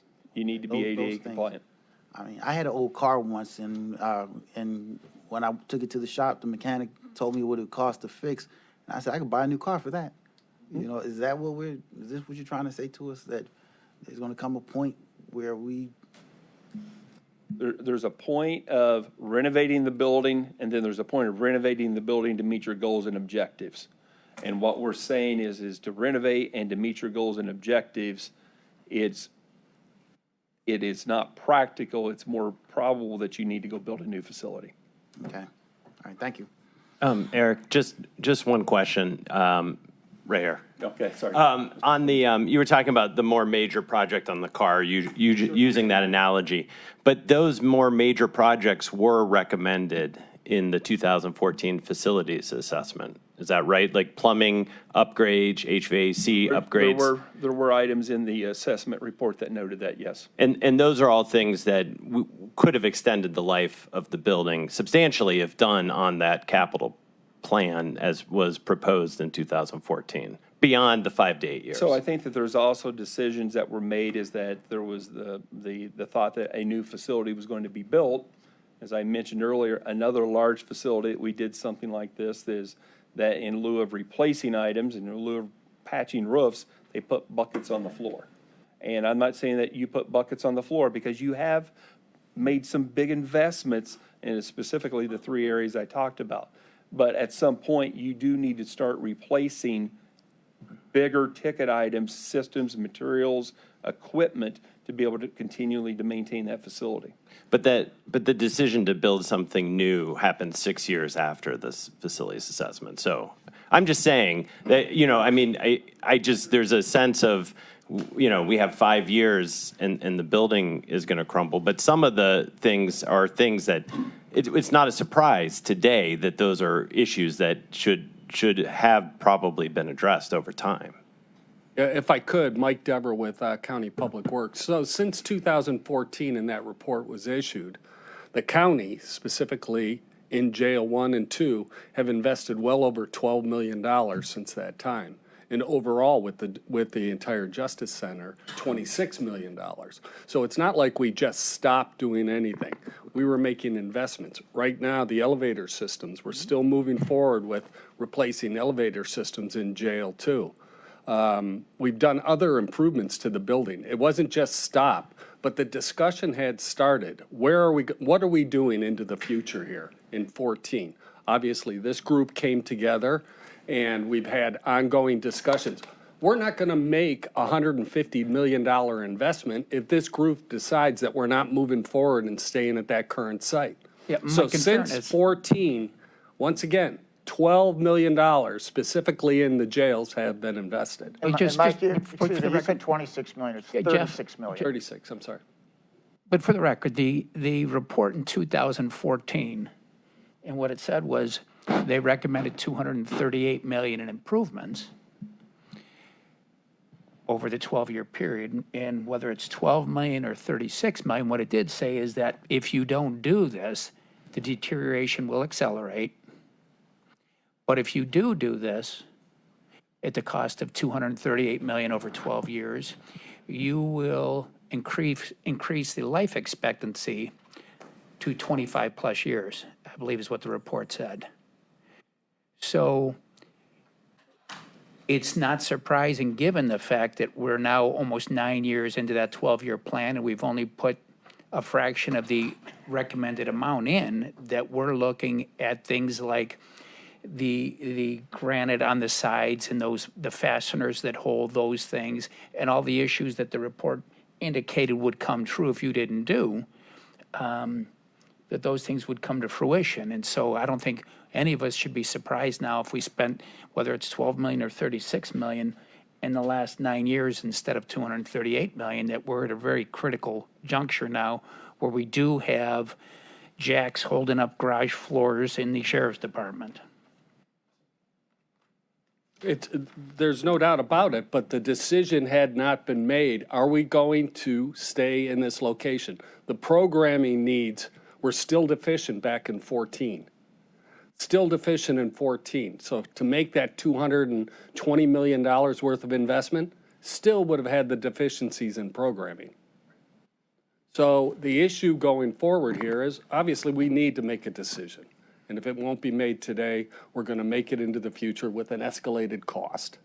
Well, I guess that ultimately what's going to part of it is, there's been a lot of talk about delay, and I know Jeff said no one's to blame for it, but the decision of whether to build new or to renovate was on the table in 2014. The steering committee wasn't even set up until 2019. So that's 5 years of delay there. I don't necessarily am not pointing fingers at anybody, but I think my frustration is coming into this committee, we didn't even have the facilities assessment until within the last month from 2014. That was never provided to the committee. We were fortunate to get, because of the county prosecutor and the judge, this independent assessment, which are both essential pieces of information in order to make this decision. And some of this information other decision makers had since 2014.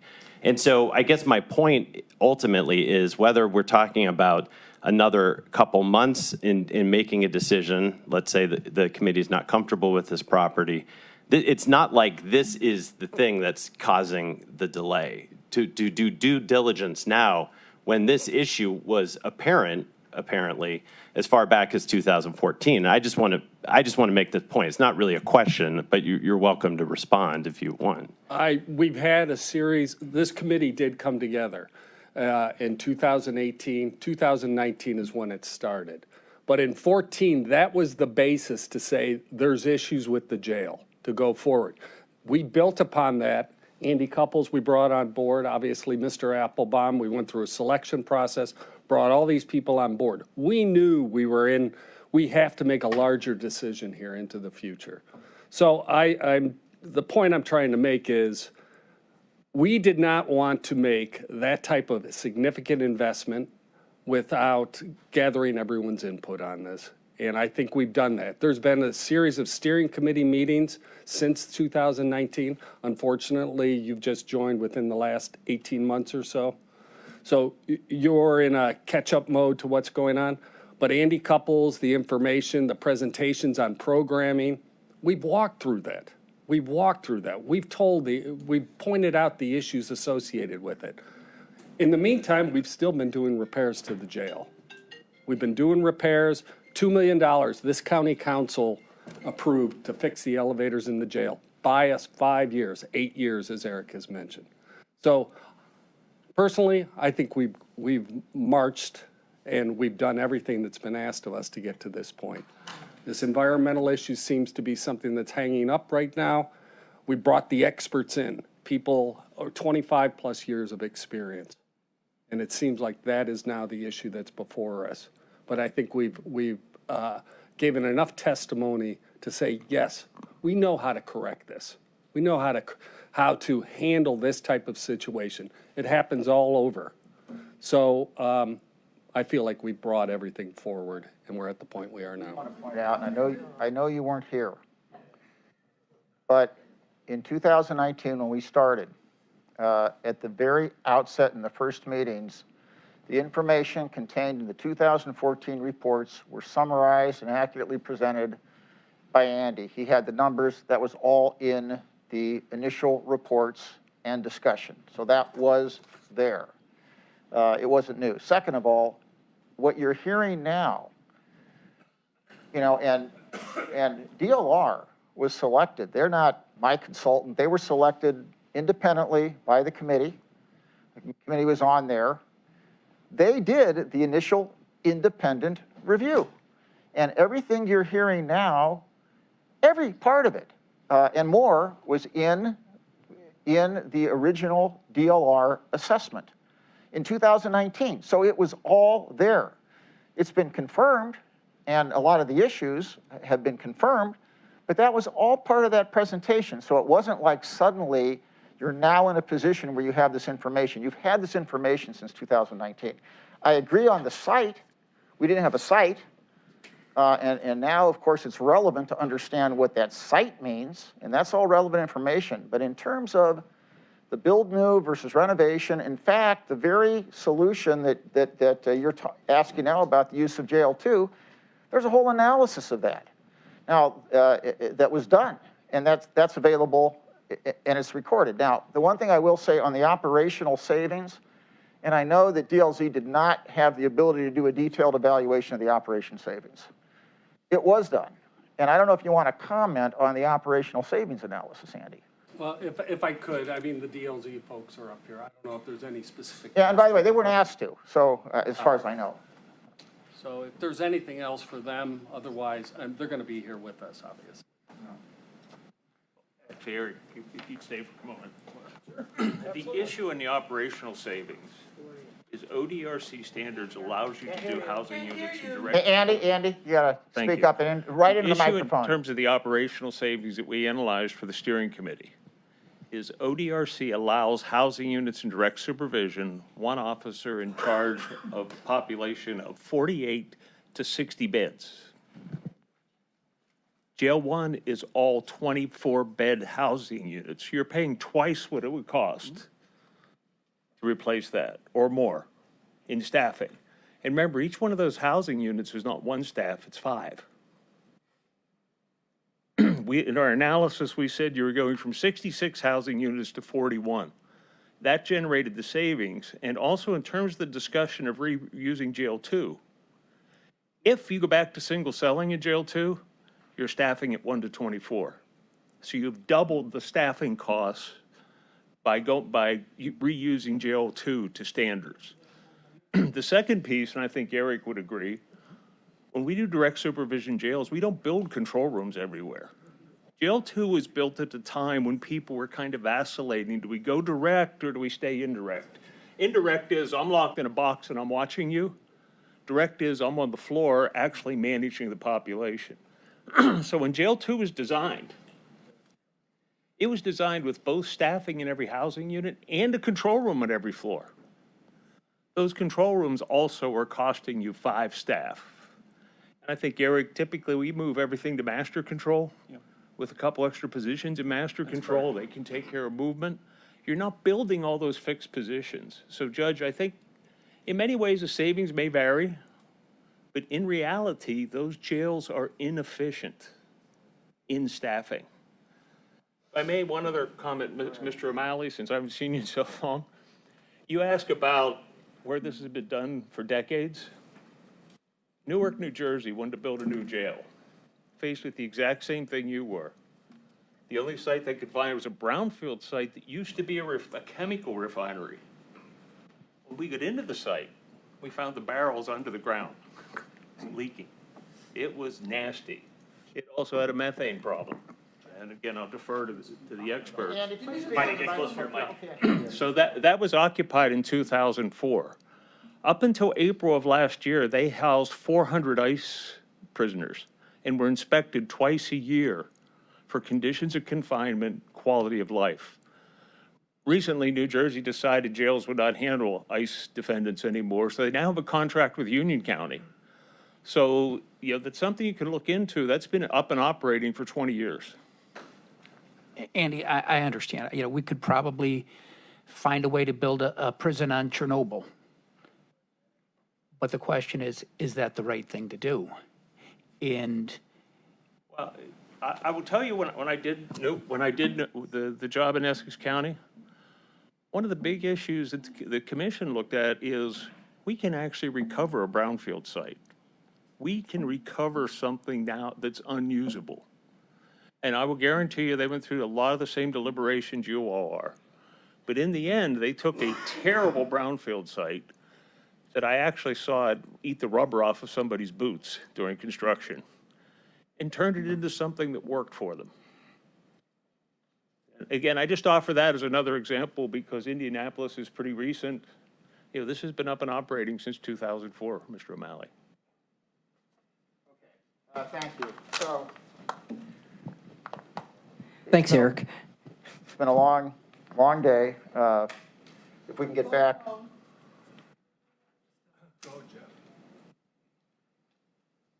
Let me just make a couple comments about, depending on your vote, what the process would be moving forward. So, if we are able to proceed, and we still have the issue of population, and our proposal would be that we proceed with design, and we continue to attempt to reduce jail population and keep that option available. So the idea would be that we would commence design, and we've already figured this out with our design team.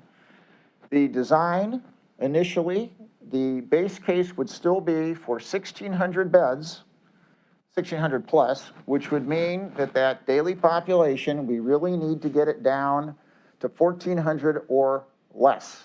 So we would still want everyone to use their best efforts to get jail population down. However, at the same time that we're designing that, we will also design to the case of basically where we are now, and with the assumption that the population stays at or about 1,600 or 1,700. And in that case, we still have to then design the jail, which is the 1,900 plus jail. Those are the two, points that we're talking about. And we will create those designs. Now, to get started, we have to re-engage the design team because it has to be site specific. That's based on the knowledge that this is our site. Until we know the site, we can't do this. Then what would happen is that in around June of next year, if we can start right now, the design will be far enough along. We'll have gone through schematic design, community meetings, vet it all out, trying at every stage of the way to reduce costs, in the design, see where we can get efficiencies.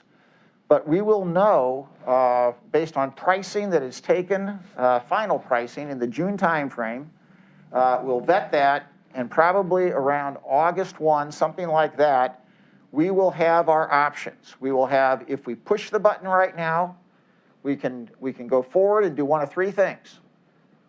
We could build a 1,600 plus jail right now. That would obviously be the lower cost. We could build the 1,900 plus jail right now. Or we could do something in between, because we could continue to vet and see where we are, because what's going to happen is the options are going to be by housing units. So it's like Lego blocks. We could put more in. And we could push the button, and you could, and frankly, at that point in time, it would be, for those people right there to say, okay, we're ready to push the button. Now, you also have a third option, which is to say we could proceed with the 1,600 jail or some other number. We can still have the option to implement additional beds, let's say up to 1,900. You'd probably have another 6 to maybe 10 or 12 months to make that decision, because it will already be designed.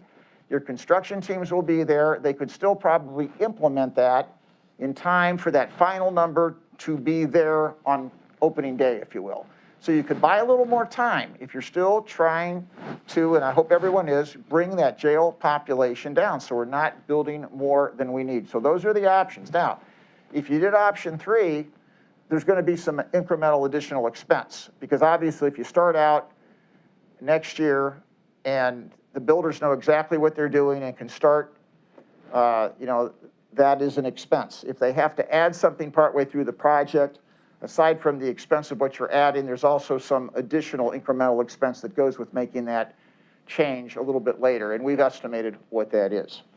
So in terms of decision dates, we have the decision at or about now, or in the county ultimately will have a decision after your decision. which is, can we commit to this site and commence design? If we don't have a site, we can't recommence design because beyond this point, design is site-specific. If the design recommences right now, so the commitment that would be made right now is we're committing to the site and we're committing to continue the design effort. You're not committing yet to issue bonds. You're not committing yet to push the button on the overall big number. That happens in next summer.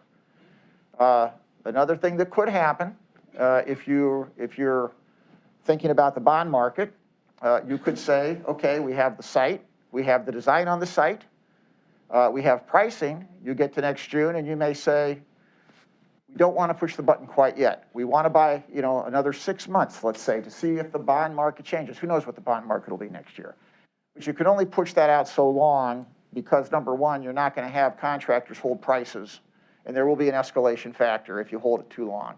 And number two, if you do that, you're still gambling on what the future is. Plus the fact, eventually, you're going to run out of time in your existing jail because, as you've seen, it's 5 to 8 years, whatever you want to say. But if you wait too long, then you run into that problem where you haven't made the investment. So the question is going to be, that's not a decision you're making today. The decision right now is simply, do you proceed with the property, knowing that you also have the 90-day provision? A next executive could go the other direction, possibly. But the question is, do we proceed today with this option? And that's what you're going to vote on. I do want to make one more point about any work that you do on the existing site. And Andy's going to maybe talk about this. I don't know if we're going to keep people here long enough to hear, but keep in mind that when we talked about the options for renovation of the current facility, of the current courtroom, what that always involved was, if we renovated floor by floor, particularly if we're going to do something with the domestic relations court, which we have to, by the way, I'm looking at you. The concept was, if it's on that site, we had to build a new structure on that site, both to accommodate, because what's going to happen is you're going to close down parts of the Justice Center, and courts have to go someplace in that temporary facility, and that becomes one option, is that then becomes the new courthouse. If you do the option that we're talking about here, or the possibility of renovating the courts or renovating the jail on that site, two things occur. First of all, you're not about to do all that work and renovate that center and build a new jail, because you're going to have to build a new building, a new jail there with the revisions you make. You're not about to do that if you're not committing to the Justice Center for the same next 40 years. I mean, you wouldn't do it to attach to a Justice Center that doesn't have any useful life. So you're committing to the Justice Center, but the problem is you're also using up the usable space on the property at that point at least. So the question is going to be then, how do you, if you're going to build a new jail on that building and renovate the existing facilities, where are you going to put your addition, and how are you going to actually do your courthouse, because you're going to constrain your courthouse project. Now, maybe that can be solved, but it's a thing to think about, and that's a future conversation. We'll let Andy talk about that. With that in mind, we're going to move to the determination. Jeff, Yes. and you talk very fast. I'm sorry. Almost that's what I do. manic, but as we go down this path and we're getting put in the box now, what about the court's tower and the information we learned from the last meeting that there's no money, further money, to do anything with the court's tower and upkeep of that building based upon what available bonding money we have? And as we've seen from the neglect since the February 2014 report, and what it says is that deterioration continues to accelerate,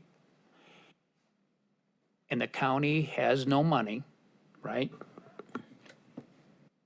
And it's almost like, there's that old saying that, when you don't make a decision, you've made a decision. And in 2014, for 5 years, nobody made a decision, so a decision has apparently been made, right? One could argue. By doing nothing, you have sealed your fate. And here we sit as the third branch of government. And from what we are told today, roughly maybe 10% of the money that was recommended 9 years ago to put into that building has been put into that building. So it's almost like a case, again, of not making a decision has made a decision. And what's clear is we don't have any more money. We've got the highest sales tax rate in the state, right? A lot. And there's 30-plus judges, there's a clerk, there's 2 clerks, there's several prosecutors' offices. There is a whole function of society that has to go on. And this current government, since 2014, has done little or nothing to maintain a building that is as critical, or some could say more critical than even the building we're sitting in, is a function of government. And there's no solution to the answer what to do with the courts tower because there's no more money. Well, let me. And so what do we do sitting here? Because it's always tomorrow, right? And we just put $50 million more into a building that was built 10 years ago, right?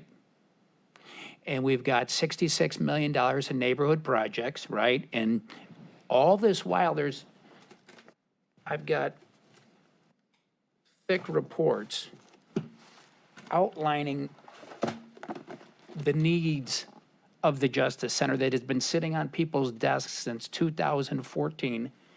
And as we know, it continues to deteriorate. And so now we're at a point, we're looking at the jail, and we're looking at $750 million.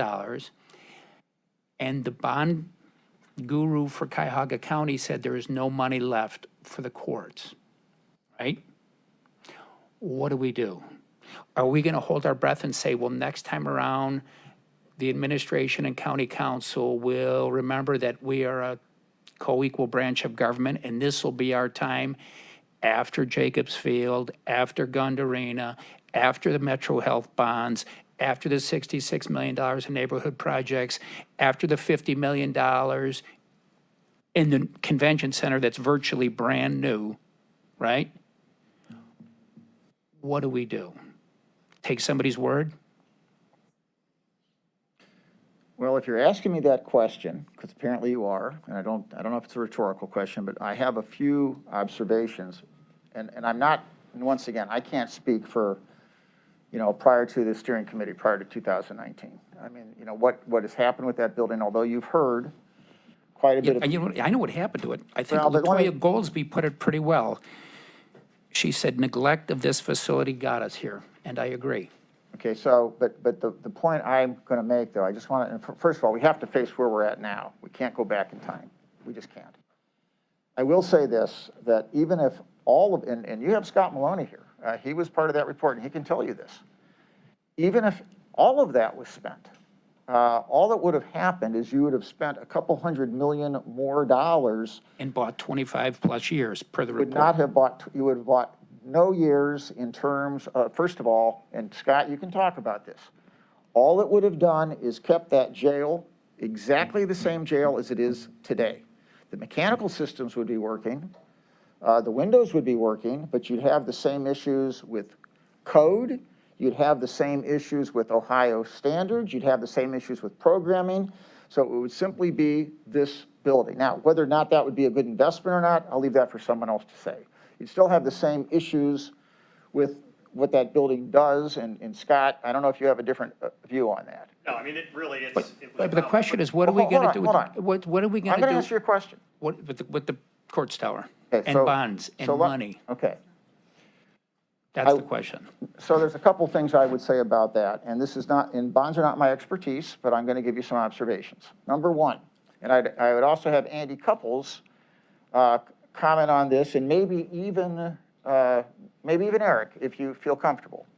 It's bonding capacity for the county. It's what we can afford. It's not all about bonding capacity for a couple of reasons. And number one, on the analysis of the bonding capacity, so first of all, it does not include savings, and you can debate about savings. The presumption that was made and I'll just say this on the 1/4% sales tax, there was a presumption over the next 40 years of no inflation on goods and services. The presumption that was made was that although we know that construction costs go up and every other cost goes up, the presumption was, and even though we know the sales tax has gone up for the last 10 years and always has and probably always will, the assumption that was presented to you was that it is flat, that there's never one more dollar collected in sales tax, so that goods and services, inflation goes away for the next 30 years, or 40 years. That's a very dramatic assumption. I'm not the bond expert, but that's a dramatic assumption. I just want to point that out.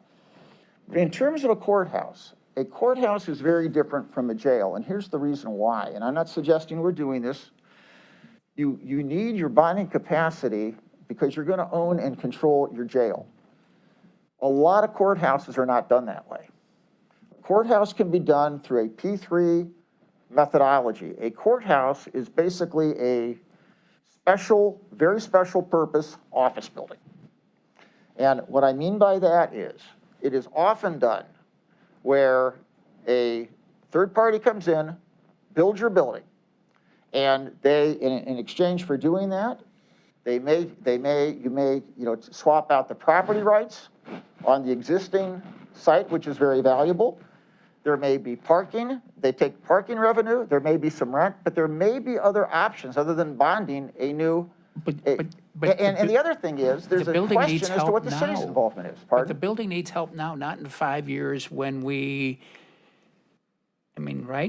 from this 2014 report, the building needs. Well, you're going to have to continue to do some maintenance while we work it out. Now, I'm also going to say this about the courts, because I want to be very clear about this. We started the process of trying to include the evaluation and analysis of the courts at exactly the same time as the jail. And once again, I'm not blaming anybody, but Andy Couples was ready to go forward with the courts program in January of 2020. And what happened in January, and he's going to talk about this, in January 2020, we were told, you got to stop COVID. Fine, I understand that. We were prepared to go forward with the courts program then at the end of 2020, and we had the workshops in the beginning of 21 to go forward. We had a meeting date. And guess what? We were told, can't do it now, can't look at it now because we have to get back. So we have been stalled for 3 years doing this. I'm just asking you and you may not have the answer. You can just say, I don't have the answer. Maybe the executive has the answer. Maybe the council president has the answer. The question is, the building, as we know, and we've known it for 9 years come February, needs capital put in to just maintain it. Beyond scratching the surface of 12 million or 36 million over the last 8 or 9 years. It's clear is that the priority is renovating or building a new jail. What do we do with the existing court facility that hasn't had the $50 million, right, that we need? We built a convention center 10 years ago that you, right, led. And here we are 10 years later, renovating a 10-year-old facility to the tune of $50 more million. The Justice Center is 45 years old. All of it is. And as it's been pointed out, even in this 2014 report, it was neglected in 14.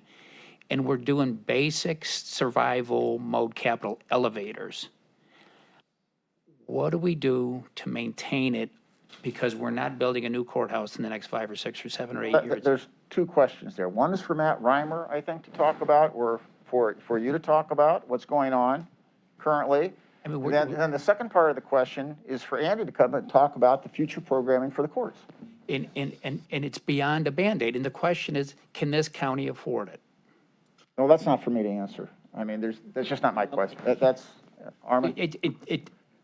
All I know is we know now that there's a shortage of funds per the bond council. We do. And I understand that some people's priority is the convention center.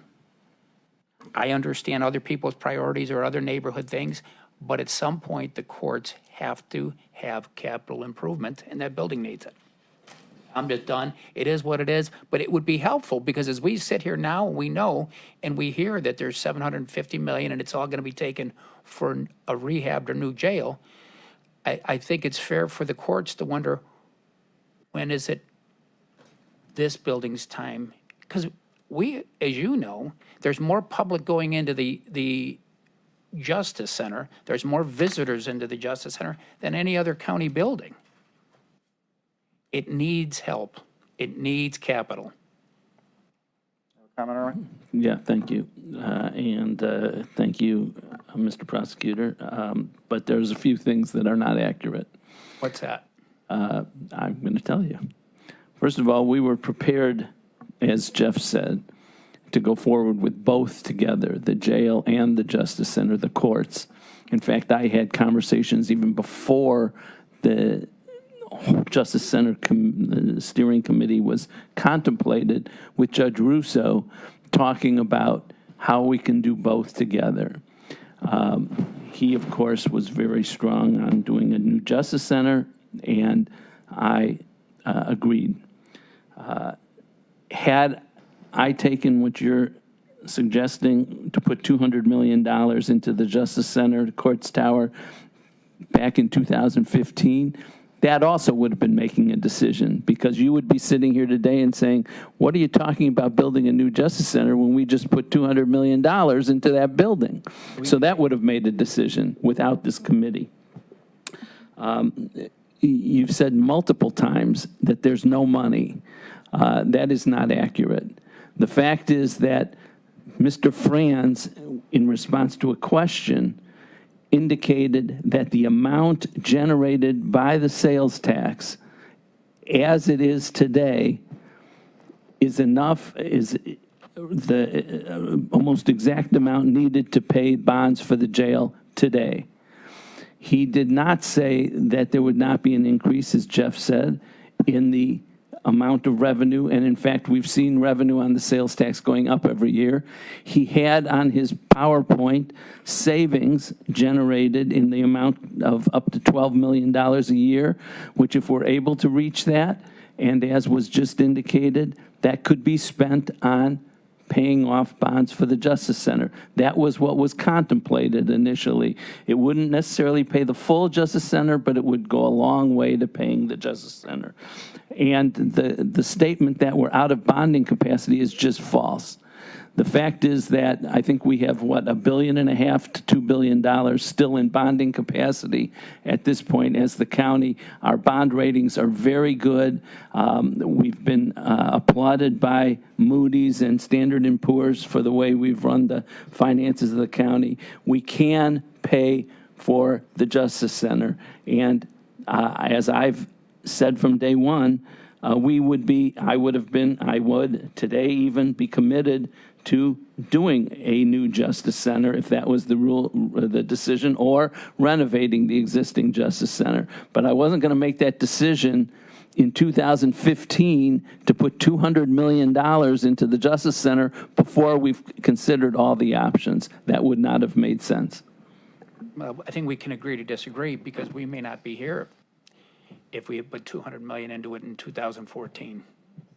We put $200 million in 2015, then we still have a building that is 40, 50 years old. That doesn't change. We still have a lot of issues with that building, and we have no improvements to the jail, which is, as you've indicated, is a high priority. It absolutely is, but there was improvements to the jail in that $238 million. And I'll make one But other. neither here nor there. Okay. I just think as an office holder with 300 plus people in that building, we have to do something. Well, I agree with that. You may recall, Mr. Prosecutor, that when we were talking about a new building or a renovated building, I came to see you, and we spoke, and I looked around, and I said, this is horrible here. You've got people in the hallways. You've got all the, and you told me, we don't need a new building. We're fine here the way we are. Need renovation. But in any event, Jeff, you can go on. Let me go on, but and I also want to make just one other point. The number that you're using, the 250 or 60, all that was, and once again, Scott can tell you that, that was not the cost of doing the work. That was actually just the system's cost. It didn't include all of the general conditions. It didn't include moving people out of the jail, everything you've heard about. The cost would have been far more than that just to fix the systems. And Scott could talk about that. And it didn't include the code issues, which we'd have to come up to. The cost would have been no programmatic changes, just to fix what was broken. The cost would have been far higher than that after that year. So, and you can. And just one other thing I forgot to mention is if the city of Cleveland decides to stay with the Justice Center, they would, I assume, continue to pay their third of the cost. If they decide not to go with the new Justice Center, then the costs of the Justice Center are substantially reduced. 3% less, but that's. And let me just add one point to that as well. The legislation that is sitting before County Council now continues the 8% that we all pay on our sales tax purchases. That 8% is there for not only the jail, but for the courts as well. We have legislation that says that the monies will be dedicated for both. So council has legislation committing to putting those monies towards the court and the jail. And there's going to be another tough decision here for this committee if we move forward. I told you what the cost was. The likely cost was for the full-blown program in the jail that has all the care, all the medical, everything there. As we move forward, you as a committee are going to see what's in that project. And if you decide you want to take elements out, we can save money, but I'm going to tell you the elements you take out, you know, at every step of the way, there's something programmatically important in a jail. And if you take it out, you'll save money. Do you really want to do it? But there may be things that we do find to take out or things that we can do a different way. I'm going to say once again, though, if you can reduce the jail population, that's going to solve some big issues. But let's go on. I think some of these discussions we've had repeatedly. So can we go back to the slide?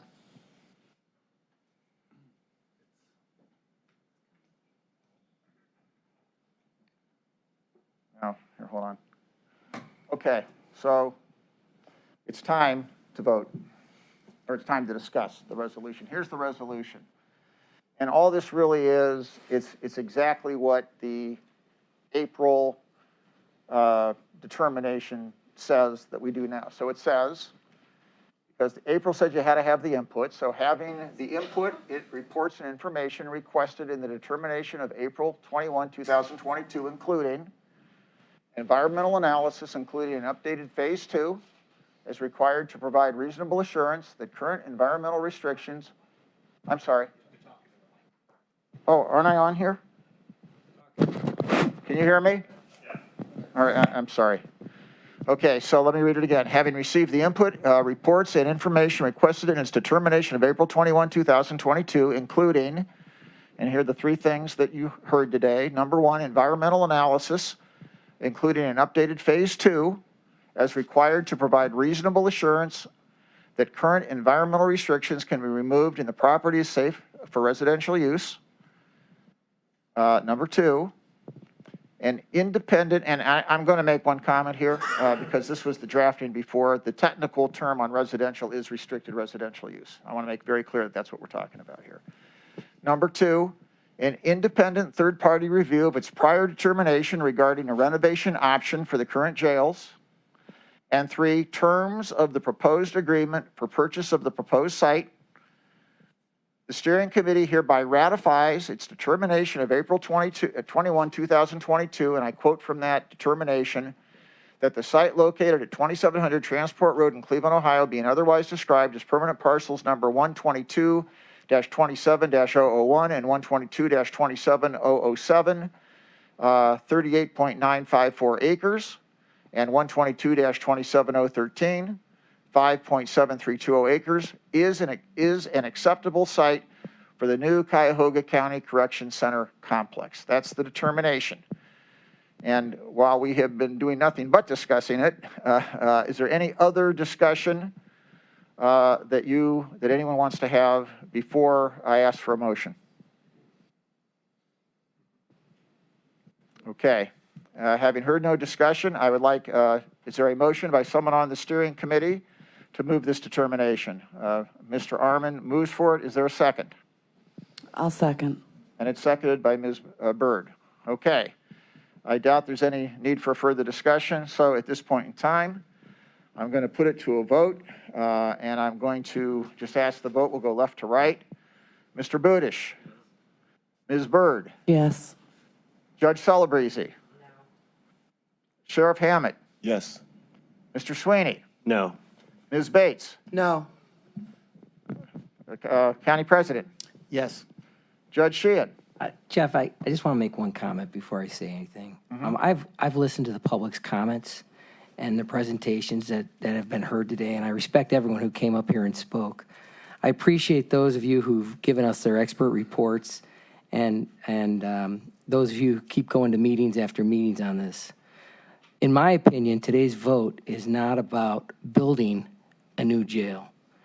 Today's vote, in my opinion, is about these particular parcels of land and the viability of use of that residential facility. So based on everything that I've heard, I cannot be satisfied with the environmental analysis, and I believe we can do better. So I'm going to vote no. And let me make it clear. The only thing this vote is about, it's not about the new jail. The vote is about the site. Right. Mr. O'Malley? I echo the words of Judge Sheehan, no. Ms. Curtis? Abstain. Judge Early? And Mr. Griffin? Yes. Okay. So at this point in time, we do not have the necessary votes to move this forward. Obviously, there'll be discussion about the next steps. What I would like to do, though, and I know it's late, but I would like to ask Mr. Couples. Can we get back on the screen, please?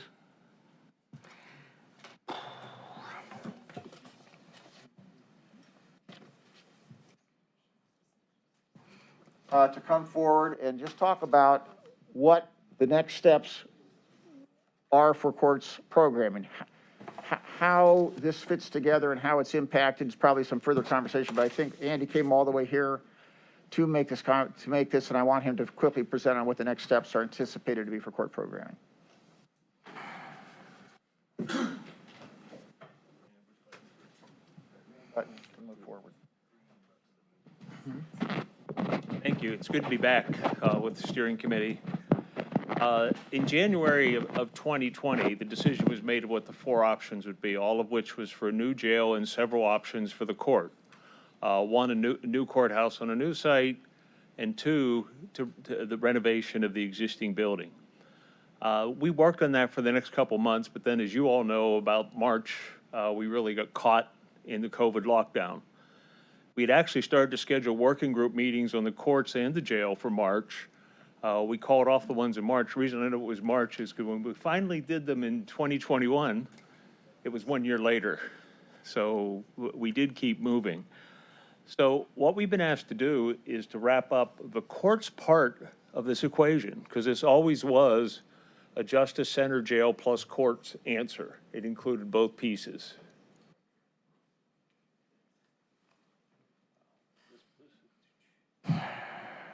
Jeff, which green button? I got it. So March 8th through March 12th of last year, we did go ahead and do working group meetings on all the court's options, block and stack, budget, program, priorities. And again, it focused on 2 issues. 2A, relocate the jail to the new site, renovate the courts, and reconstruct in place. Or 3C, develop new court and jail facilities on new site or sites. We had planned a March 19th, 2021 steering committee meeting, but again, at that time, things were very, very difficult, especially for the courts and all the courts agency to manage and to stay in business, kind of, Mr. O'Malley, what you were talking about a little bit earlier. The projected need that we were working with was 53 courtrooms. Again, that's 53 courtrooms, which includes domestic relations, general division of common pleas, and municipal court, 25 hearing rooms, and other litigation space, a total of 78 litigation spaces for 99 officers. a building area of about 877,000 square feet. And typically, courthouses are running in the neighborhood of $600 to $700 a square foot. So that gives you an idea of what the size of the issue are. So we did present a lot of options, and we're going to do this again through working groups and then with the steering committee. We looked at reusing the existing site, the existing courts tower for common pleas, general division, domestic relations, prosecutor, administration, and housing court. Looked at building a new annex, which would have primarily been municipal court. The whole thought behind this was we built an annex, which allows us to empty floors in the courts tower to do renovations.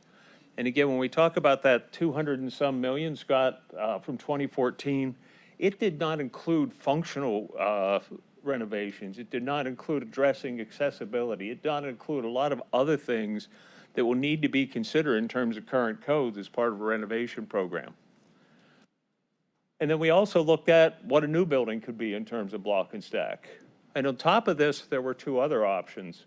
One option be what if probate moved into either of these projects, and what if both probate and the Court of Appeals were part of the project. So where we were then in March, we were at about $1.6 billion for renovate, 818 million project costs for new construction, again, without site costs, because sites were unknown just as they were unknown for the jail. Today, because to kind of put wrap an idea around what's happened escalation-wise, 2021, the range of construction escalation from reputable publications is between 14.2% and 19.1% for a year, all because of pandemic supply issues, et cetera. So where we'd be at today, we'd be looking at $1.2 billion project costs for renovation, or $965 million for new construction. Obviously, those numbers, just as the jail number, they're a shock. And the question is, what can we do that's radically differently to bring those numbers down? And that's really what this process, working with the stakeholders, working with the steering committee, is going to be about for the next several months. So we did identify options that we shared with the working groups. I know it's been over a year ago now, and we will be refreshing your memory with those. Can we reduce space standards? Can we defer or eliminate some program? Can some functions stay off-site, like the public defender? Could they stay in the building they're in with some improvements rather than be part of new construction? Could the prosecutor be in office space instead of the courts building? Again, we're not saying these are answers, but we do want to put forth a lot of questions to say what makes sense, what are the priorities for the courts family? And then what is our courtroom mix? Right now, I think across the board, we have jury courtrooms for everything except domestic relations. Are there options for us to consider a mix of jury and non-jury courtrooms? We think it's going to take some big idea changes to get something that will fit within, Mr. O'Malley, to use your language, within the funds available, so that we can actually get an answer for the courts. Other considerations, what about the reuse of the PAB? The PAB was kind of on the side of the study because the city was continuing to use it for the police. As they move closer and closer to having that available for a county resource, we can start to integrate it. What about considering phasing? You know, I think from our perspective, some of the critical issues we've seen is overcrowding in the prosecutor's office. Sometimes, Mr. O'Malley, I don't know how two of your people get into some of those offices. Safety and security for domestic relations is a priority. Public service, the housing court, in terms of what its needs are. But working with the working groups, we want to know what your priorities are. And then from a steering committee level, we can talk about what are the big priorities for the system that should be addressed first as part of a phased approach. Excuse me, Andy, I have to interrupt. Based on that, I'm looking at the restart of the Justice Center courts planning slide, and I don't see my office included whatsoever. So did you get rid of me? Am I going not even in the Justice Center complex?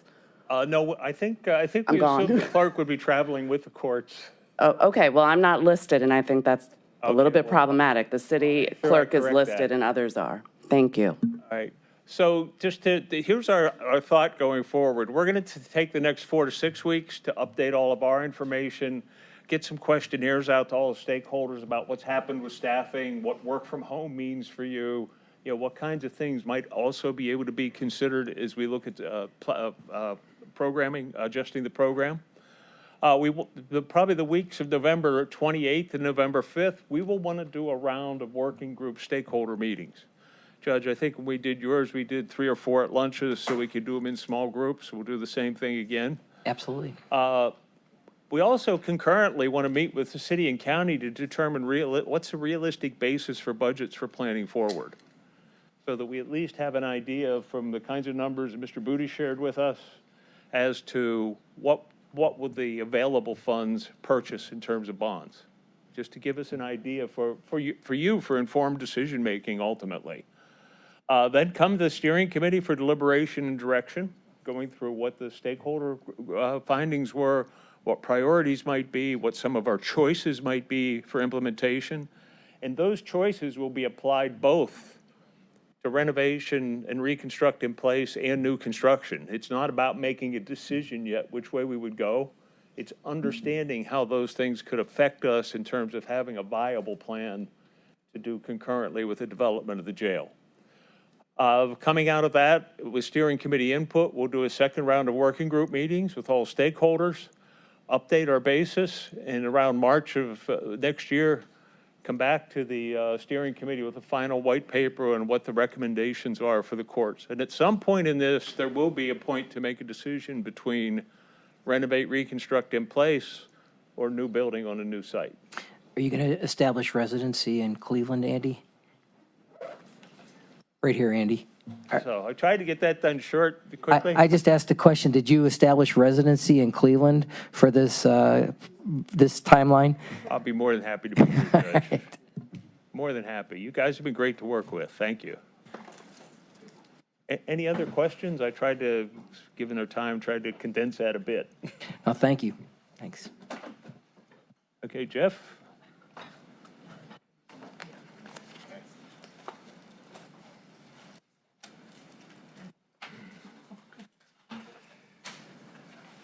Now we'll begin the second half of the meeting.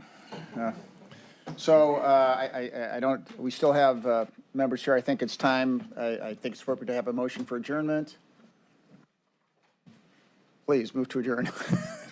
Someone second? Second. All in favor? Aye. Aye. Thank you very much for adjourned. Okay.